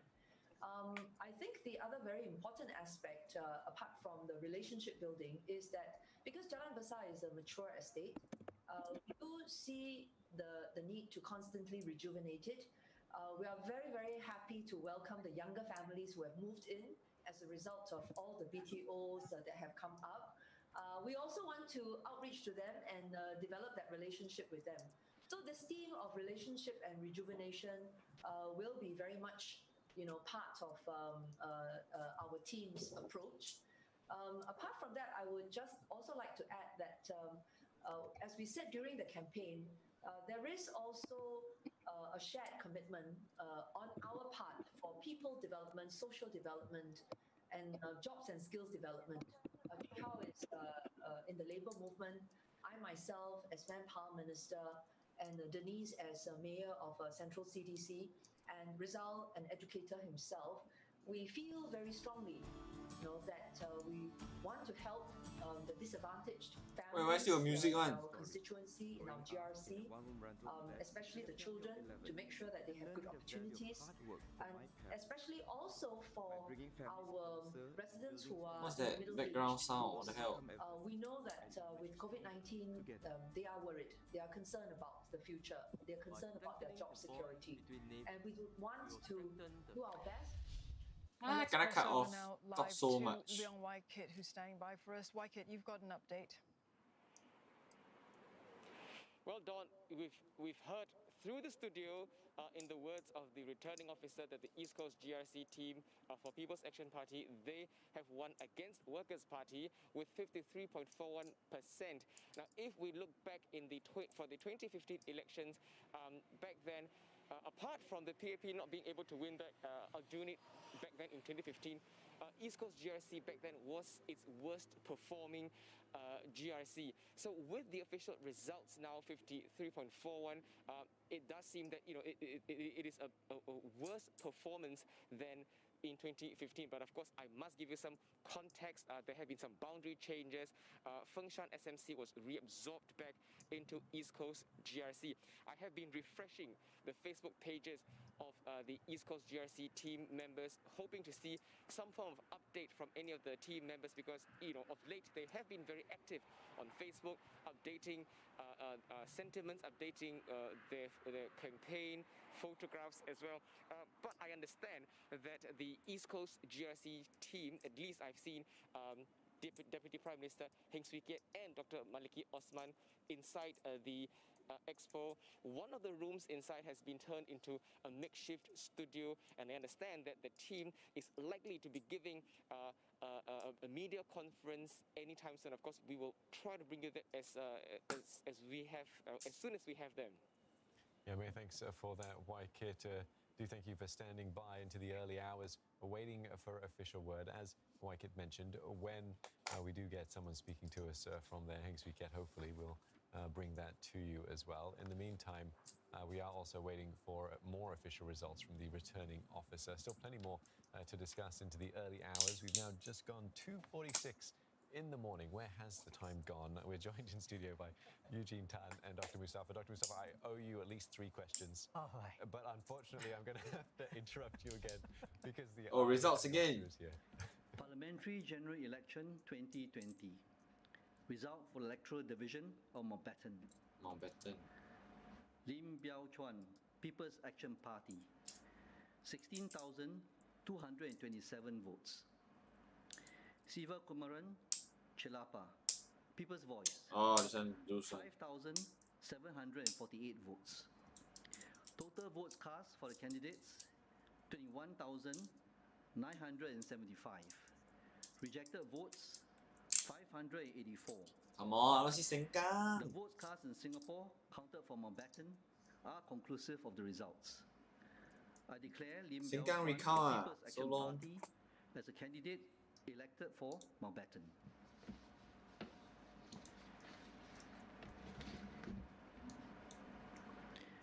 Result for Electoral Division of Bishan Toa Payoh.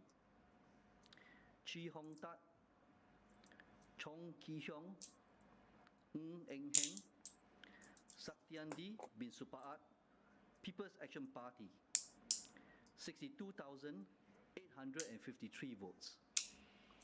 Steve Chia, Melvin Chew, Williamson Lee, Osman Sulaiman. Singapore People's Party, 30,594 votes. Total votes cast for the candidates, 93,447. Rejected votes, 2,043. The votes cast in... Oh my god, why does it keep hanging?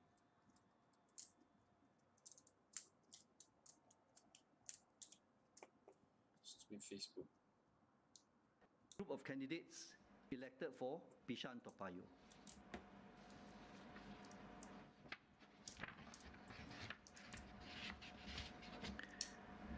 Result for the Electoral Division of Jurong. Jurong, aye. Huang Taman Wei win. Zhou, Sean. Rahayu binti Mazam, Tan Wu Ming, Taman Shanmugaratnam, Xie Yao Chen, People's Action Party, 91,692 votes. Sure win. Michelle Lee Jin, Liana Damira, Ravi Philemon, Nicholas Teng, Alec Tok, Red Dot United, 31,191 votes. Total votes cast for the candidates, 122,883. Rejected votes, 2,517. The votes cast in Singapore, counted for Jurong, are conclusive of the results. I declare Huang Wei Zong, Sean, Rahayu binti Mazam, Tan Wu Ming, Taman Shanmugaratnam, Xie Yao Chen of People's Action Party as a group of candidates elected for Jurong. My God, why The still Workers' so Party long? team that contested East Coast GRC has been speaking to the media. Let's listen in. Oh, Workers' Thank Party. you to the voters who believed in us and supported us on this journey. We went into this knowing that it was going to be a tough fight, and we gave it our best, and we gave it our all for all of you. Give some hearts to her. The votes and the encouragement that we received showed us that a very large part Yeah, of East Nicole Coast Tete. GRC voters do want to see more fairness in our political system. We love East Coast GRC, and we'll see you again. Thank you. Thank you for braving the long queue. East Coast friend. Cast your vote. My team and I thank you for your Wow, why is your emo music? and support for us. With your mandate, we are determined. Your to serve mandate you not better strong lah, brother. And to emerge stronger from this global pandemic crisis. Brother, your mandate We'll 50+% reach out to better only. understand your concerns and I think he go home and work together with he will you emo to build our to realize our Next full morning, go and strength, see his to build boss a more face. vibrant, caring, and green community. I also like to thank our party activists for your many years of hard work, and to our many volunteers, as well as to members of the media and election officials for conducting these elections so well.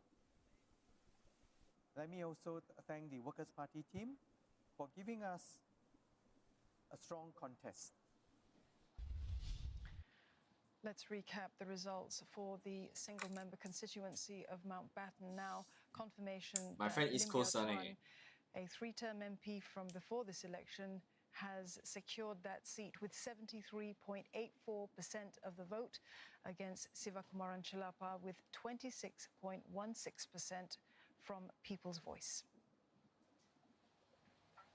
And let's give you up to speed with what's happened in Bishan Topayo, four-member GRC there. For the PAP, they have come out on top with this one, 67.26%. Ngeng Hen, Chi Hong Tat, Chong Ki Hyong, and Saktiandi Supat. Those are the candidates for the People's Action Party. Meanwhile, SPP, led by Stephen Chia, they have Williamson Lee, Melvin Chu, SPP all and look Osman quite young, Sulaiman with 32.74% of the vote. And the results for Jurong This GRC, one. the PAP team there elected into Parliament with I think this is the best result for PAP. 74.62%. That team helmed by Senior Minister Tharman Shanmugaratnam against the Red Dot United team, a brand new political party. They garnered 25.38% of the vote tonight. All right, a long-awaited, but Dr. Mustafa, I'm going to come to you with a question. Almost want to let you have what do you want to talk about?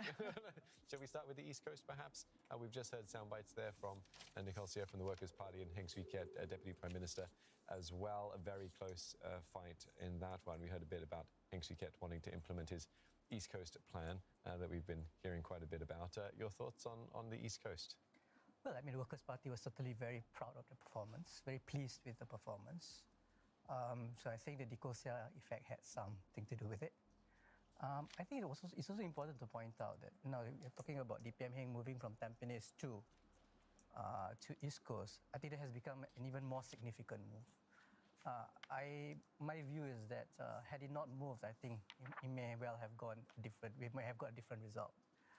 So I think DPM Heng moving from Tampines to East Coast was certainly an astute move, in my opinion. So I think right now, we've looked at, we've heard what DPM Heng has said, as well as Nicole Seah. I think for the Workers' Party, I think they're going to stay at East Coast, the team, as much as they can, that they're going to build for the next election. I think for the PAP, I think they know what needs to be done. They need to roll out the plan, the East Coast plan, and also they need to work the ground, work harder, get the support back that they have received in 2015. All right, thank you very much, gentlemen. There's plenty more to come here on our coverage of CNN of Singapore votes. We'll be bringing you more official results live as and when they come in. So goodbye from Dawn, myself, and Glenda. We'll be welcoming in Steve Chia, Arteli Edwards, and Yasmin Yonkers, and our guest Eugene Tan and Dr. Mustafa will be staying right here, so you can't go anywhere, guys. Yes, stay with us. Yes, bye for now.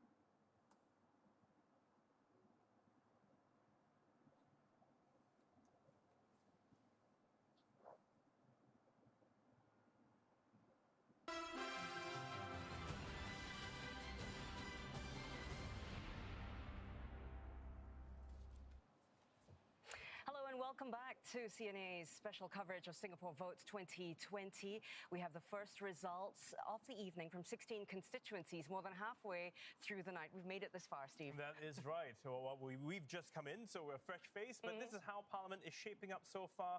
With wins in all the constituencies that have been announced so far, the People's Action Party is close to securing 47 seats. Now, that is the number needed to form a simple majority in Parliament. It has 43 seats so far. But the party's vote share in several constituencies has dropped significantly in this election. And with us, of course, our guests who've been here all night. Gentlemen, you holding up okay? Eugene Tan and Dr. Mustafa Izzuddin. Thank you. So what do you make of that? I mean, the PAP has the simple majority. I mean, moving forward, do you expect much change in terms of what they plan to do? Well, they certainly have to go back to the drawing board. They will have to examine what has accounted for this significant swing. I think on my sense is about 12 to 15% across the island. So it's a sobering thought. The Prime Minister... we have some results coming in. Oh, results again. Parliamentary General Election 2020. Result for Electoral Division of Bukit Batok. Bukit Batok! Chee Soon Juan, Singapore Democratic Lose Party. one. 12,764 votes.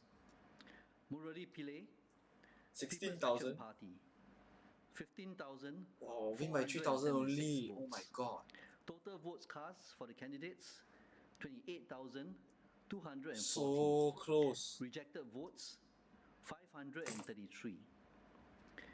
The votes cast in Singapore counted for Bukit Batok are conclusive of the results. 3,000 I declare difference. Murali Pillay of People's Action Party as a candidate elected for Bukit Batok.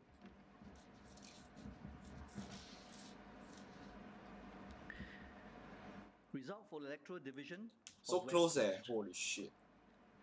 Ang Wei Ning, Foo Mi Ha, Desmond Lee T Seng, Rachel Ong Sing Yen, S. Iswaran, People's Action Party, 71,545 votes.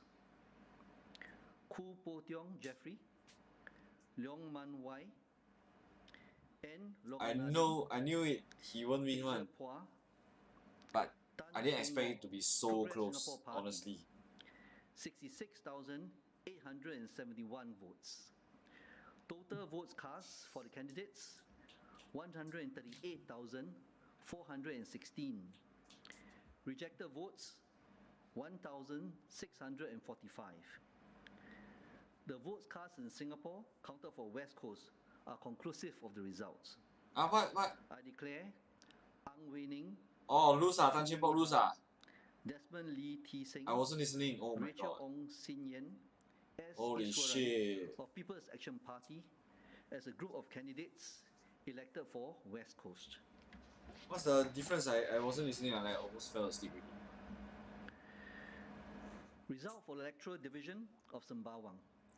Sembawang, Lim Wee Kiak, Mariam Jaafar, Ong Yi Kang, Po Lee San, Vikram Nair, People's Action Party, 94,068 votes.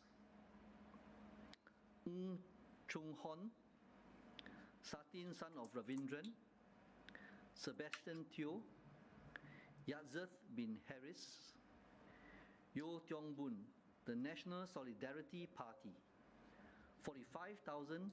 Why all the opposition winning one they don't want to say first votes cast for the candidates. They recount right, confirm one or 5,000 difference So close Rejected votes 2,947.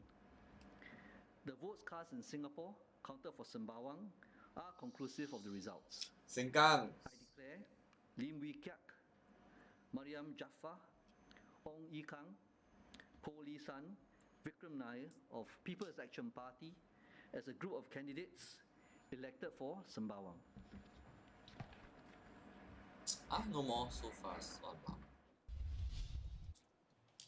Holy shit! Look at The this, so single member fucking close. constituency won by Murali Pillay with 54.80% of the votes. He gets a seat in the next parliament over Mr. Chi Soon-juan, 45.20% of the votes from the Singapore Democratic Party. Gentlemen, what do you make of that? I mean, Dr. Chi Soon-juan has been around quite a bit. Let me come back to that. We just want to also bring in the West Oh Coast my GRC god, results, this where one also. it's 51.69% for the 5,000. PAP with S.S. Warren, Desmond Lee, Oh. Fumi Ha, Ang Wei Ning, and Rachel Ong versus the PSP coming in with 48.31%. Dr. Chan Cheng Bok, Hazel Poa, Nadaraja Loganathan, Jeffrey Koo, and Leong So Man Wai. close. Now we've got one more result from Sembawang GRC. PAP taking 67.29%. Ong Yi Kang, Lim Wee Kiat, Vikram Nair, Polisan, Mariam Jafar, and NSP with 32.71%. Spencer Ng, Satin Ravindra, Sebastian To, Yazez Haris, and Ivan Yo.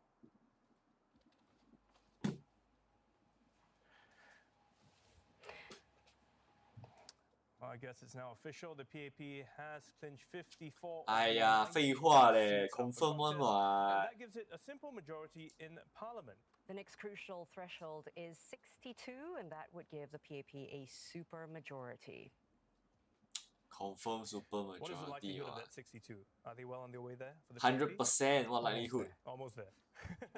But your gut feel is they'll get it? Oh, definitely. Yeah, right. We know I mean, that. based on a sample count. I think this Steve Chia, right? This announcer, right? I think not he in doubt at opposition one. all. I think that what was I perhaps, seen some would interview, come as a surprise to many people would like be some how talks. the PAP has done overall. Mhm. So we see I in think the West he Coast, for kinda example, the very leaning towards significant opposition. swing of almost 27 percentage points. In just a matter of 5 years. But it's not just the figures, right? I think the PAP leadership will have to ask themselves whether PSP's Dr. Tan Cheng Bok's message, of the ruling party being a very different party, is resonating with voters, because it could augur something Oh about my the god, future, Tan and Cheng so that's something that the Bok. ruling party I want think to pay one more attention election, to. then he cannot already. Let's look at the too results old for the already. PSP at West Coast GRC. 48.31%. Is this the best that Dr. Tan Cheng Bok could have hoped for? And I'm wondering, where he's going to go from here. He's 80 years old. The future is what for Dr. Tan Cheng Bok? Dr. Izzuddin, would you like to take this one? I think with this performance, they certainly would be looking at it as something really positive, of course. I think for Dr. Tan Cheng Bok, he would certainly want to win it. But I think it was quite a swing that he needed to get from 2015 to win West Coast. And West Coast is actually a very strong PAP team. So I think, yes, the question now for PSP is where do they go from here? Either, we have the NCMP thing. Let's see whether this is something that they would qualify. Or do they stay the course? So does PSP now anchor themselves there and build on this performance for the next election? Tan And Cheng whether Bok, that election NCMP? includes Dr. Tan Cheng Bok.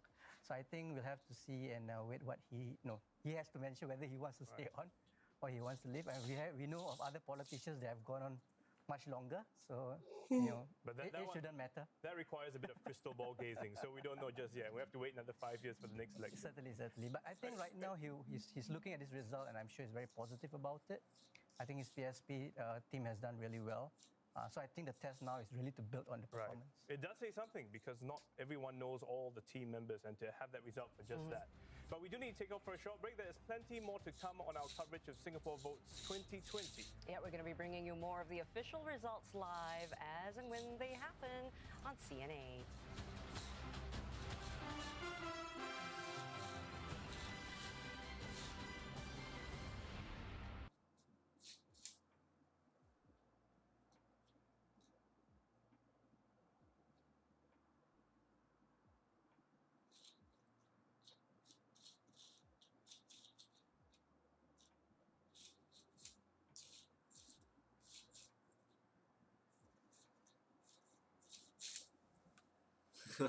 Comments. Need a house in Hougang. I also want to move to Hougang.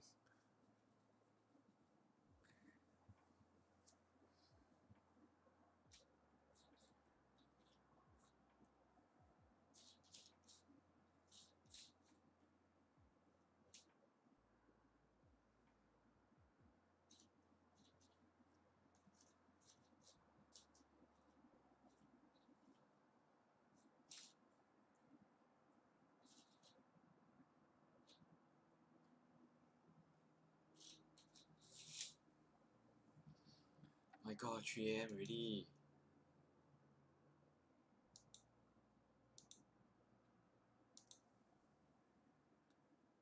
My friends.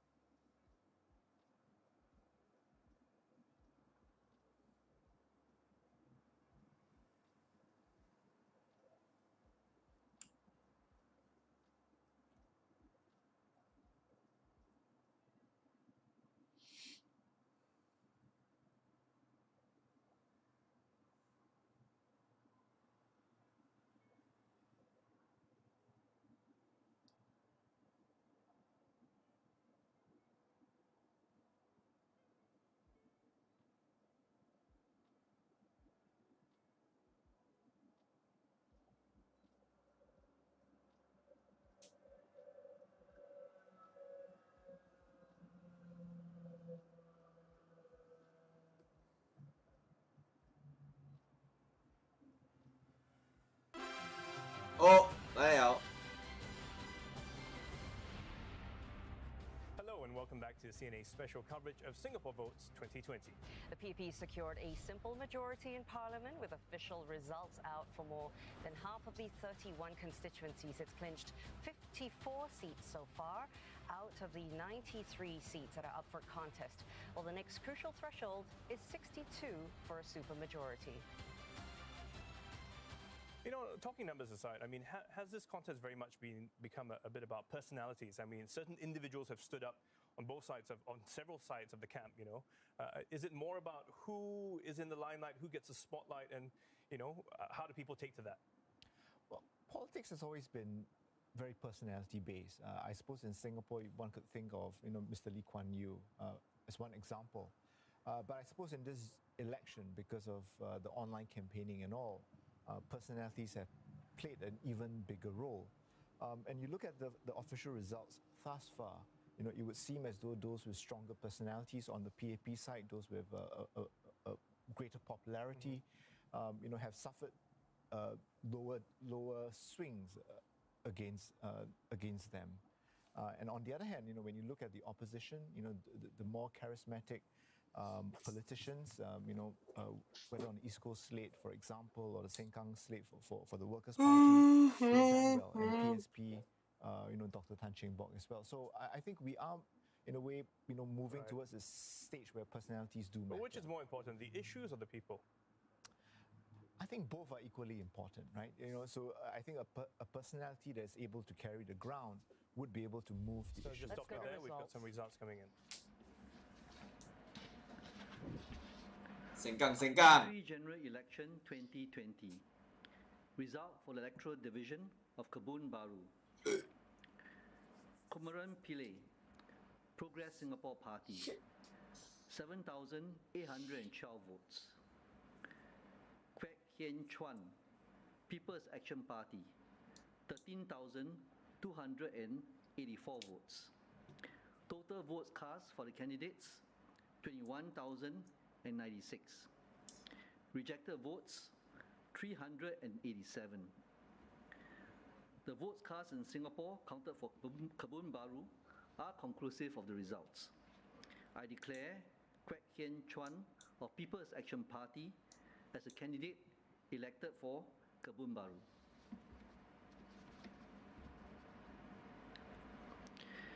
Result for the electoral division of Marine Parade.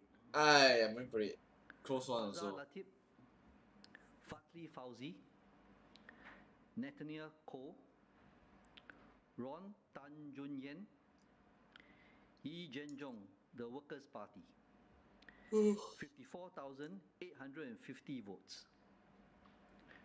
Muhammad Fahmi Aliman, Seah Kian Peng, Tan Chuan Jin, Tan Si Leng, Edwin Tong Chun Fai, People's Action Party, 74,993 votes. Total votes cast for the candidates, 129,843. Rejected votes, 1,787. The votes cast in Singapore counted for Marine Parade are conclusive of the results. I declare Muhammad Fahmi Aliman, Seah Kian Peng, Tan Chuan Jin, Tan Si Leng, Edwin Tong Chun Fai of People's Action Party as a group of candidates elected for Marine Parade.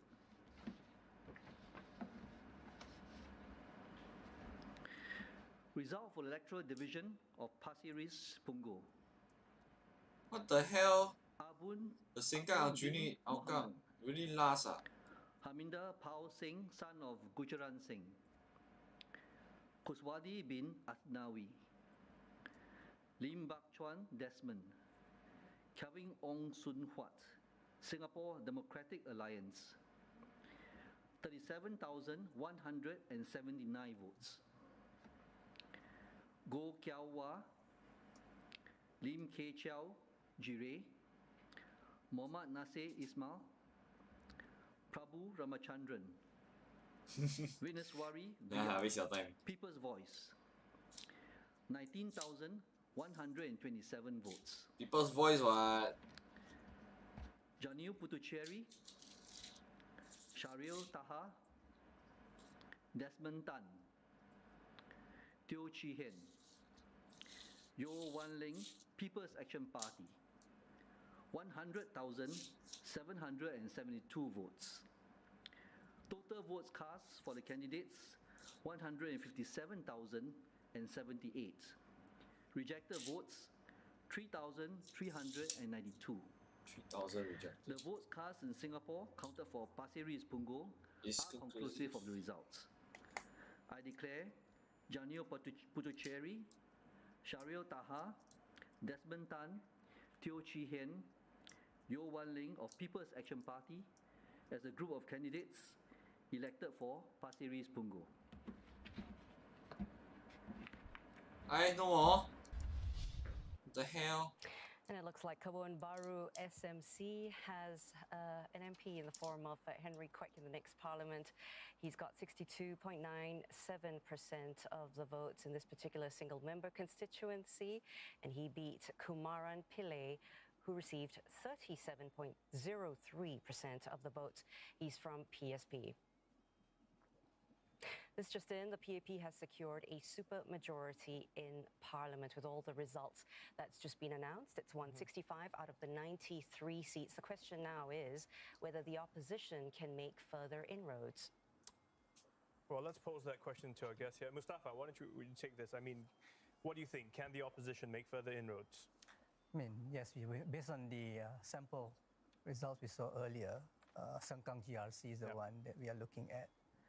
And if they get that, then certainly they have made further inroads into Parliament. Because we have seen we have seen Aljunied and Hougang also retained. Or Hougang, we're waiting for the results. But Aljunied, able to retain. How is that going to shake things up? I think it shows that, step by step, bit by bit, they are making inroads into Parliament. And I think every election, when they're able to win more seats, is a positive sign for the opposition. And I think this would actually another election which they can use as a platform to build for the next election as well. I mean, it has to be an ongoing process. So yes, I think this time around we do see perhaps quite, once the results coming, that they have made further inroads into Parliament. Thank you, Dr. Izzuddin.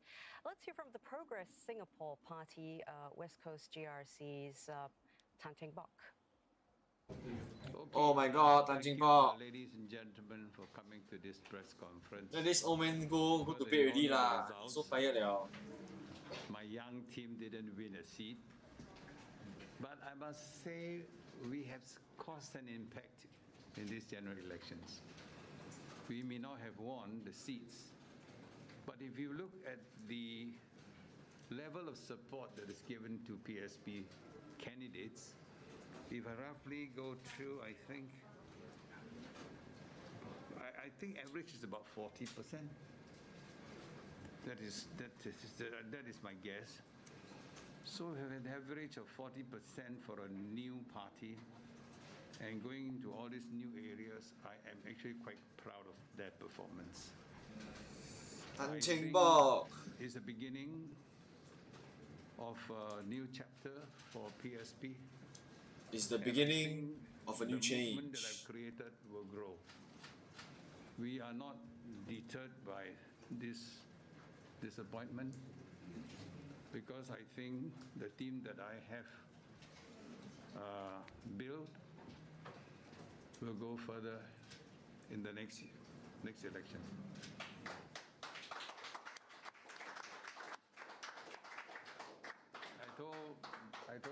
I told my men, don't worry. Sometimes a little bit, maybe you get defeated once. The next round we'll come back. Because I look at all the GRCs, actually our GRCs perform fairly well. I think it's average about 41%. For the singles, it's about there, maybe just 39. So I think on the average, we have really done pretty well. And I will like to say that we will continue to work in the areas that we have all the areas that we stood. So regardless of results, I essentially prepared, I think, just one statement. Thank you to all our residents for being there, for participating, for your votes, for making a choice, and this is what democracy is about. With every election, we will review and learn so that we can do better for everyone.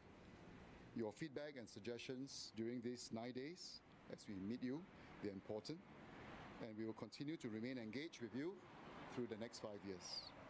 Regardless of how you voted, our commitment to care for you all will not change.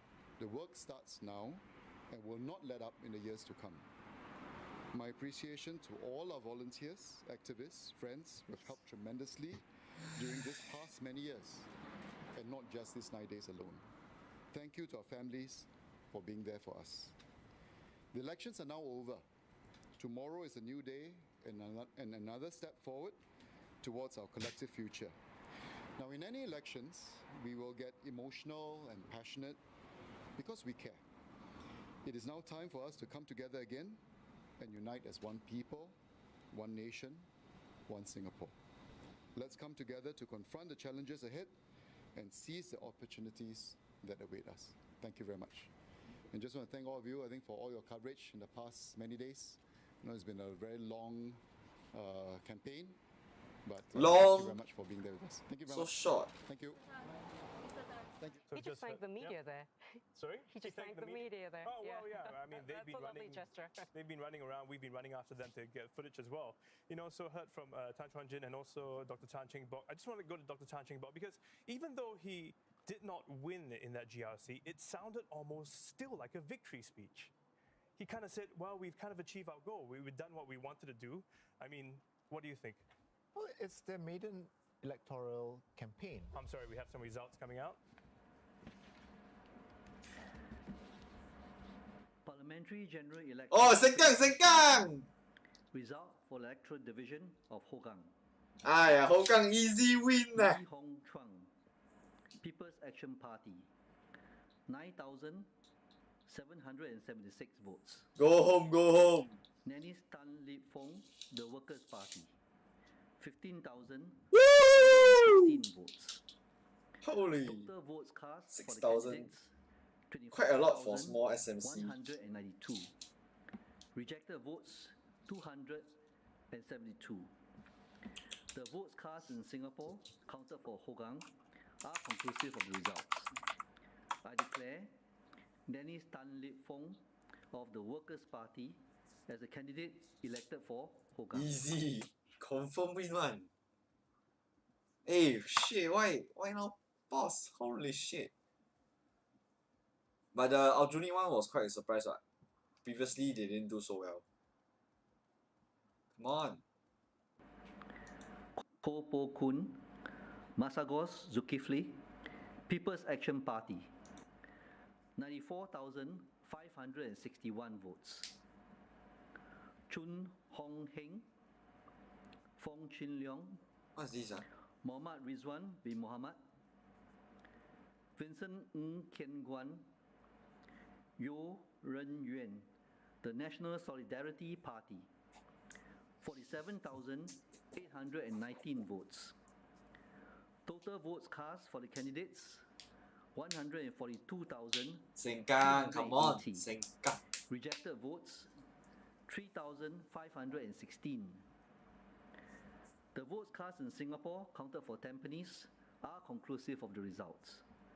I declare Baey Yam Keng, Cheng Li Hui, Desmond Chu Pei Chin, Koh Po Kun, Masagos Zulkifli of People's Action Party as a group of candidates elected for Tampines.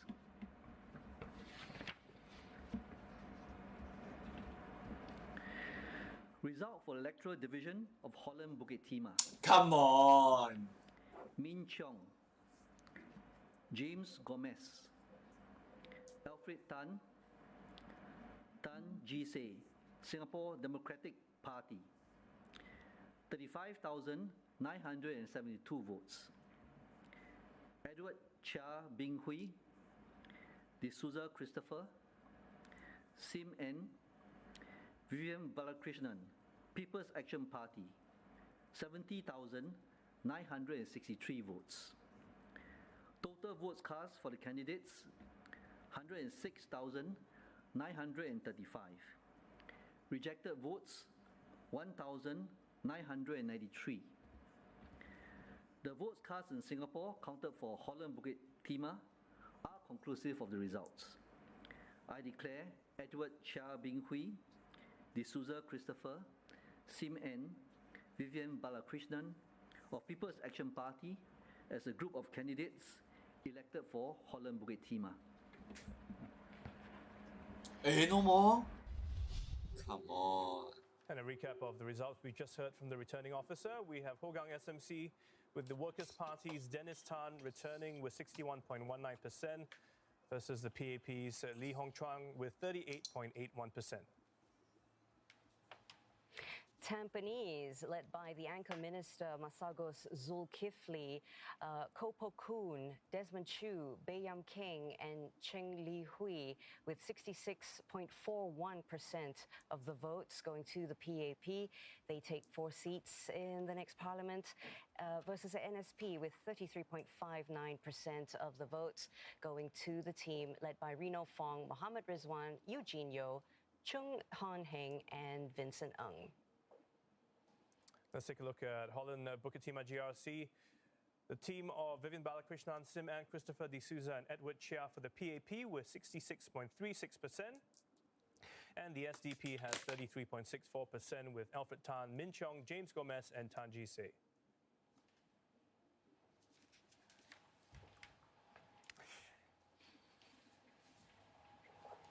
Well, we've heard that, of course, the PP's got the supermajority already in Parliament, and we need some numbers. So, Telly Edwards, help us, please. All right, for sure, folks. All right, as you wait for more official results coming in, let's just check in on how Parliament is shaping up so far.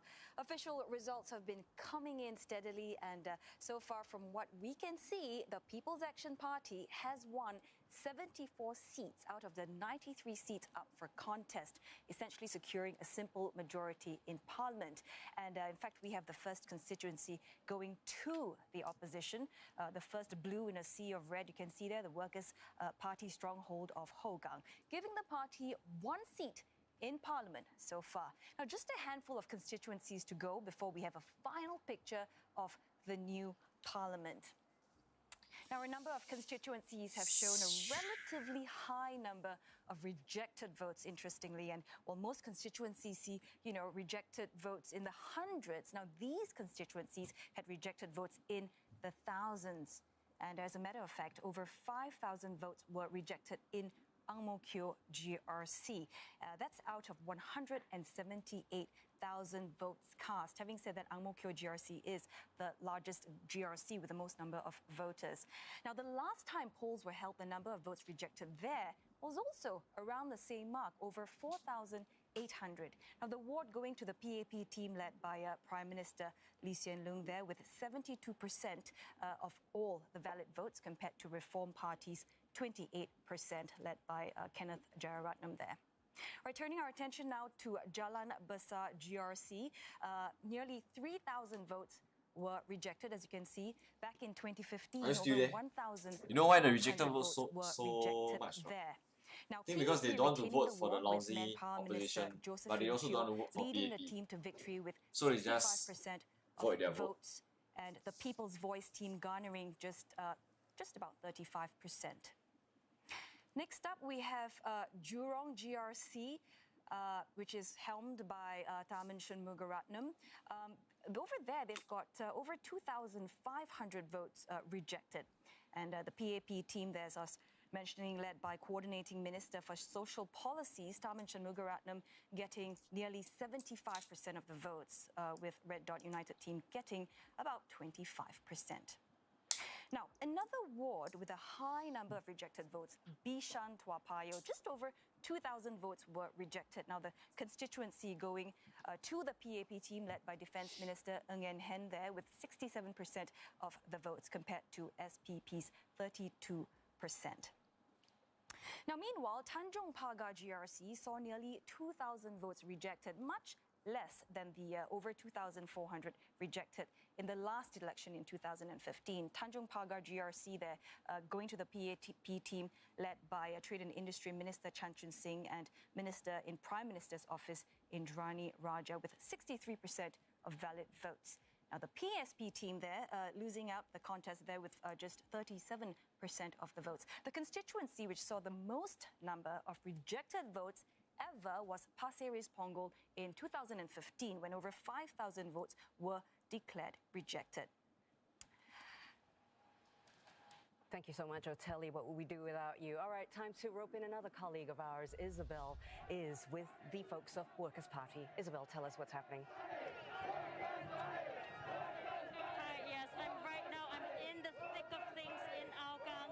We're between the blocks of Block 322, right in front of the main Workers' Party stronghold. Now, you can see around me a lot of supporters are gathering. Around me. I can hardly hear myself right now. And it seems like they're quieting down now. Now, this election, of course, there aren't any official assembly grounds, but this, the unofficial, the Workers' Party stronghold assembly ground is where Workers' Party supporters have been gathering since early in the night. Now, more and more people have amassed. They're waiting for the official results. And they've reacted to the outcome results coming out. The mood here has been jubilant. Many cars have run down the street behind me. As you can see, flags everywhere, shouts and cheers. Dear voters of Hougang, the Hougang spirit has spoken clearly today. Today's results show why Hougang is known as the beacon of democracy in Singapore. Thank you for keeping faith with the Workers' Party beyond the past 29 years. I'm truly humbled by your support. I will do my best to serve you and speak up for you in Parliament. Hougang voters who have not voted for me, you are also Hougang Nang. I will work hard to serve you and hope to win your support in due course. Finally, I wish to thank my team of volunteers, which comprise of many Hougang residents who together did more than I could ever ask for in this campaign. Okay, Sengkang time. Parliamentary General Election 2020. Holy shit. Result for electoral division of Marsiling UT. Come on, who cares about Marsiling? Daman Huri bin Abbas, Kong Wai Yin, Lim Bun Heng, Benjamin Pui, Singapore Democratic Party, 40,641 votes.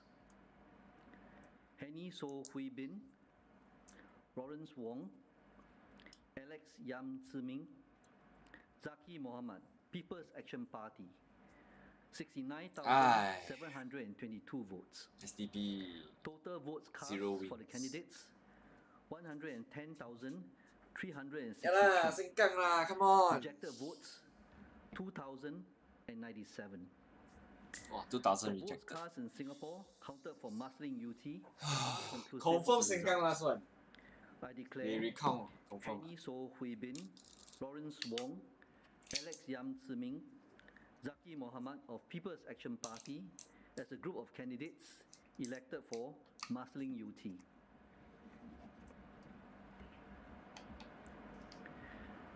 Result for electoral division of Sengkang. Oh! Amrin Amin, Lam Ping Min, Lai Hun Yip Raymond, Ng Chi Meng, People's Action Party. Ng Chi Meng, go home lah. 55,214 votes.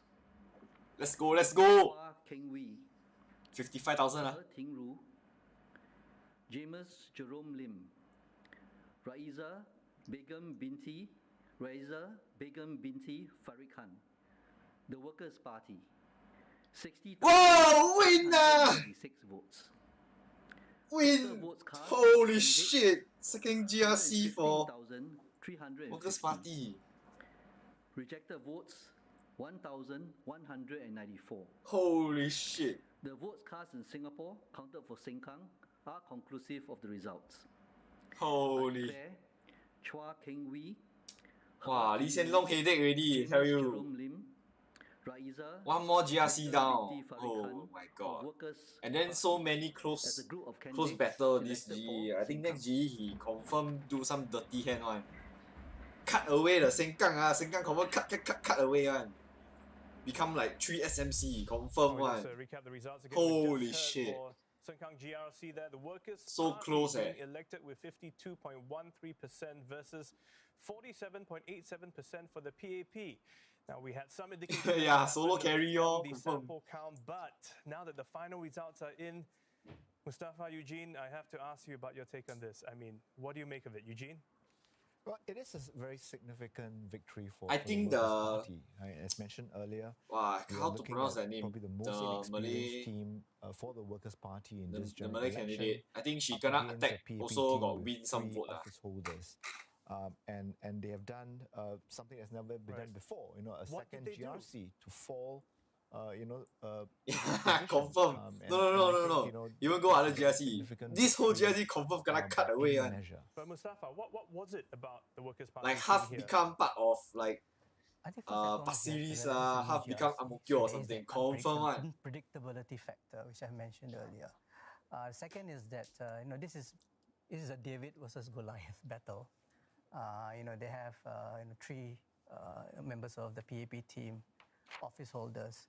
So 3 what office the Workers' holder Party do, eh. just to answer your question directly, 3 office they are holder lose their monthly pay. they- Oh they my are god. able to talk about issues that perhaps resonated better with the electorate in Sengkang. We cannot forget the political debates which James Lim was on.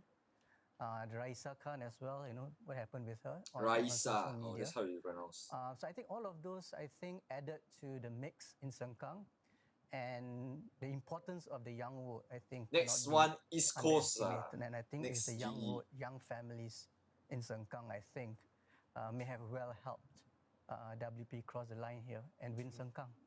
But we mustn't underestimate, I guess, the efforts of, like you say, the 3 office holders in the PAP camp. Yeah, they've really walked the 3 seat ground. They know holders, the go home. demographics in this area as well. What would be a plan B for a team like this?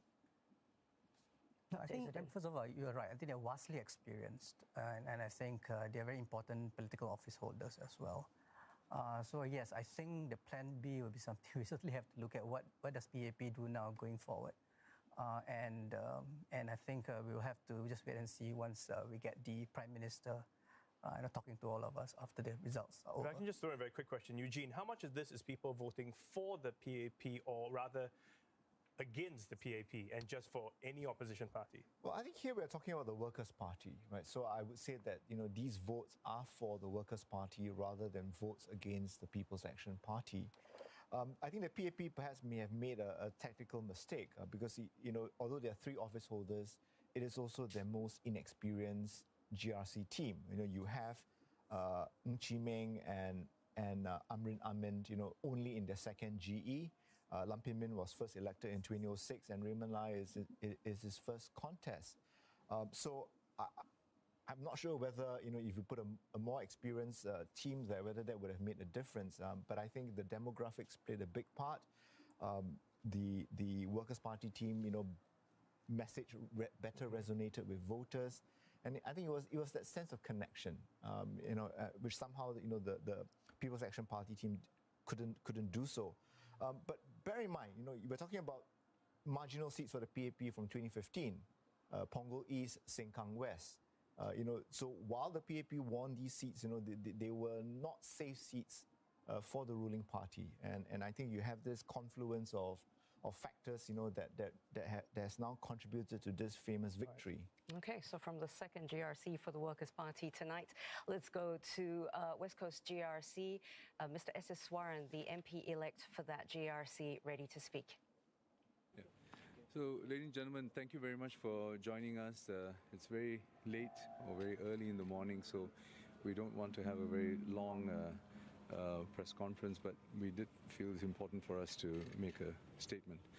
First of all, we want to thank the voters of West Coast GRC for placing their trust in us.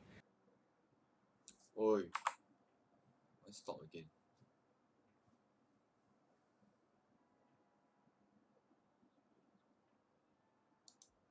And in turn, we will live up to that trust and honor the commitments we have made and ensure that we work to improve their lives and livelihoods, as we have stated throughout our campaign. I think have lah. Also in the work that we have done prior to the campaign period. But the rest is really The second nobody. thing I want to say is that I want to acknowledge our opponents who put up a vigorous contest, and I think more importantly, they presented a choice to the voters of West Coast, so that they have. But a it's chance to think he about quite useless what are the issues. Like, and imagine what if it is he's at not the from end of the PAP day that lah. they want to He's vote for. another party against Tan Cheng Bock, we're right? glad Tan that Cheng they Bock chose sure us, lose. and the choice that they They made sure win. I gives mean, us the he reason win to because move of the forward PAP, in the under the work that we're PAP doing in logo. the GRC. And finally, we want to also speak to the voters who have not voted for us. And we want to also point out to them that we are also your elected members of Parliament, and we will do our best to reach out to you and see how we can work with you and for you as we discharge our duties as elected members of Parliament. Thank you very much for the trust that you've given us. Wow, this one sure win one. To work even harder, particularly at these difficult times, to help each and every family with its needs, and to build up Jurong as a Hey, is that the Ivan? strong community. Is that Ivan behind him?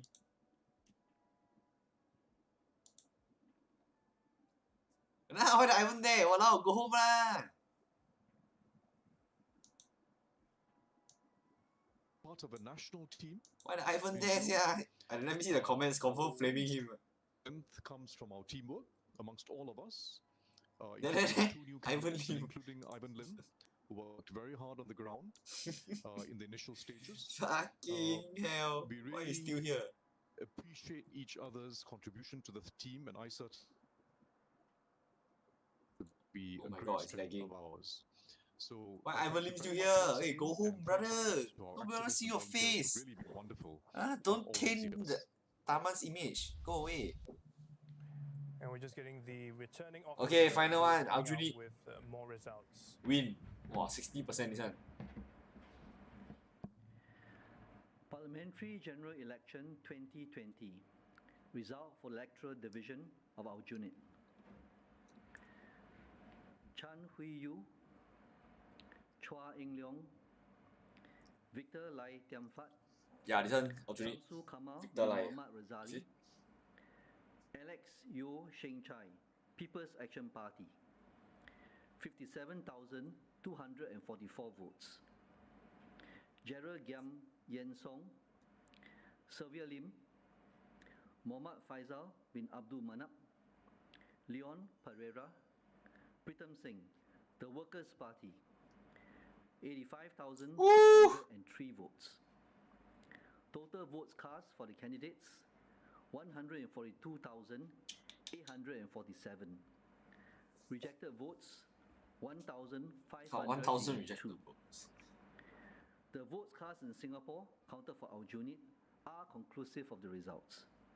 I declare Gerald Giam Yen Song, Sylvia Lim, Mohammad Faisal bin Abdul Manap, Leon Pereira, Pritam Singh of the Workers' Party as a group of candidates elected for our unit.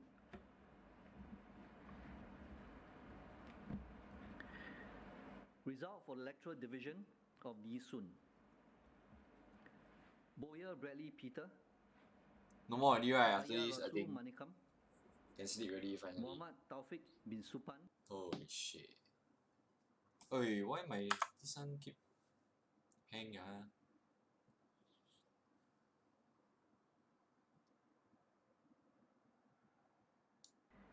Derek Goh Soon Hee, K. Shamgam, Muhammad Faisal Ibrahim, Ng Kok Kwan Louis, Kerry Tan Hui Ming, People's Action Party, 86,219 votes. Total votes cast for the candidates, 139,289. Rejected votes, 2,199. The votes cast in Singapore counted for Nee Soon are conclusive of the results.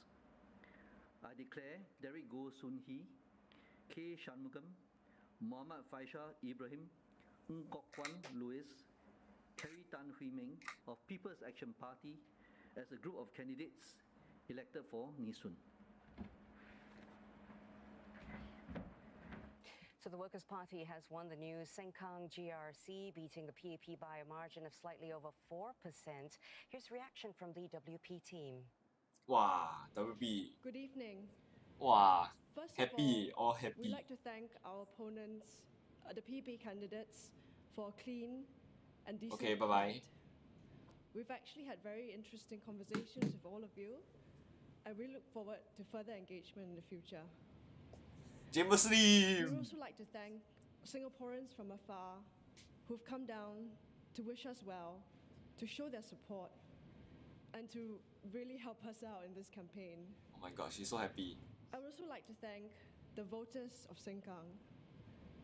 Thank you so much for the trust and the leap of faith that you have taken in our team here today. We will work hard to make sure that this trust is not misplaced. I would also like to thank all the officials today for working through very challenging situations, a very difficult polling day, and staying up late to get us through counting as well. Finally, we could not have done this without our volunteers. Without Lilian, without Chung Yong, who've been working on the ground for more than 10 years, we really would not be here today. And we really owe a huge debt of gratitude to them. So many of you have come out in support of us. We're really, really, truly grateful. And we are so happy to be able to stand up here today. Thank you so very much for rallying around us, for supporting us, for walking with us. The number of young people who have come out to walk with us, to volunteer, who've actually expressed their interests and their hope for a better future of Singapore has really touched me. And I actually feel that this is really important for the future of our country, and this bodes very, very well for us. Finally, to the residents of Sengkang, we work for all of you. Tomorrow, we start work. Thank you. To Singaporeans, thank you for standing me throughout this entire campaign. Words can't describe how grateful I am for your support. Oi! Wow, my live stream keep pausing eh.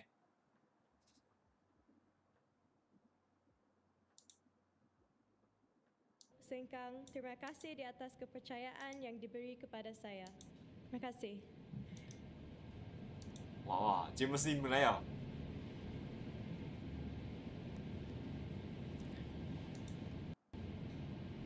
It warms the cockles of our hearts to be able to work for the people of Sengkang. Oh my God! Singaporeans. We hope that we've inspired you, all of you, to believe that the dream of an alternative future is only as far away as the courage to seize the opportunities that come your way, only as difficult as the passion you bring to pursue what you believe to be right, and only as difficult as your willingness to put your nose down to the grind and make it happen. Thank you for making this journey with us.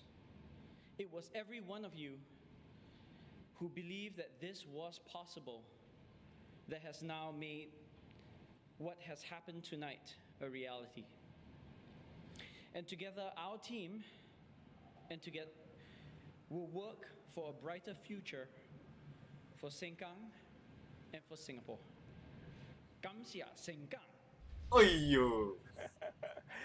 We're going to cross over now live to our colleague Afifa Arifin, who is at the Workers' Party headquarters. Afifa.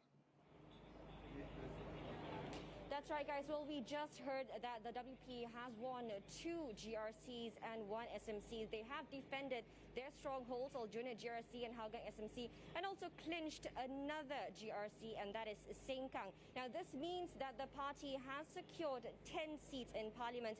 And the results from Sengkang GRC, the WP team edged out the team from the People's Action Party with 52.13% of the votes. And that means they beat the team from the PAP that has 3 political office holders. Now, Workers' Party also managed to defend their crown jewel, Aljunied GRC, garnering 59.90% of the votes. That's a 9% improvement from their last performance in 2015, which they narrowly edged out the PAP team by a less than 2% margin. So when these results were announced, we did hear some cheers coming from the Workers' Party supporters at the coffee shop nearby. But we do understand that there is a large gathering of Workers' Party supporters in Hougang, and that's a stronghold of the party. Right now, the Workers' Party candidates from those constituencies that I mentioned are currently upstairs in their headquarters. We just heard the thank you speeches from the candidates from the Sengkang GRC team that just won. We are awaiting the thank you speeches from